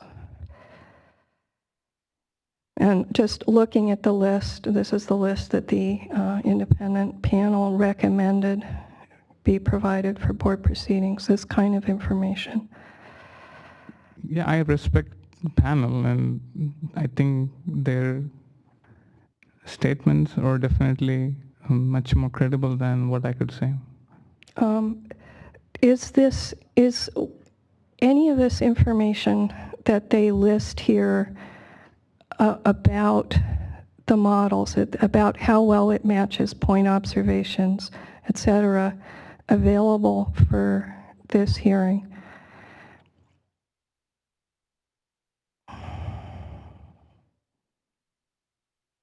Well, maybe just within your area of expertise, which I think particularly would be matching point observations of stage flow and salinity. I'm not an expert in defending DSM-2. Well, I know enough about DSM-2 to talk about this. And DSM-2, they have been publishing reports for almost more than 10 years, I don't remember, where the model has been gradually improved. And I see some of these issues being addressed in the gradual evolution of the model. But I'm not sure if all of this directly addressed by the DWR modeling team. Are you aware of information that was available for you to review for this hearing that was provided? Objection, it's vague and ambiguous. Is in that, did you review exhibits provided for this hearing related to DSM-2? Objection, overbroad. Yes, which exhibits? Okay, never mind. Okay, we're done with that one. So, You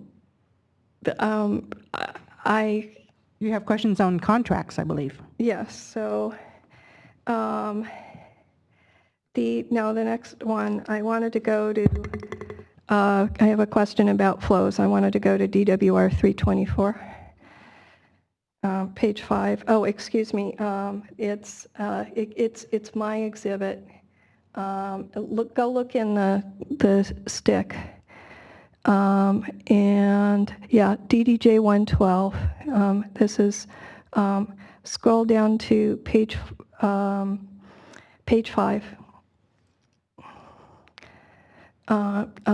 Page it's the next page. Sorry. It must be page 6. Okay, go up a little. where it's highlighted. A little bit further up. There we go. Okay. So this is specifically about the question about stages and whether there would be a reduction, in evaluating whether there would be a reduction in river stage and your water agency where you're testifying.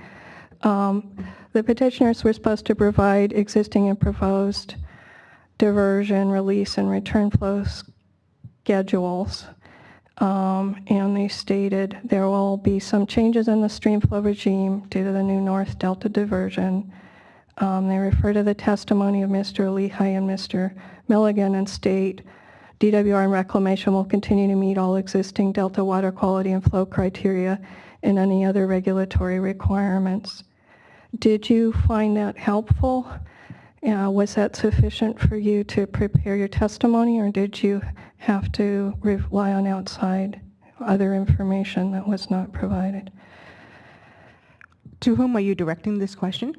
The person who testified about the stage, this changes in river stages that were expected. I guess I'll take that one. Yeah. What we reviewed and what we've testified to and what's in our technical memorandum is in relation to the modeling results done by the petitioners for the California WaterFix biological assessment DSM-2 modeling. And that was the information that was provided. Yes, and that's the testimony we've given is based on that modeling. And you indicated that you did not have time to fully extract all the DSM-2 results that were provided, or do I recall that correctly? All the relevant results to flow, or did you have time to extract and evaluate the relevant results related to flow in that modeling? Objection, relevance? She's following up on something that DWR testified to. Question She's is, asking if the information was helpful to him and if he had time to download all the DSM-2 files, and I'm objecting on the basis that it's not relevant to an injury claim. She's it's relevant. Hold on. I'm not going to allow you to answer. Don't worry, Ms. Desjardins. She's asking about the work you performed in providing your testimony. So answer in that context. And if the answer is you don't know or no, then just say so. I'm sorry, I thought the question was for Gary and I did not really pay attention. Could you please repeat it? It's just that I do recall, and imperfectly, that there was some testimony that the DSM-2 data was fairly complex and there was not sufficient time to analyze all of it. I'm wondering if that was with respect to flows or water quality impacts. Well, first of all, am I recalling correctly? First of all, did one of you make such a statement? Yeah. Hold on, I'm asking them. I made a statement, not to that point. I said I didn't have time to evaluate the frequency of violations of the NDWA contract at all the locations. Would that be with respect to river stage or salinity or both? The water quality. Water quality, okay. And that issue is not directly, it was more of a calculation aspect that kept me away from doing it. Okay, thank you, that's all. Okay, next exhibit is DDJ 94, and I am moving on, Mr. Duke, to contracts. This is a order by the State Water Rights Board. Let's scroll down a little, please, on this first page. Order denying petition for reconsideration of D990, which I got from the archives. And there was, let's go down to page 2, please.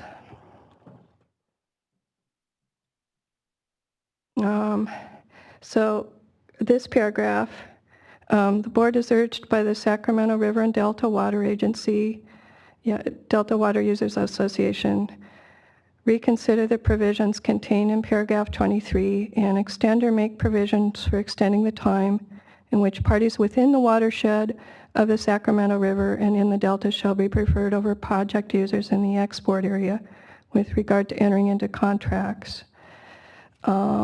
Let's continue scrolling, please.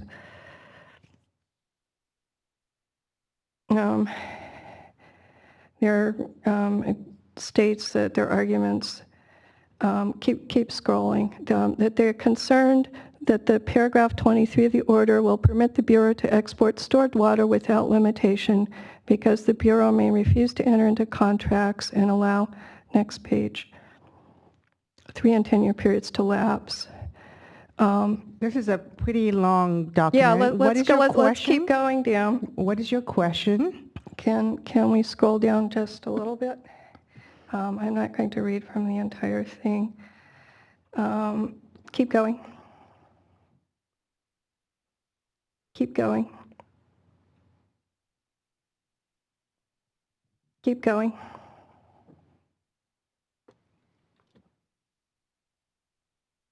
Keep going. Okay, here we go. Object to this line of questioning on the basis that the Stephanie Morris State Water Contractor, sorry, that this is, if Ms. Stater-Jean had questions about the water rights permits of DWR or the Bureau, that it would have been proper to ask that panel. And I don't see the relevance of this decision given that there's subsequent decisions that have preceded this. Thank you, Ms. Morris. I'm still waiting to hear the question from Ms. Desjardins. Okay, so let me just say, export of the water which will be required and which is presently earmarked for use in the Sacramento Valley and Delta would be physically impossible in the absence of additional conduits. So this is specifically with respect to the Bureau. I believe you said the Bureau was in negotiations with you up to 81 to enter into contracts for water, but those negotiations have lapsed. I don't think I heard that. Yeah, I don't. Yeah. Okay, so I'm you gonna- were... Hold on, one at a time. First of all, Mr. Berliner. So I'm going to object. This decision and that question are totally unrelated. So I fail to see Actually, yes. fail to see the relevance of this. If there's a question about the contract and its context, we did have questions on that, but not in the context of Decision 990. I join that objection. Ms. Desjardins, what is your question to Ms. Terry with respect to contract, putting this aside? Well, I was going to go to D990. There was water earmarked for water supply for the Delta Lowlands and Delta Uplands, and they did testify about the water, about the 1956 and Delta Lowlands and Delta Uplands, and I'm wondering about the context in which I believe you testified that your negotiations with the Bureau lapsed at some point for supplying a water supply. I don't recall that. I think there's still a relevance issue here. Hearing Officer Dodak, this Okay. has nothing to do with the issue of injury. Okay, then Let's move on, Ms. Desjardins. That's all my questions then. Thank you. Thank you. And you redirect, Mr. O'Brien. Just a couple very brief questions for Shankar. Dr. Parvathinathan, actually. Sorry. He's showing off now. I practiced. In the technical memorandum in DWA 32 that we've talked about, you explained that the DSM-2 modeling analysis you performed involved a comparison of the no action alternative to the proposed action, which is defined as CWF alternative 4A. Is that correct? That's correct. And just so the record's clear on this, in the nomenclature that's being used in this hearing, is it your understanding that alternative 4A is the same operational scenario as alternative H3 plus? I understand it to be the same. Okay, thank you. That's all I had.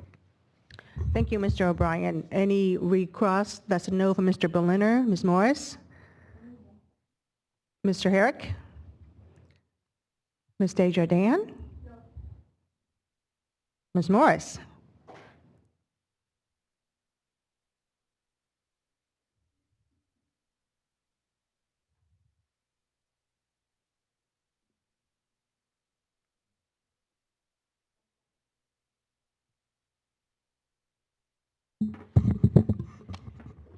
So I guess I just want to clarify. So I had asked you earlier if you performed an analysis to evaluate increases in the NWA contract exceedances under alternative H3 plus. Is your answer still no? You had asked H3 plus. This you asked me. That's what I said no to it because I didn't hear. I thought it was B1 or H4. I didn't really clearly understand because the nomenclature was, I was used to BA alternative 4A, and I couldn't relate to H3 plus. So the answer is different. So I'm asking you again, now that we are, I think, on the same page. Do you Okay, want me to ask again, or you? Sure. Okay.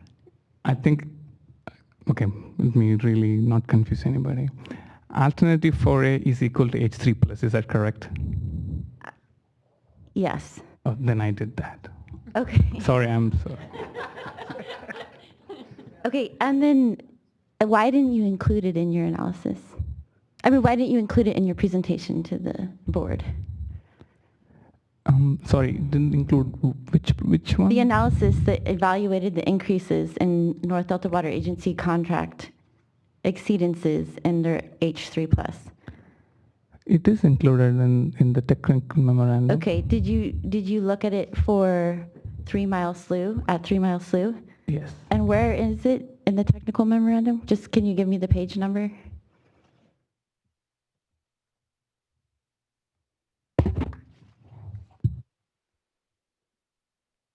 Give us just a minute, please.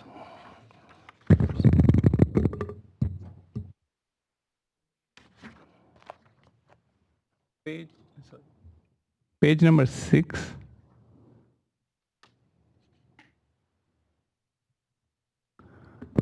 Can you pull it up, Mr. Baker? Yes.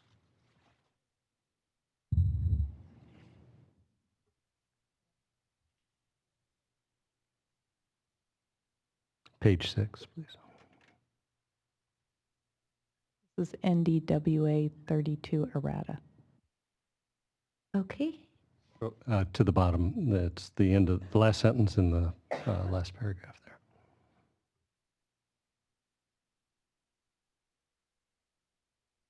And what graphic shows the increases? There is no graphics, that's all I had. Okay. So what is the basis then?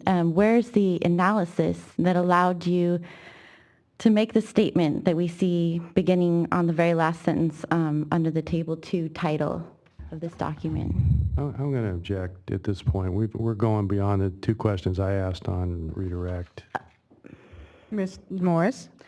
I asked a question, and I would have had follow-up questions, but there was a misunderstanding. Fair enough. Please answer.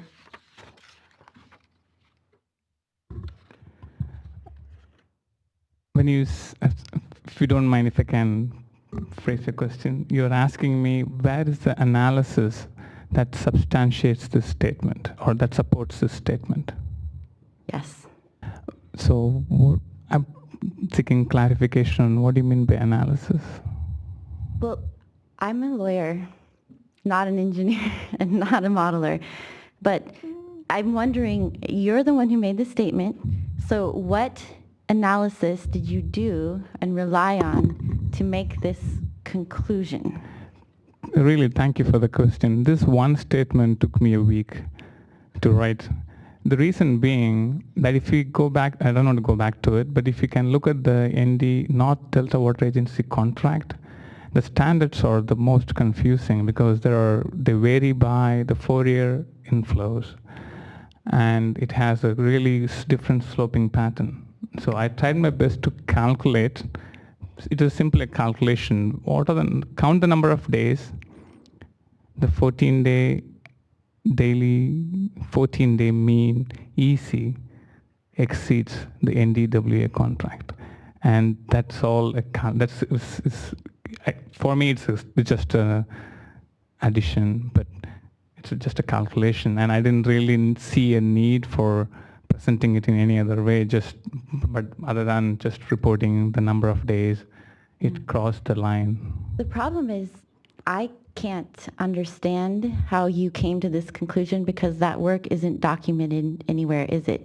The calculation that you did and I'm simplifying, but addition, subtraction, that's not actually shown in this report, is it? Sorry, I mean, the same thing goes to my understanding of the D1641 violation analysis computed by the petitioners. I did not find any spreadsheets or calculations that showed how it was done, so it was my understanding that that's how it is. Sorry. So did you do modeling? Did you do a modeling analysis like was done by the petitioners to come up with this conclusion?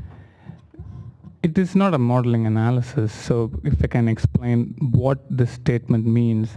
This statement basically is a simple calculation.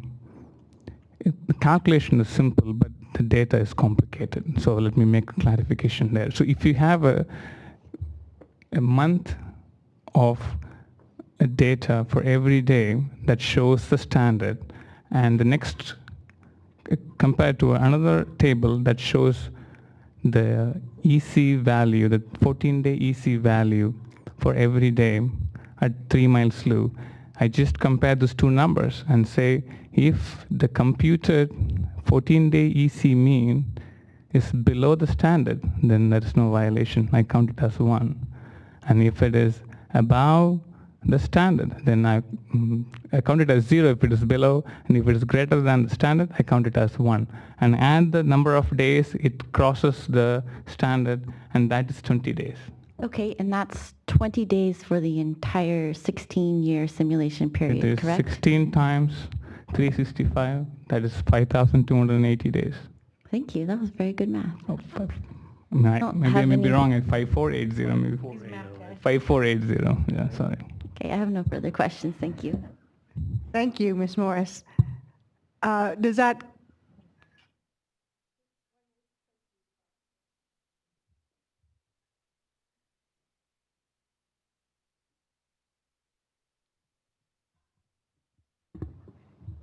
It was on the same passage that Ms. Morse had a question about. And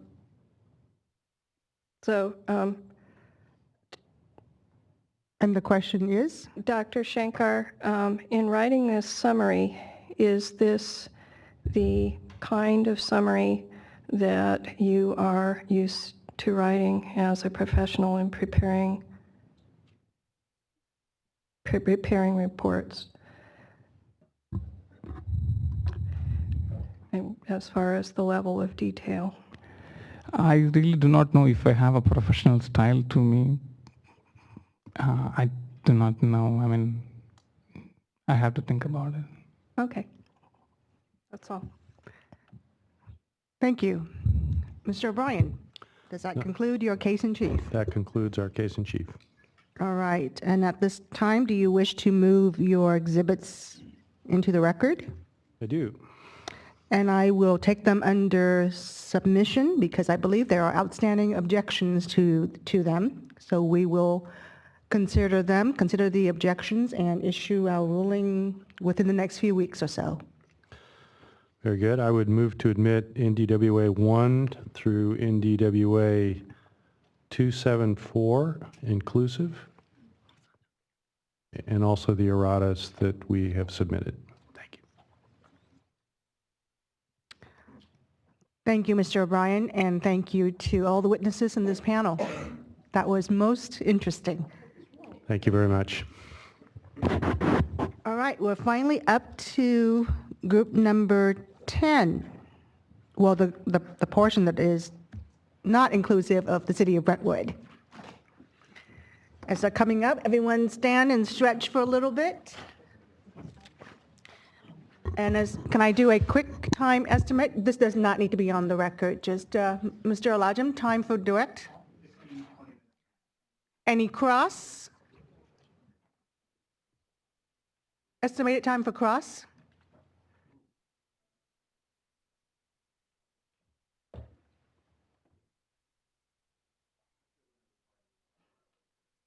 Are there any other parties planning on cross-examination of group number 10 without the city of Brentwood? Time? I may have a short question. It would be 5 minutes Okay. or less. So I'm thinking that we might get to group number 15 after all. Are they here? Oh, okay. Time estimate for direct?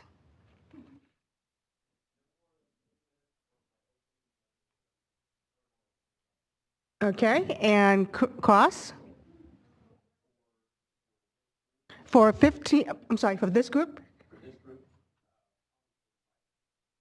Aha, we may not get to EB Mud then.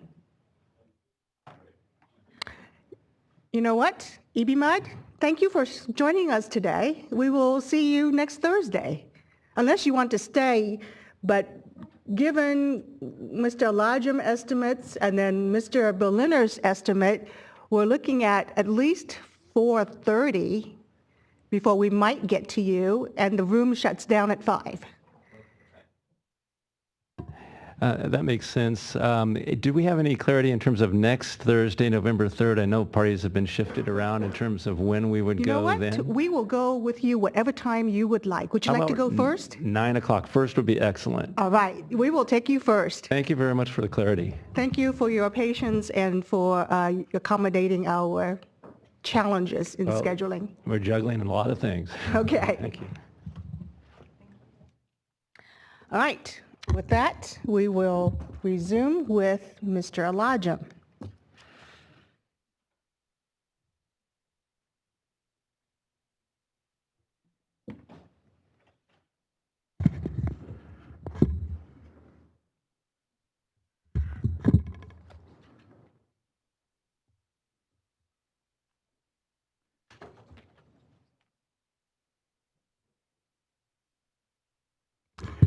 Good afternoon, Chair Doda, Chair Marcus, David Elajim, Downey Brand, here this afternoon on behalf of the Delta Flood Control Group, otherwise known as Brandon Andrus Levee Maintenance District and Reclamation Districts number 407, 2067, 317, 551, 563, 150, and 2098. And for purposes of convenience, we're just going to call them the Delta Flood Control Group this afternoon. Madam Chair, I have a brief opening statement, and then we'll go to Mr. Kozio's direct. Chair Doda, we have been focused on, in these hearings almost exclusively, as we heard in the North Delta panel, on water quality, water level, flow impacts in the Delta. Here late on a Friday afternoon, we're going to shift gears and move to flood control impacts. Mr. Cosio, who is a principal at MBK Engineers who specializes in flood control engineering, will testify on behalf of the Delta Flood Control Group this afternoon that the WaterFix project, if approved by this board, will have a significant adverse effect on flood control in the Delta by adversely affecting Delta levees, particularly in the North Delta region. Those effects will occur through pile driving, an estimated approximately 10,000 different piles, approximately 9 million different pile strikes, through the obstruction of Delta channels by the construction of cofferdams and various other facilities associated with the WaterFix project, by truck traffic, literally thousands and thousands and thousands of trucks over almost a decade of construction that, in the opinion of the Delta Flood Control Group, will eviscerate the Delta levees. Finally, These impacts will also be associated with the dewatering of delta channels and of groundwater in the vicinity of the project. As you heard in the North Delta presentation, that dewatering will have impacts on agriculture, and Mr. Cosio will testify as to how the WaterFix project will adversely affect irrigation and drainage in the Delta region.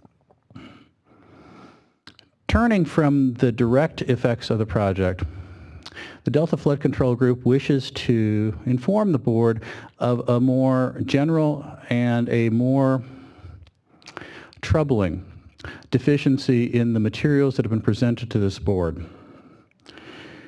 In the engineering analysis that was presented to this board by the Department of Water Resources, the department represented to this board that the delta levees were stable, that standard engineering practices would be able, in fact, more than adequate to address any issues associated with the construction of this project.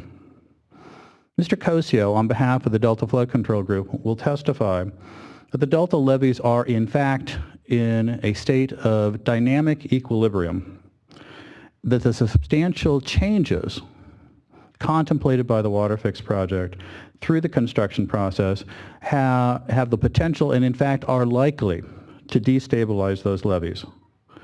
Mr. Cosio will also point out that the analysis provided to this board by the department does not consider that complexity.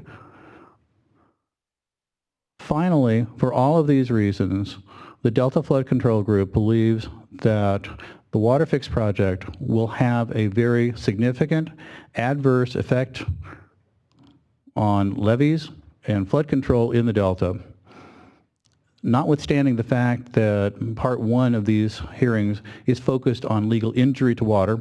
This is a very significant adverse effect to human uses in the Delta and justifies the board in rejecting the project on that basis alone. Now I'd like to move to Mr. Cosio's direct testimony. Mr. Cosio, good afternoon, welcome, and could you please state your full name and spell it for the court reporter? My name is Gilbert Cosio Jr. Last name is spelled C-O. Hold, please. I think we need to do the oath. Sorry, we forgot to administer the oath to you. Oh. Almost got away with it. That was my plan. Do you swear or affirm that the testimony you're about to give is the truth? If so, answer yes, I do. I do. Thank you. And so for the record now, Mr. Cosio, could you please state your full name and spell it for the court reporter? Yeah, I didn't lie the first time. I was telling the truth. My name is Gilbert Cosio Jr. Last name is spelled C-O, S as in Sam, I-O. And if it's any consolation, I can't spell Dr. Shankar's name either, and he's one of my employees. So, but he's a great guy, and that's the main thing. And Mr. Cosio, I think we can establish on the record that you have now taken the oath. Yes. Mr. Cosio, is Delta Flood Control Group Exhibit 1 a true and correct copy of your testimony that was submitted on behalf of the Flood Control Group in these proceedings? Yes, it is. Have you had an opportunity to review that testimony since it was presented to the board? Yes, I have. Would you like to make any changes to that testimony at this time, sir? Not at this time. Mr. Cosio, is Delta Flood Control Group 2 a true and correct copy of your curriculum vitae? Yes, it is. And Mr. Cosio, you are a principal at MBK Engineers? Yes. And if I read your vitae correctly, you have over 30 years of experience in the Delta? Yes, I do. You've been serving in that capacity as a district engineer for a number of reclamation districts. Is that correct? Yes. Mr. Baker, could you put up Delta Flood Control 3, please?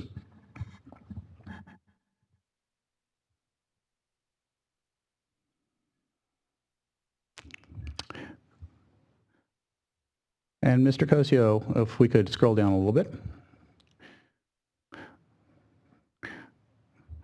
Is that a list of all of the reclamation districts that you have worked for in the Delta during your career? Yes, in my capacity as district engineer, I represented all these districts at one point or another. Currently, the 33 that are listed in the left column are the ones that we are current engineers for, and on the right column, we have been engineers in the past. And is Delta Flood Control 3 a exhibit that you prepared or was prepared under your direction? Yes, it is. Thank you. Mr. Baker, could you put up Delta Flood Control number 4, please?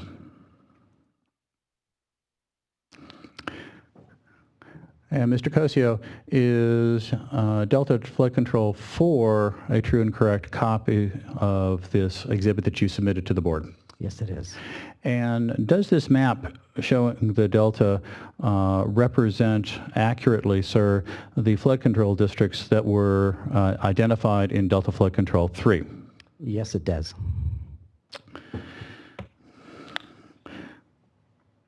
Mr. Cosio, in your testimony, Delta Flood Control 1, you refer to a number of reports that were introduced to the board, submitted to the board, excuse me, as Delta Flood Control 5 through 7. Are those technical reports of the type that you would normally rely upon in your role as district engineer? Yes, they are. And are the exhibits that were submitted to the board true and correct copies of those reports? Yes.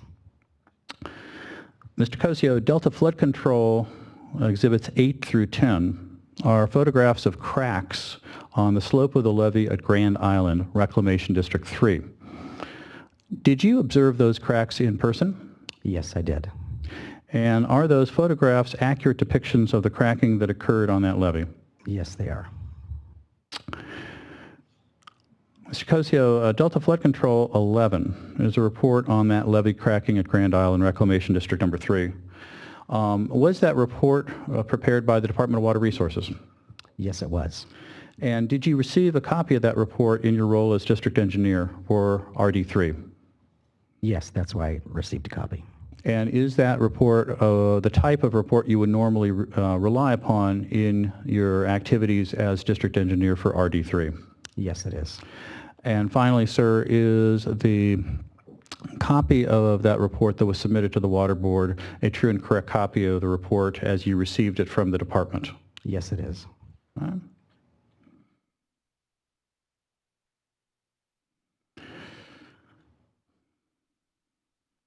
Let's proceed now to the substance of your testimony, Mr. Cosio. Could you please summarize the key points of your testimony for the board? Yeah, the two key points are that one, the WaterFix design and construction will impact the levees significantly in the delta. As Mr. Elijah described, the components of the project that will cause these impacts are the pile driving, the heavy truck traffic, the channel obstructions, and the dewatering of the area around the project construction. And the other point in my testimony is that the Department of Water Resources did not review or make analysis of the complexity of these delta levees. I'll explain in the direct testimony here, and I've written down there are many, many things that you observe as you work on these levees that don't follow the standard engineering practices for geotechnical engineering or other types of engineering involving levees. This type of experience or this type of knowledge is only gained through years of experience and through years of actually seeing these things happen. Mr. Cosio, you said that the delta levees, the experience you've had doesn't necessarily conform to standard engineering practice. What is it about the delta levees that makes them unique so that they don't conform to standard engineering practice? So in the North Delta, where the three intakes will be built and a lot of the other structures, the levees there are dredged out of the local channels. So the material that the levee is made out of is sandy material, very clean sand. And this sand was placed by dredgers on what was commonly known as the natural levee. As sediments fall out of the river, as it overflows its banks, you get a natural mound of material, and this material is quite heavy because it's been moving under high velocity, and then it drops out as the velocity slows down. And so the sand that's used to build the levees is actually built on additional sands and even gravels. That's how we characterize some of the foundation. It's actually gravel in the foundation, so it's a very porous material. In addition, these levees were built in what was known prior to reclamation as swamp and overflowed lands. So in some cases, we have lenses of organic material in the form of peats and organic clays that then complicate the situation since it changes the type of materials and the stratification of materials in these levees. Typical levee textbook standards look at situations like this, assuming there's a homogeneous material and it reacts the same way during construction, after construction, and the ability to be maintained. In the Delta, we don't follow all those rules. Because the materials are so different, they cause problems because of stratification, and in a lot of cases, and I've explained in my written testimony, there are instances where the difference in material actually causes internal problems to the levee that may not ever surface or express themselves on the surface, so you can actually see that there's a problem. And that's what I fear is going to happen with some of the work that's going on around these levees in the North Delta. Mr. Baker, if you could put up Mr. Cosio's testimony, DFG 1 on page 5. Mr. Cosio, on pages 5 to 7 of your testimony, you describe the general effects that the WaterFix project would have on Delta levees. Could you please summarize that testimony now?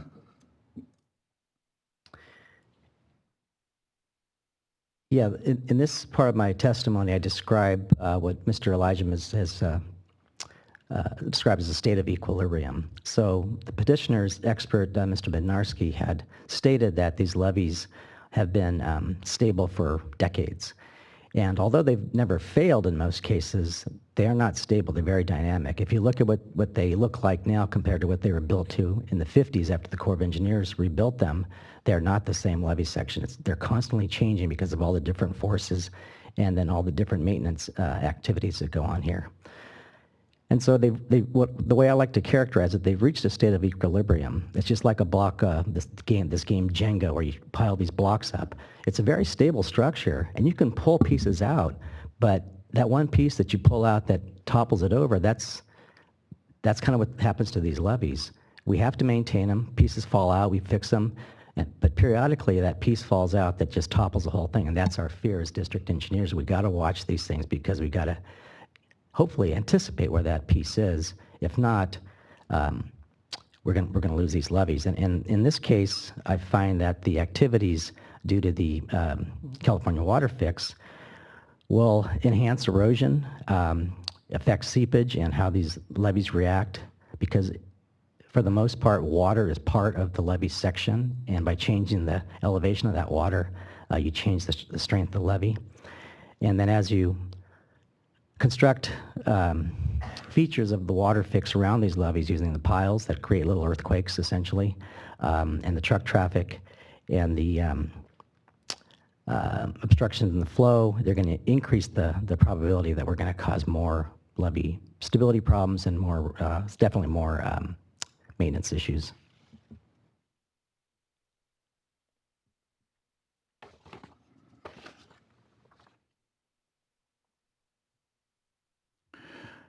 Mr. Cosio, could you give us an example of how the standard engineering practices actually don't take into account the complexity of the situation in the Delta?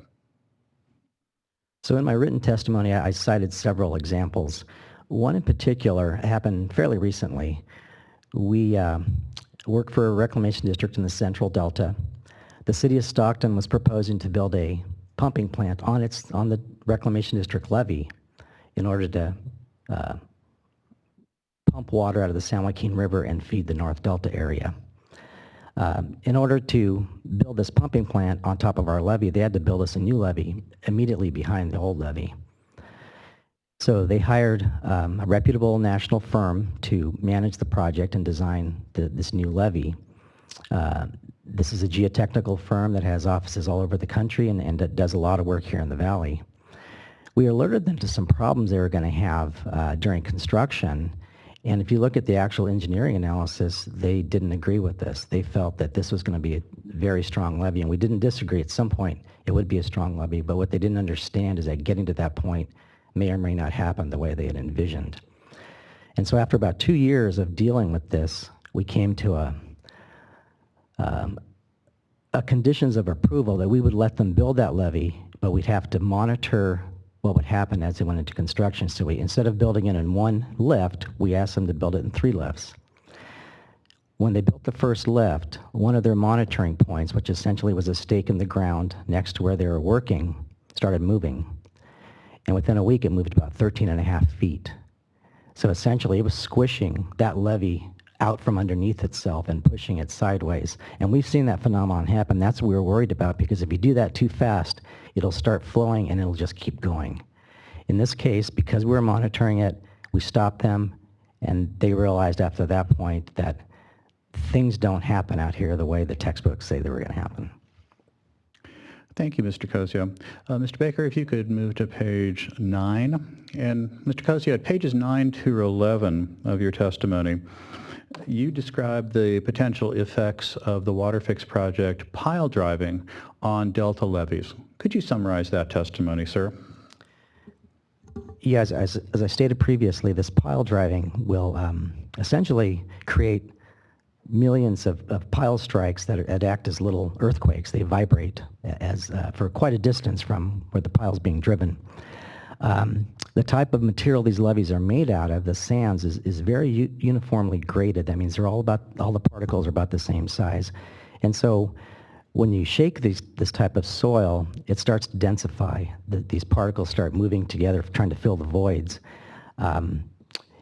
And this densification, if it occurs while the voids are full of water, could cause what's called liquefaction, which is the same failure mechanism that causes levees and buildings and other things to collapse during an earthquake.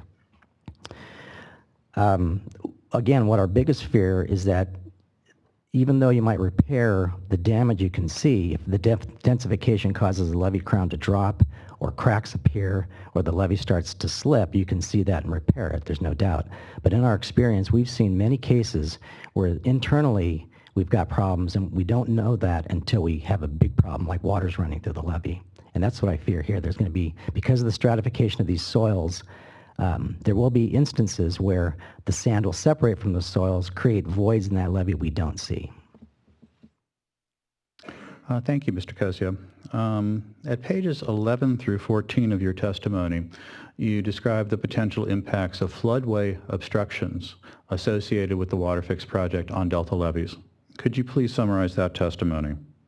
Yeah, obviously in a project like this, when you're creating large diversions off a river system, much of that work is going to be out in the channel.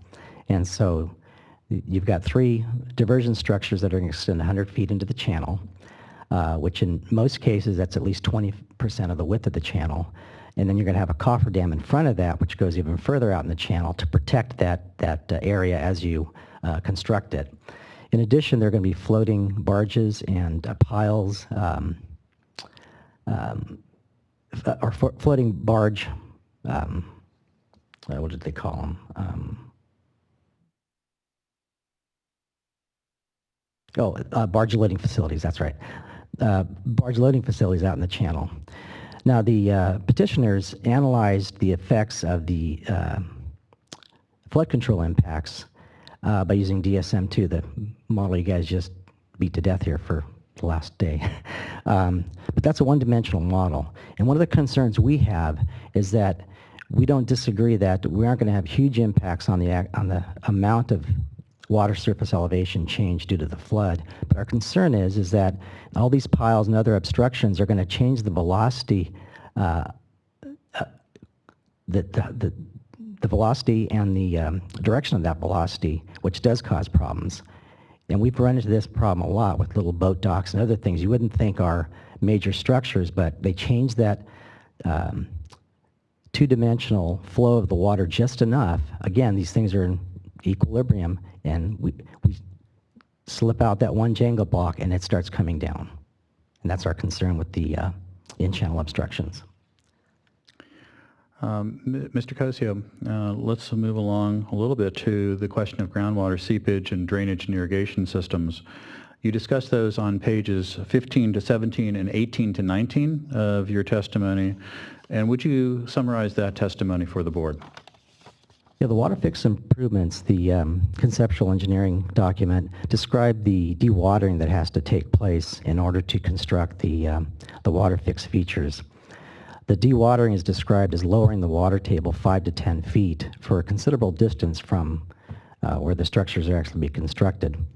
What we've found in our experience that dewatering next to levees of this sort does a couple things. One, by pulling the water out of the levee, it destabilizes the levee and causes problems with the stability of the levee. The ground around the levee starts subsiding, just like in the San Joaquin Valley with groundwater overdraft. The whole ground goes down. And as it subsides, it changes the level of the ground. And so if there are structures on that ground, they will have problems. If it's farm ground, it changes the way water flows on and through that farm ground and impacts the ability to farm the ground.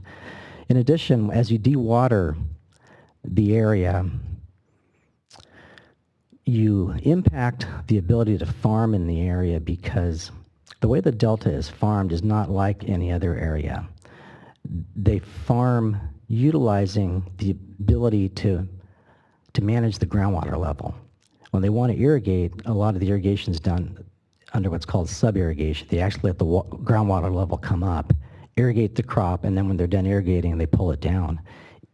In this dewatering scenario, they're actually going to pull this water down, which means one, they're not going to be able to sub-irrigate, and two, in a lot of cases, you're not going to be able to move water from one field to another because it's going to be pulled down into the ground as the rest of the groundwater will be. And so it's going to heavily impact the ability to farm in the North Delta, not only at the location of the WaterFix structures, but all around as this phenomenon of drawing the water down spreads out for about half a mile, I think is what the WaterFix documents estimated.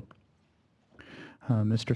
Cosio, on pages 17 and 18 of your testimony, you describe the effects of truck traffic associated with the WaterFix project. Could you please summarize that testimony as well? A truck weighs 80,000 pounds, fully loaded. There's going to be thousands and thousands of these trucks running 24/7 on roads in the Delta. Now, most of the main roads in the Delta are on top of levees. And so as this 80,000-pound vehicle is moving at 25 to 55 miles an hour, it's going to put a huge force as it rumbles down the road, creating, again, vibrations similar to what was going on with the pile driving.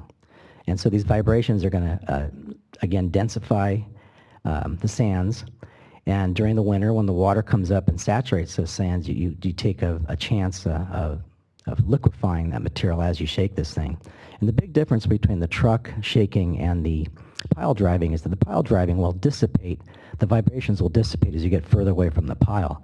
These trucks are going to go for miles up and down and around. They're going to damage, they don't just damage one spot, they damage miles and miles of levee as they pound along the top of these roadways. Mr. Cosio, one final question here.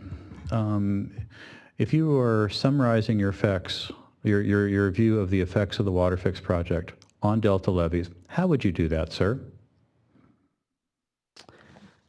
Well, like I said, these levees are in a very tenuous state of equilibrium, and that the WaterFix, through the four features we talked about, the pile driving, truck, channel obstructions, and dewatering, will offset this equilibrium and cause problems. And the main point is that this has not been analyzed. The documents that have been presented by the petitioners so far have not looked at this sort of phenomenon. Thank you, Mr. Cosio. Chair Dodek, no further questions. Is open for cross. Thank you very much, Mr. Elajim. And we'll ask the department to come on up.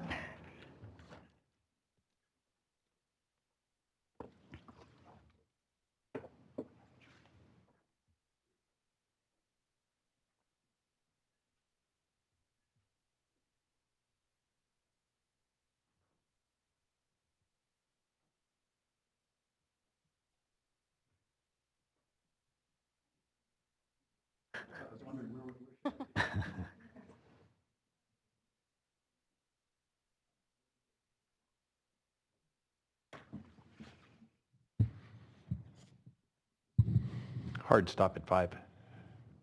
Yes, we do. All the audio equipment shuts down.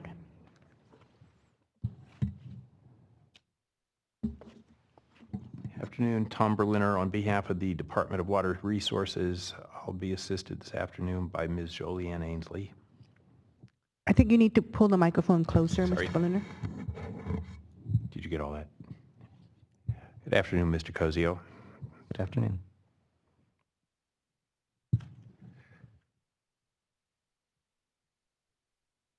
Mr. Cozio, you've identified a number of concerns and cautions this afternoon that you believe are applicable to the development of part of the California WaterFix project, correct? Yes, that's correct. However, none of the concerns or areas where you've cautioned have actually yet occurred, correct?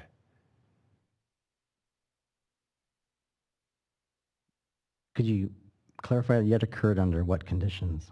Well, the project's not yet designed, right? Well, the documents presented are conceptual design. Yes, and what stage of design would you consider that? I would consider that 10 to 15% design. And they still have to go through a permit process, correct? I believe so. And they still have to go through permitting with the Corps of Engineers, correct? I believe so. Corps of Engineers familiar with levees in the Delta? Not from a permitting standpoint, they aren't. Does the Corps of Engineers have to issue a 408 permit? Yes.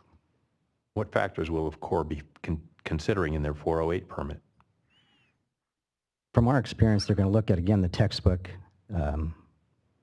evaluation analysis and not, in many cases, be aware of some of the intricacies that I explained in my testimony that cause the Delta to be so much different. Are you familiar with the Department of Water Resources division that deals with levees in the Delta? Yes.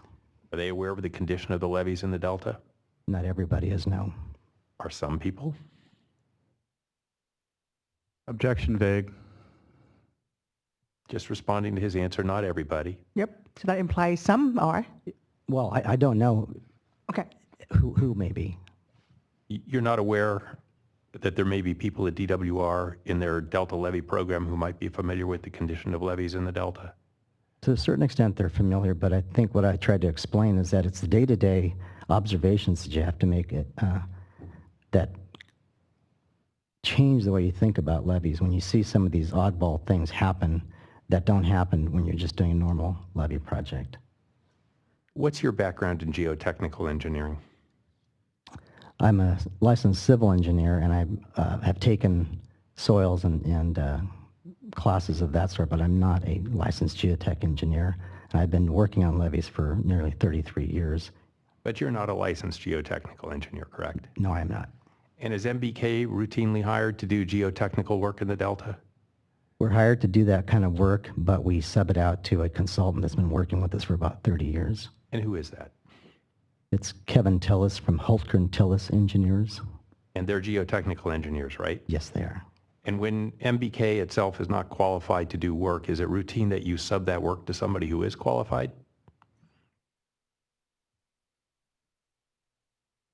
Do you mean in all of our work, or? Yeah, just generically. If you're the head of a job, let's call it the equivalent of the general on a job, and there are various disciplines that need to be undertaken, do you routinely sub those out to subspecialties? Yeah, the short answer would be yes, we do. And that's pretty standard practice with engineering firms, is it not? To a certain extent. I think in our case, we don't try to do something that we haven't got as much experience as somebody else that could help us out. And is geotechnical engineering one of those areas? Yes. Does, for instance, CH2M Hill have geotechnical engineers? I don't know. Have you ever worked with any of the geotechnical engineers at DWR?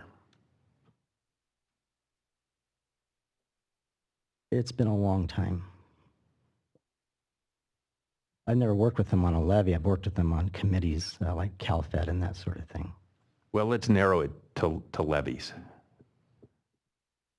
So you've not worked with them directly when it comes to levies? Not in design and construction. I worked with them on some emergency procedures during the 97 flood. We spent time with both the Corps of Engineers and DWR geotechnical engineers to help us evaluate some of the flood problems we're having. And was that due to levee failures in the Delta? Not levee failures, just problems like seepage and slumping of materials, kind of standard practice to make sure that all the agencies are aware of what's going on. Do you recall a few years ago a major levee failed in the Delta? Are you referring to Jones Tract? Yes, I am. Yes, I do. Did you work on that? No, I did not. Do you know who did?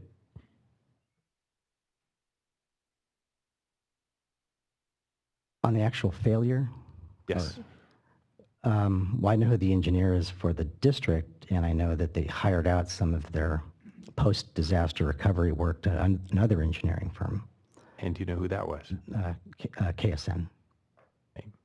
And do you know what role the Department of Water Resources played in that repair? I was not involved, so I don't know what their role was. Okay.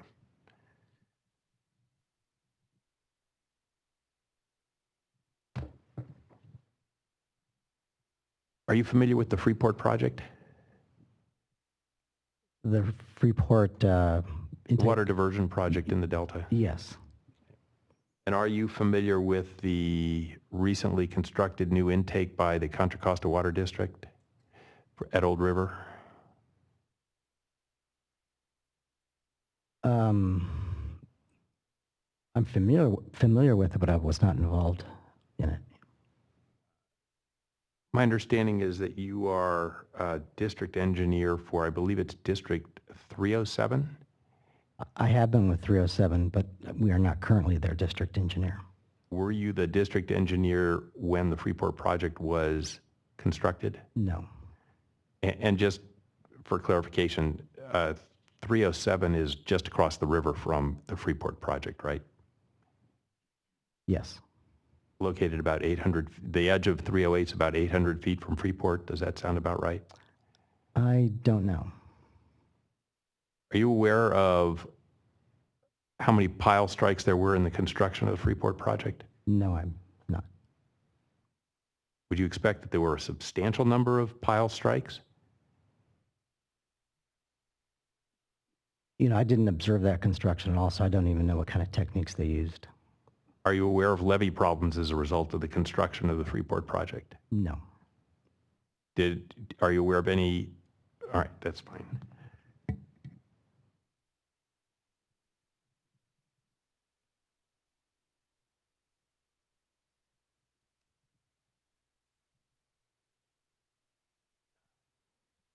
Go to page 9.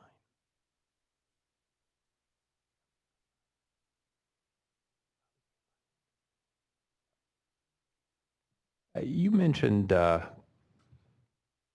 problems at Grand Island that you mentioned in your testimony at page 9. And my understanding based on what you've written is that there were some seepage problems that resulted in a partial failure of that levee. Is that right? It wasn't a seepage problem. What it was, the landowner alerted the Department of Water Resources that their foundation was failing because the ground around them was dropping. And they saw the cracks in the levee and assumed that it was the levee having problems. And so they contacted the Department of Water Resources to inform them that as far as they knew, the state was responsible for that levee, which they are. They've given the assurance to the federal government they're the local sponsor for that levee. The state started monitoring it and then alerted us, knowing that Reclamation District number 3 is the local maintaining agency. And so then we started looking into it and saw the cracks. And the landowners came to a Reclamation District meeting to explain what was going on and asked what the district was going to do about it. And it turns out the landowner decided to go ahead and hire their own geotech engineer to investigate it. And what they found was during the drought, the trees that lined one of their property lines was drawing the groundwater down to the point where the ground was subsiding. And that subsidence of the ground was actually causing their foundation problem and the levee problem, which in this case, the levee problem was quite severe. We're still worried about it because the cracks were expressed on the crown, and they were slumping on the crown, and they were expressed down at the toe, and they're arcing in a form that indicates that it's a foundation failure. And so now we're trying to make sure we monitor that as the water comes up next time to make sure that we can maintain that levee and keep it from failing due to excess seepage. And were you the district engineer for the reclamation district? Is it 3? 3, yes, we are. And 3 is responsible for the maintenance of that levee? Yes. And yet you didn't detect this problem, correct? We did not detect it until the landowner told us about it. In other words, you didn't detect it, you were told about it, correct? Yes. And you state at the conclusion of your discussion of this that what happened to knock this area out of historic equilibrium is unknown and could not be predicted. Is that an accurate statement? Which line was that? The last line of your paragraph discussing the Grand Island problem, which is roughly line 8 or so. It's single spaced, so it's a little hard to judge exactly which line, but you should be able to find that sentence. Yeah, I found it. And that sentence is accurate as of today, right? That what happened to knock the area out of historic equilibrium is unknown and could not have been predicted? Well, it was unknown to us that those trees were drawing that water table down. And in your view, the trees drawing the water down was is that what knocked it out of historic equilibrium? Yes. And it was not our opinion. That was actually the opinion of the geotechnical engineer hired by the landowner. But it's a phenomenon that we've seen in the past that these trees do cause problems by lowering the water table. Okay, thank you.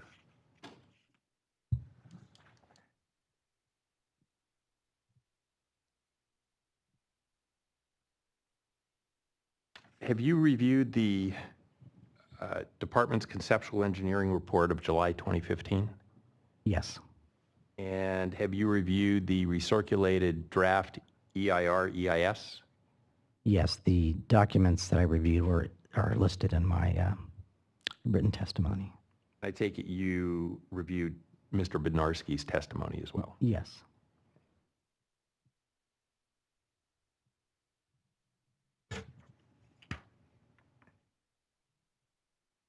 And you've raised several concerns or conclusions regarding levee stability and changes to the Sacramento River hydraulics, correct? Yes. And in reaching your conclusions, did you perform any slope stability analysis? No, I was just basing it on my experience where I've seen problems occur due to obstructions in the waterway. Okay. So I take it you also didn't perform any settlement calculations? Again, it was based on your experience? Yes. And you also didn't perform any liquefaction analysis? You were just basing it on your experience? Right. There was no data provided to analyze, and being involved with these levees as long as I have, there really is no data at this time to be able to analyze all that. So that's why I'm basing it on my experience and what I've seen on these levees.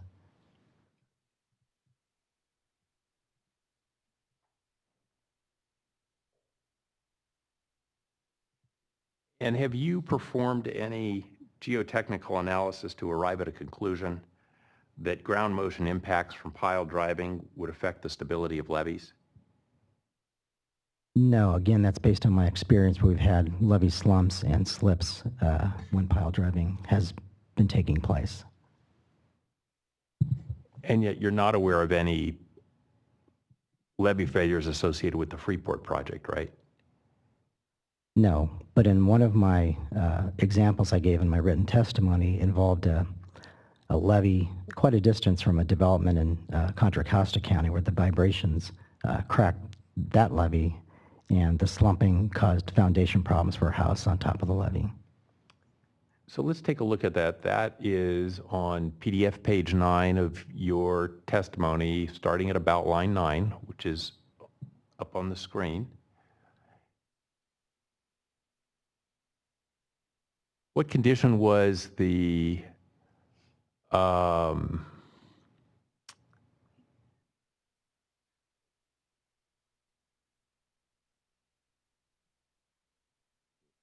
let's go to page 8. Sorry, I have the wrong page up there. Let's go back one. Madam Chair, I believe it is the bottom of page 8.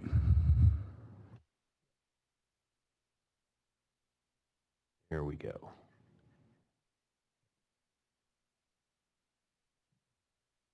So you indicated here that about 3 miles from the project, a sandy levee experienced consolidation, and the foundation of 2 structures on the levee cracked due to the vibrations. Do you know if there had been any survey of baseline conditions, and were those 2 structures analyzed before construction had begun? No, we actually did talk to the Department of Water Resources about that, and there was no analysis done. We were concerned that it could cause problems, but we were not included as a party to the EIR, whatever was performed, and so we didn't have any way to put conditions on the project to evaluate the condition of the structures before and after the project. And what kind of structures were those? They're houses. So could there have been pre-existing problems with those houses before construction began?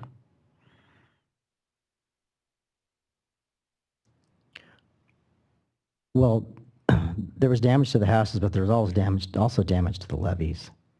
And so that's what we noticed initially, was that on the levee we're getting cracks, and then the homeowner informed us that cracks are forming in his floor. And do you know what condition the levee was in before the construction began? No, we had rebuilt the levee in 1990, but again, it's sandy material, and so quite likely it was consolidating, densifying. So it was a dynamic situation there? Yes. And isn't it possible under dynamic situations rather than stable situations that you could experience cracks in foundations of buildings? Well, that's my point, that when you start shaking these levees, things start moving. And isn't it also your experience that sometimes you get cracks when there isn't any construction work being done in an area?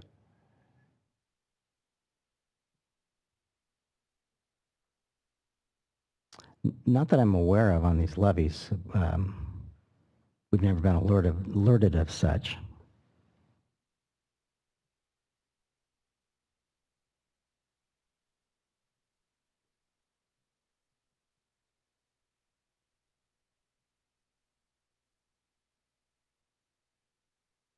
Do you agree that there are well-established engineering logic and practice, or call them standards if you will, designed for construction projects on peat and soft soils?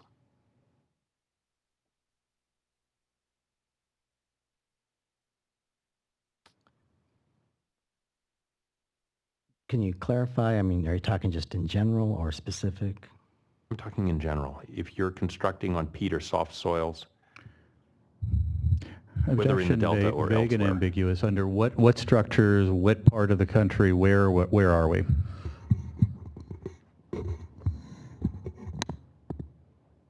Let me ask it again, and then if I'm too broad, I'll narrow it.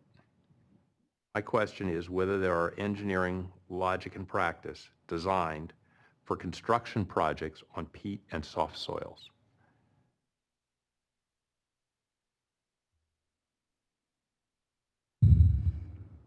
There are some, but you really have to know the local conditions to understand what else has to be considered. Okay, fair enough.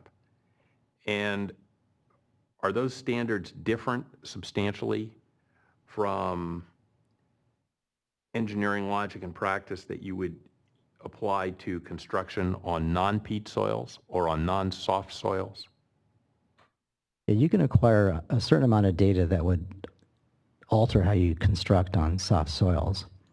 The problem is you never know whether you have enough data or not in areas like the Delta where peat changes so drastically from 1 foot to another.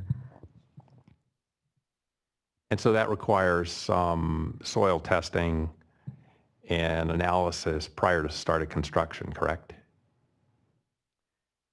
Yes, but you still have to know some of the local conditions to anticipate other problems that could happen that you didn't capture in the soil testing. And I don't know if you were listening to the testimony of the engineering panel or not, but are you aware that they testified that they were planning to do considerable amount of soil boring and testing in order to ensure that when they build these multi-billion-dollar tunnels, that they will have taken into account the kinds of soils that occur in the Delta? Yes, but again, I would caution you that because these soils change so quickly, we've had problems just 20 feet from where we've taken a boring that had no similarities to the boring itself. So the problem is you can never have enough information to adequately design something that will be foolproof. Well, I suppose there are problems in every major construction project of one sort or another, but you've raised specific problems regarding levees. Do you have an estimate of the number of pile strikes that might have occurred in the Freeport project? No. You're generally familiar with that project though, however, right? Yes. In the context of size of the project, do you have a comparison as to how it compares to the size of one of the intakes for the California WaterFix project? Well, I know capacity-wise, it's about 1/10 of the size, but as far as the acreage and the structures required to support the intake, I don't know what the comparison is.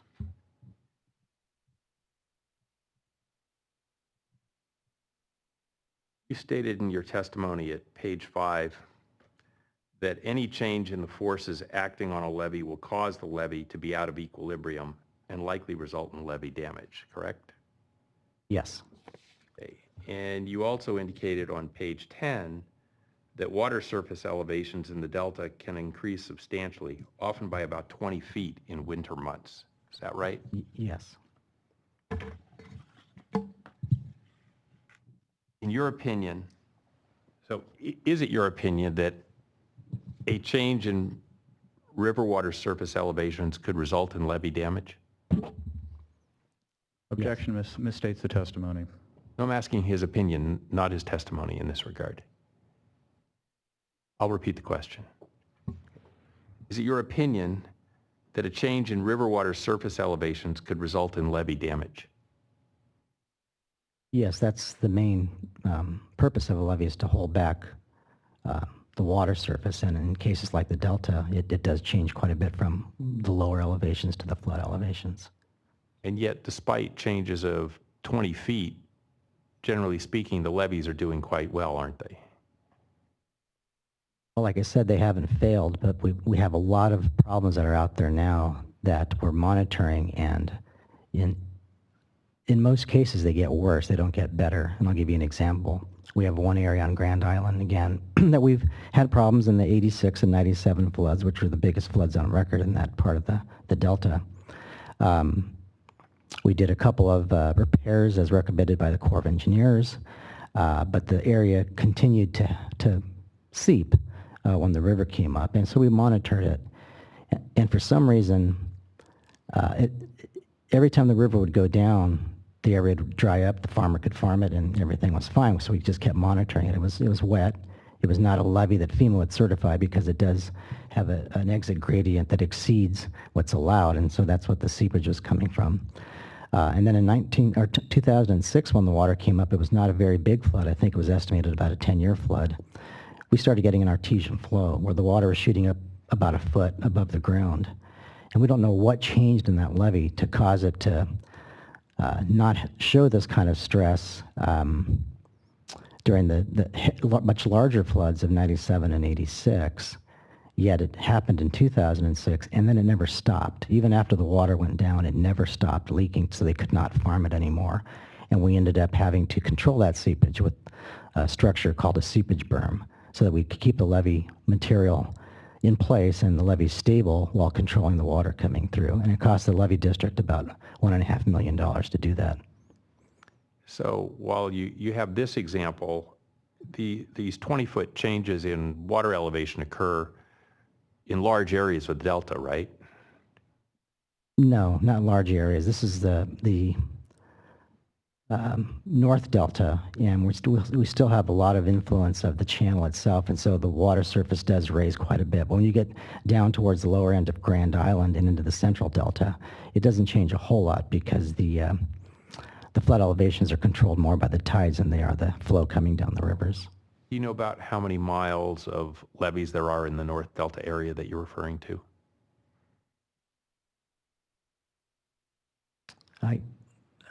I couldn't estimate right now at the top of my head. More than 100?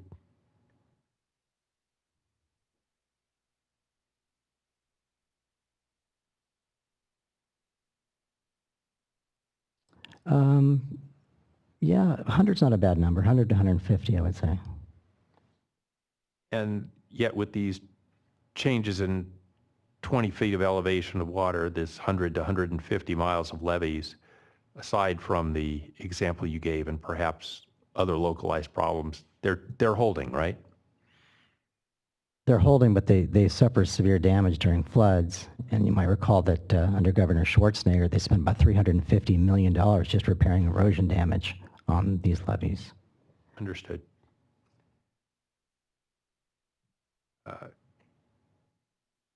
You indicated that you reviewed the recirculated EIR/EIS maps for alternative 4A, right? Yeah, those were in those. I reviewed parts of the EIR that were pertinent to levees, and I can't recall exactly. And I listed those sections in my my written testimony, but I can't recall everything that was in them. And one of the things you indicated was there was a barge loading facility located on the Sacramento River project levee about 1,400 feet north of Twin City Roads, right? Mm-hmm. We see DWR 565, please. We have hard copy.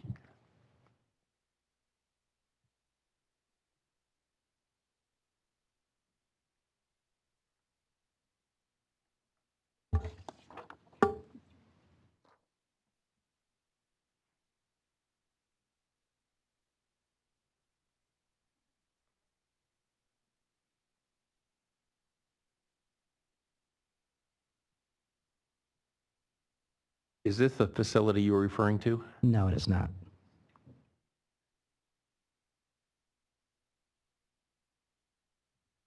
Mr. Berliner, for the record, what part of Mr. Cosio's testimony are you referring to?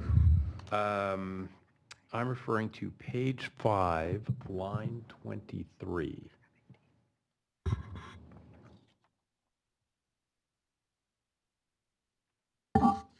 Oops.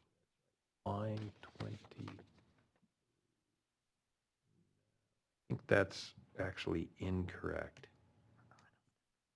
Wait, let's go to page 6, lines 7 and 8.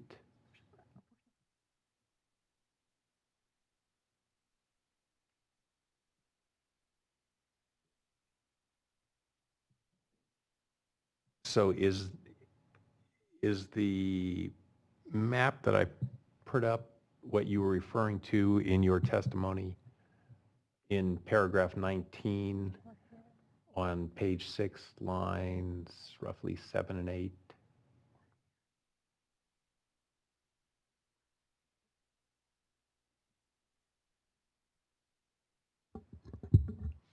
Or is that a different one? So what I'm doing in this part of my testimony is just listing some of the features that are going to be constructed in the North Delta.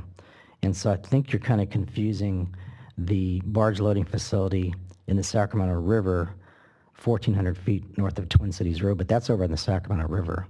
This is over on Snodgrass Slough, which is the intermediate forebay constructed along Snodgrass Slough.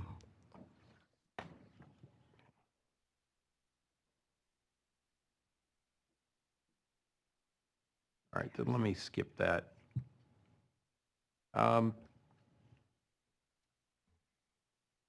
You're familiar with the non-urban levy evaluation program, right? Yes, I am. And just briefly for the record, what is the NUEL program? The NULI program was a program by the Department of Water Resources that compiled all the historic information on non-urban levees, and there were different phases that they performed up and down the flood control project. And they compiled all that information and came up with a report on sites that needed repairs either as design deficiencies or large maintenance projects that were either serious or critical. And that was compiled by the Department of Water Resources, correct? Yes. They used a consultant, but it was under them, yes. And are the levee reaches where the WaterFix intakes are going to be located defined as non-urban levees? Yes. And is it correct that the NULI program used the 1957 design water surface elevations to evaluate freeboard and levee stability?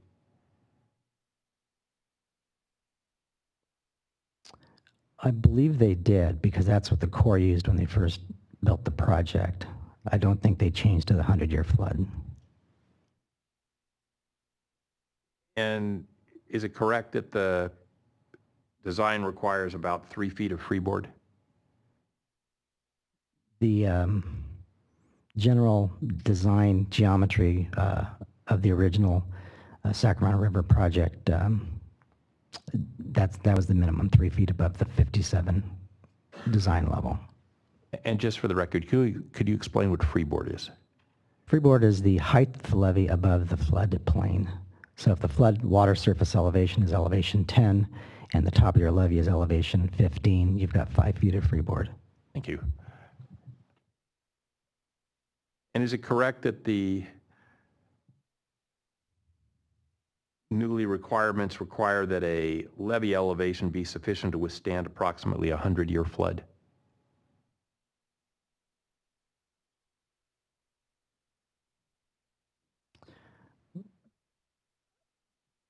That wasn't the point of the NULI. It was more to compile information to see what the state of the levee was. They really didn't establish any new standards or perform analyses on most of the levees in the Delta. Well, let me rephrase it because I'm being a little inaccurate there. The 1957 design for water surface elevations, did that require the levee elevation to be sufficient to withstand a 100-year flood? No. What did it require? The Corps of Engineers established a water surface elevation, which is known as the 1957 design, and then they just required that the levees that were being incorporated into the Sacramento River Flood Control Project met certain geometric standards. One of them was you needed at least 3 feet of freeboard above that 57 design flood elevation. And do you know what the freeboard is that's being proposed for the California WaterFix levee elevations? Not off the top of my head. I know they were looking at the 200-year flood elevation and basing it out, the freeboard off of that.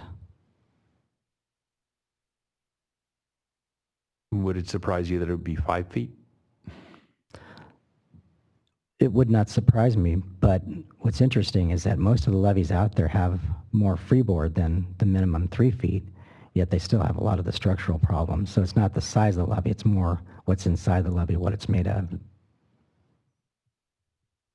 Understood. Thank you.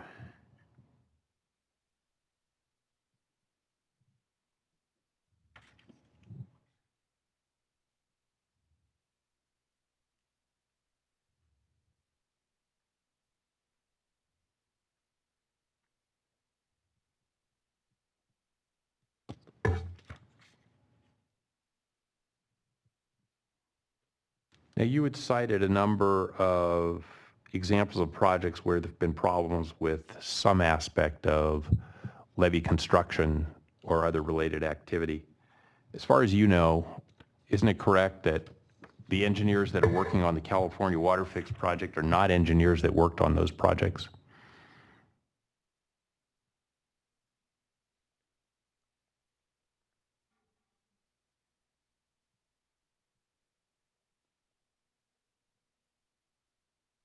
As far as I know, yeah.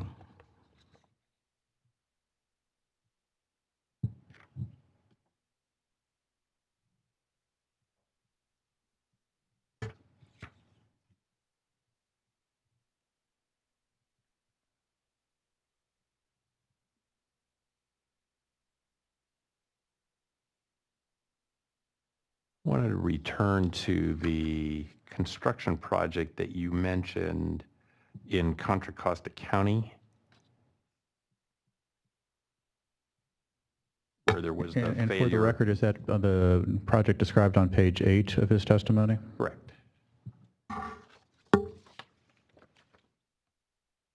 Do you know what types of investigations or analysis were performed in order to arrive at the conclusion that the foundation densification caused levee settlement?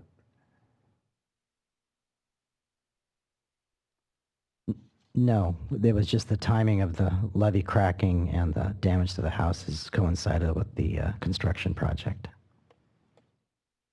Are you aware if there's any documentation for that incident? No.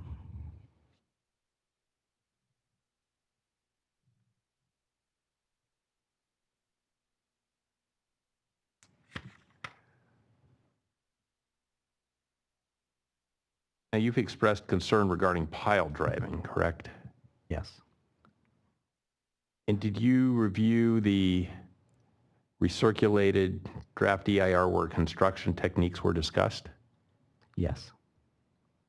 And did you also review the testimony that was provided here by the DWR engineering panel? I reviewed Mr. Bednarski's testimony, but I didn't review, I don't know who was on that panel, so. Did you review his written testimony or did you also review his oral testimony? I reviewed his written testimony. And are you aware he was cross-examined during the course of the hearing? I'm aware, but I did not watch it. Okay. And you haven't reviewed a transcript of that No, I haven't. cross-examination? Okay.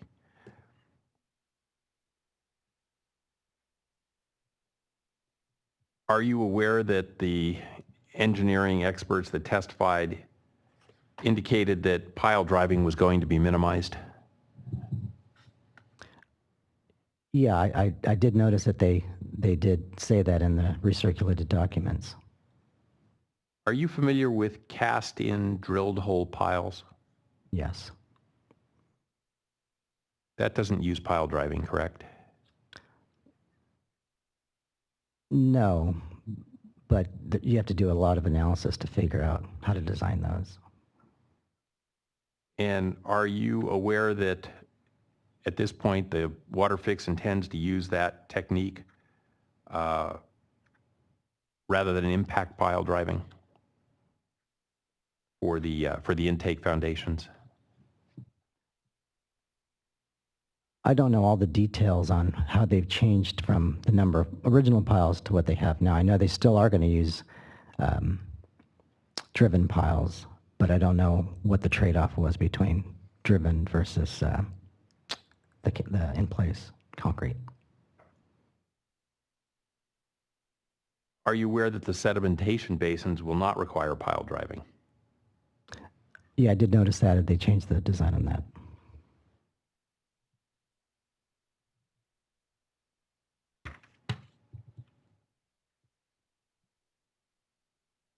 We could have DWR 570, please.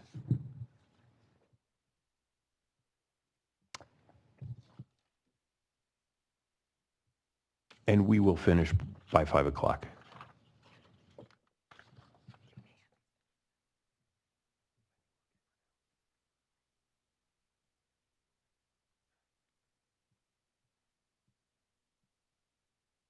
This is the Freeport project. Have you ever seen any photos of the Freeport project construction before? I have. I can't recall exactly which ones, but I remember when it was under construction, I did see photos. And we have hard copy, but if you're looking at this, can you see the pile drivers that are here? Yes. And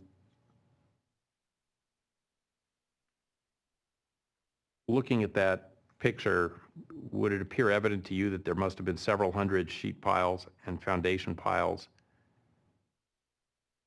in order to construct that portion of the project? That's what it appears. You know, I haven't counted them. This looks like the cofferdam is what it looks like. I believe that's correct.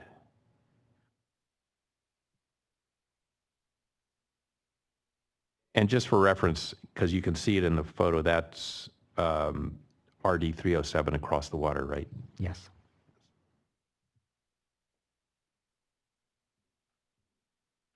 And you indicated earlier you weren't aware of any levee failures in the vicinity of the Freeport project, correct? That's correct.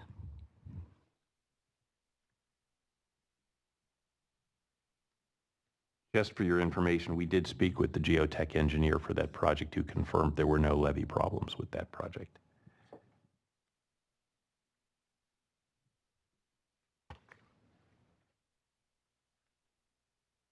Now, you indicated that vibrations from pile driving could lead to liquefaction in levees, correct? Under certain conditions. And is that based on a geotechnical analysis or something else? It's based on the fact that we've got these granular soils that will densify if vibrated. And because the water does come up during a flood, if construction's going on during the winter and they're vibrated, when the pore space is full of water, they can liquefy. Isn't liquefaction typically associated with seismic events? Yes. And typically, isn't the energy released by a seismic event not comparable to the amount of energy imparted into the ground by a pile driver? That's kind of hard to say depending on where you are. However, the way you compact a sandy levee is to vibrate it. And it's not the vibrations of the compactor, which densifies the material under controlled conditions, is not like a seismic event either. Sorry, and we already established a couple of minutes ago that the California WaterFix is not intending to use pile driving other than in some very limited circumstances, right? Well, I haven't seen the data to say exactly so. I can't say how much less pile driving there's going to be compared to what was originally estimated. And if pile driving would cause liquefaction and failures of levees, would you expect that an already installed pile adjacent to another pile being driven would start to sink? I've seen them sink. And is there any evidence in the Freeport project that that occurred? Not that I know of.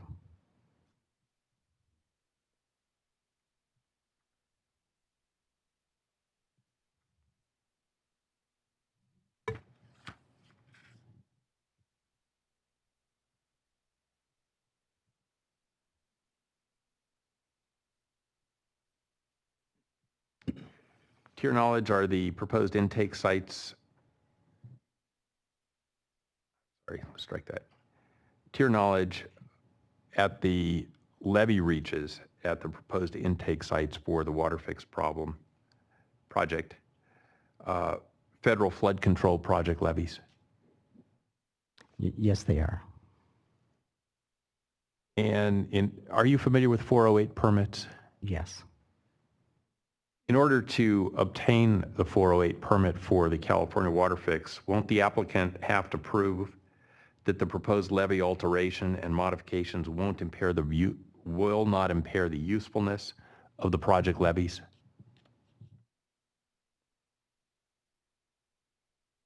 Well, in this case, they're going to rebuild the project levee. It'll be set back from the original location. So that's what the permit will be for. And it will require that the setback levees are as functional as the current levees, correct? At a minimum? Objection calls for speculation. Do you know, Mr. Cosio? I don't know, but I would assume they'd actually be better than the project levies. Okay. That's why I added the at a minimum, because I tend to agree with you. It will be equal or better. And as part of the 408 process, won't the permit applicant be required to submit engineering design submittals to the Corps of Engineer for their review and approval? Yes. And won't that include hydraulic analysis to show the potential impacts on water surface elevations and a geotechnical analysis to show the potential impacts on levee stability? It will require an analysis of the impacts to flooding or flood elevation, water surface elevation, but I don't know if it's going to go as far as you need to go to estimate whether the change in velocity and direction of the flow due to the improvements in the waterway would damage existing facilities or not. You don't know? Did I understand you right? Objection misstates the testimony. Well, I'm asking if he used the word that he does not know. From what I understand of 408s, they're more interested in the flood elevation and not the actual details on some of the changes in flow regime that could result in maintenance problems that I described in my testimony. You indicated in your testimony today that various roads and highways were going to be used for the construction traffic, correct? Yes. And you expressed concern that these might be roads that are situated on top of levees, is that right? Yes. Are you familiar with State Routes 4 and 12? Yes. And generally speaking, those are not on top of levees, right? No. They're not on top of levees. They are not on top of levees.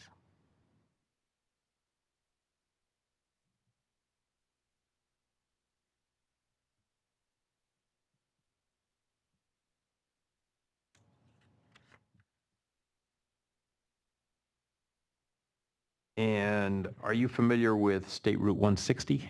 Yes.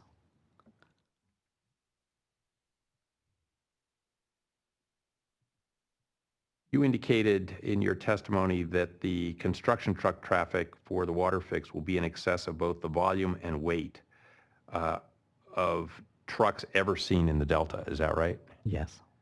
Are you familiar with the volume and weight of trucks that were used to construct the Freeport project? No. Would you imagine that the trucks that were used to construct the Freeport project might be similar to the trucks that would be used to construct the WaterFix project?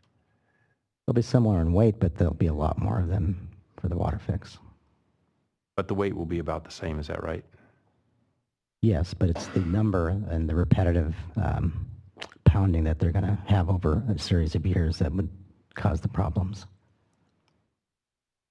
And do you know of any analysis that's looked at existing truck traffic and the estimated truck traffic from the WaterFix project?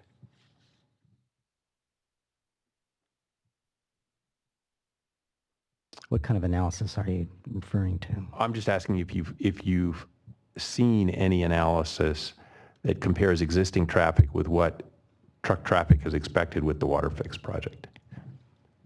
I'm getting too close to. Not that I can recall. I've seen the truck traffic described in the WaterFix, but I don't think I've seen a comparison.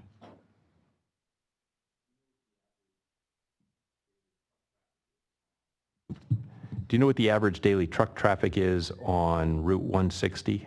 No.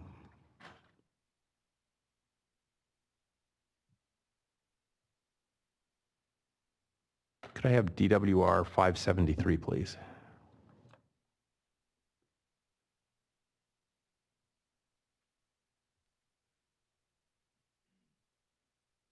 And if you could scroll down to the next page, please.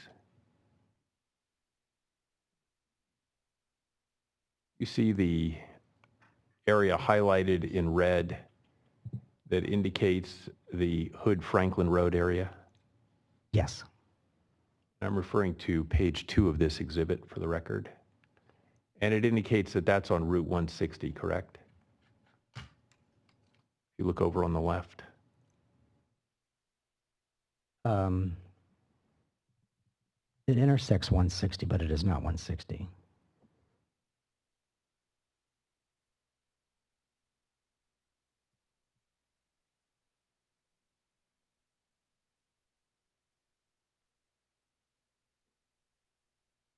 Let's start again.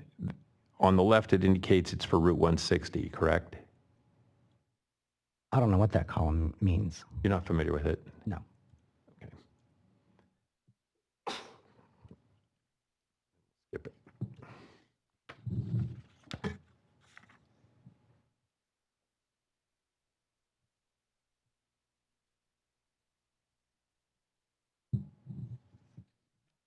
I'm going to move to another subject since you're not familiar with this. In your testimony on page 18, and maybe we could go back to that for reference. Mr. Baker, if you could scroll to 18, please. You indicated that the WaterFix will lower the subsurface water elevation around the intakes and the intermediate forebay by about 10 feet in a radius of about 2,600 feet from the dewatering wells, right? Yes.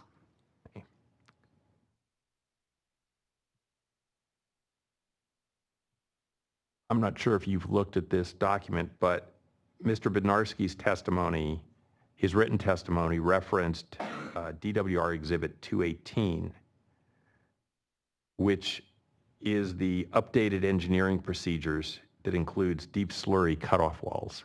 Are you familiar with that? I believe so. Is that the document that was drafted by Glenn Buchholz? Exactly. Yes. Then you're familiar with it.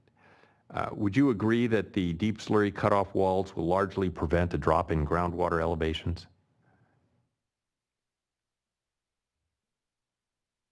Based on that document, no.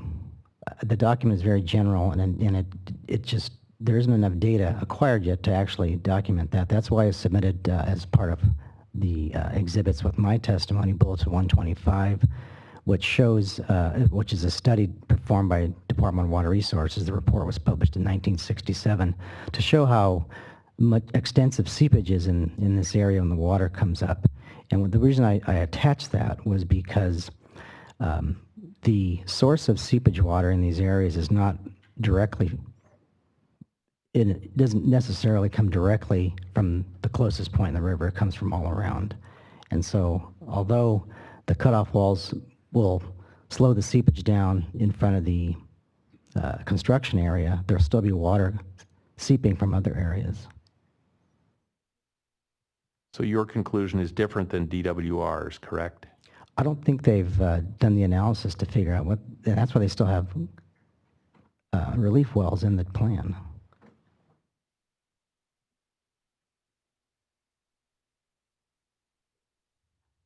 Have you read Glenn Buchholz's paper?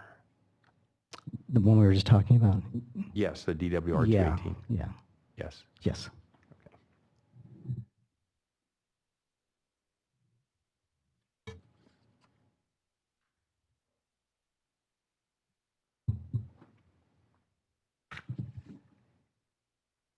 And are you aware that DWR has made the commitment to perform the necessary surveys and geotechnical evaluations and perform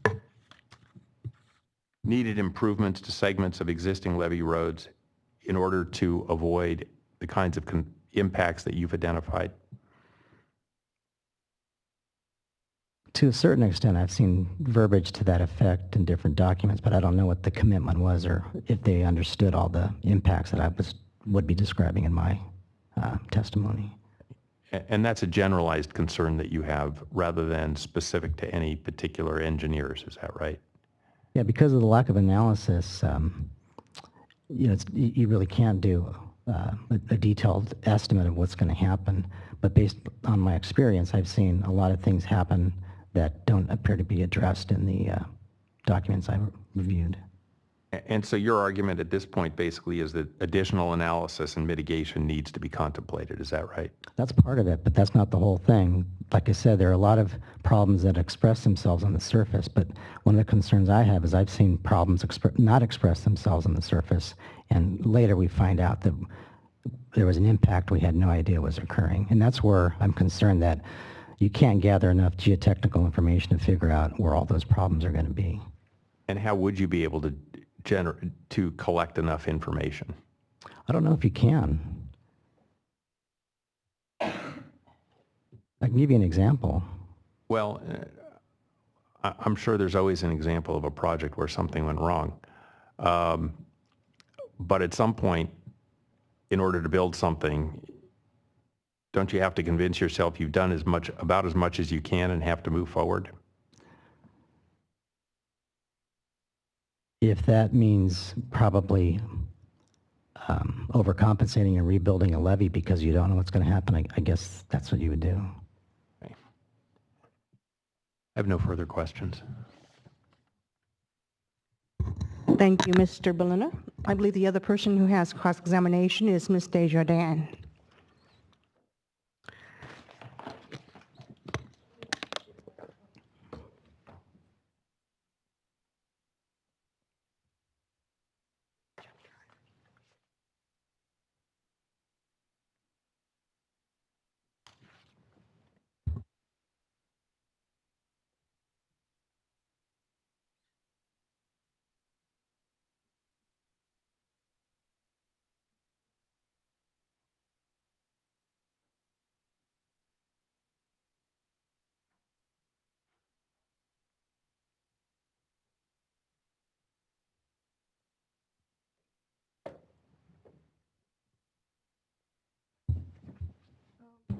Can you bring up DDJ 115?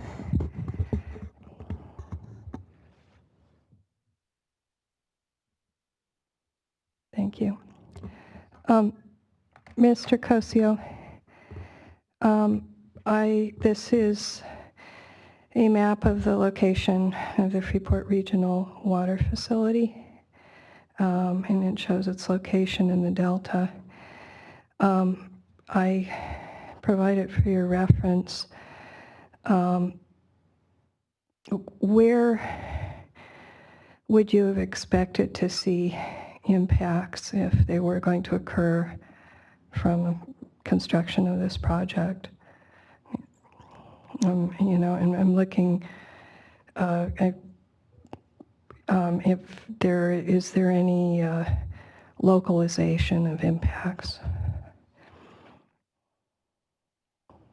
You're talking about the Freeport project? Yeah, because there were a lot of questions about this project, and it seems to be up more towards the Pocket neighborhood in Sacramento. Yeah, I don't really know anything about this project. I never reviewed the plans or observed construction, and I don't work up that far north in the Delta, so the levee characteristics I'm not familiar with either up there. Okay. In your experience, is there like some radius of influence? Is there some attenuation of vibrations, you know, that's relevant? If you were looking for impacts, you know, about how far away would you expect them? That's all subject to analysis to investigate that, so it's all site-specific. The only thing I added in my testimony was that just based on my experience in Contra Costa County, the vibrations traveled about 3 miles. Okay. So based on that experience, there wasn't any kind of analysis of that it would be soil specific for these areas was provided, was there? That would allow you to estimate something like 3 miles? No. Okay. Are you aware of any vibration specifications associated with the project? Are you talking about the Freeport project or the Cal No, WaterFix? with the WaterFix and your concerns, are you aware of any specifications for allowable vibrations during construction? No, I'm not. Are you aware of any proposed monitoring of vibration during construction? No, I'm not. Would that be informed by the kind of analysis that you're suggesting? Yeah, the level of design hasn't reached that point yet. That's the kind of information they have to gather and establish some sort of criteria. Okay. The next question I have is with respect to potential sea level rise. If there was sea level rise, I can provide foundation for this if needed, of about 14 to 15 inches around the time this was being constructed. Would that have an impact on, a cumulative impact on the levee stability?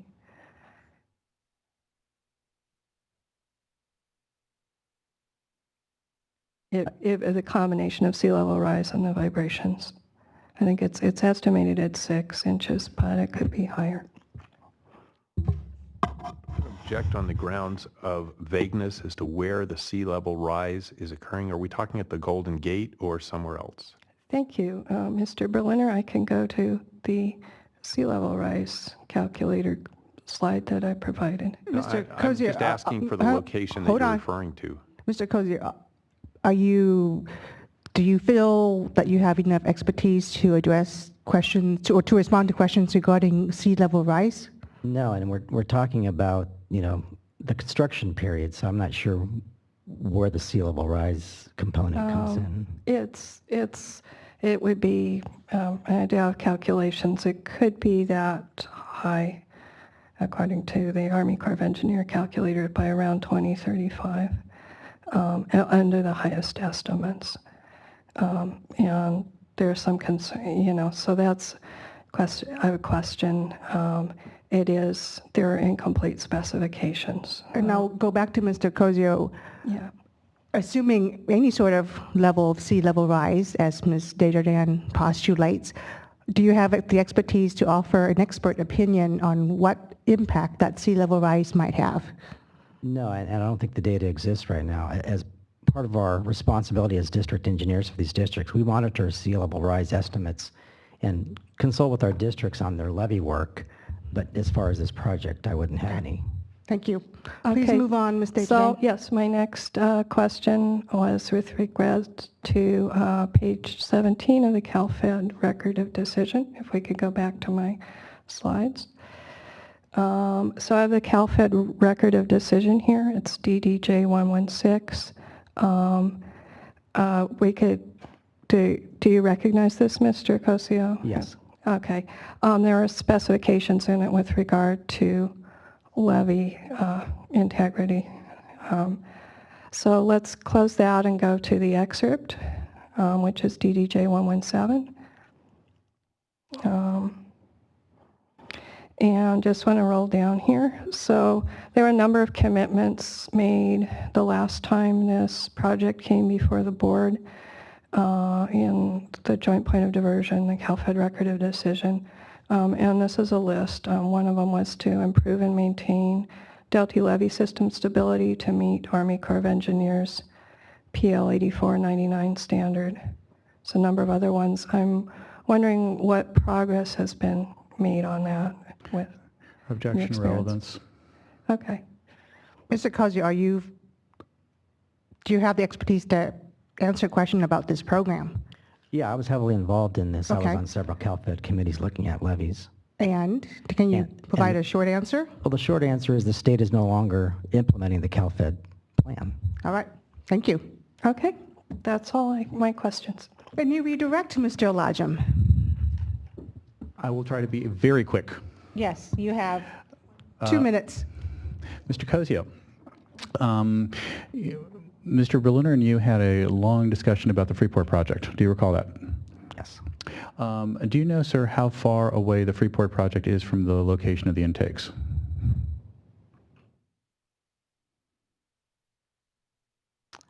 I don't know without a map in front of me. Are you familiar with the levees in the vicinity of the Freeport project? No. No further questions. Any requests? No. Ms. Desjardins? All right. Mr. Lodgem? Madam Chair, on behalf of the Delta Flood Control Group, we'd like to move into or submit into evidence here Delta Flood Control 1 through 11 inclusive. Thank you very much. We will take that under submission because I believe there are also objections outstanding on that. All right. With that, thank you very much, Mr. Cozio. We will reconvene on Thursday, November 3rd. We will begin with the EB Mud panel, Group 15, followed by Brentwood, followed by the portion for Antioch, that includes Dr. Paulson, followed, if we have time, by Group 13, SAC Regional, and then consequently following with Ms. Meserve and Mr. Herrick, either on Thursday, Friday, or Thursday of the following week. And also, sometime next week, I will expect representatives for groups 22, 27, 30, 31, 32, and 38 to also appear before us to discuss scheduling for the week after Thanksgiving. Just really quick, Julianne Ainsley for the Department of Water Resources. I'm sure it's me. On Thursday when we take City of Brentwood, Dr. Paulson, will we also be doing the other witness for the City of Brentwood? My understanding is yes, but Mr. Lodgem?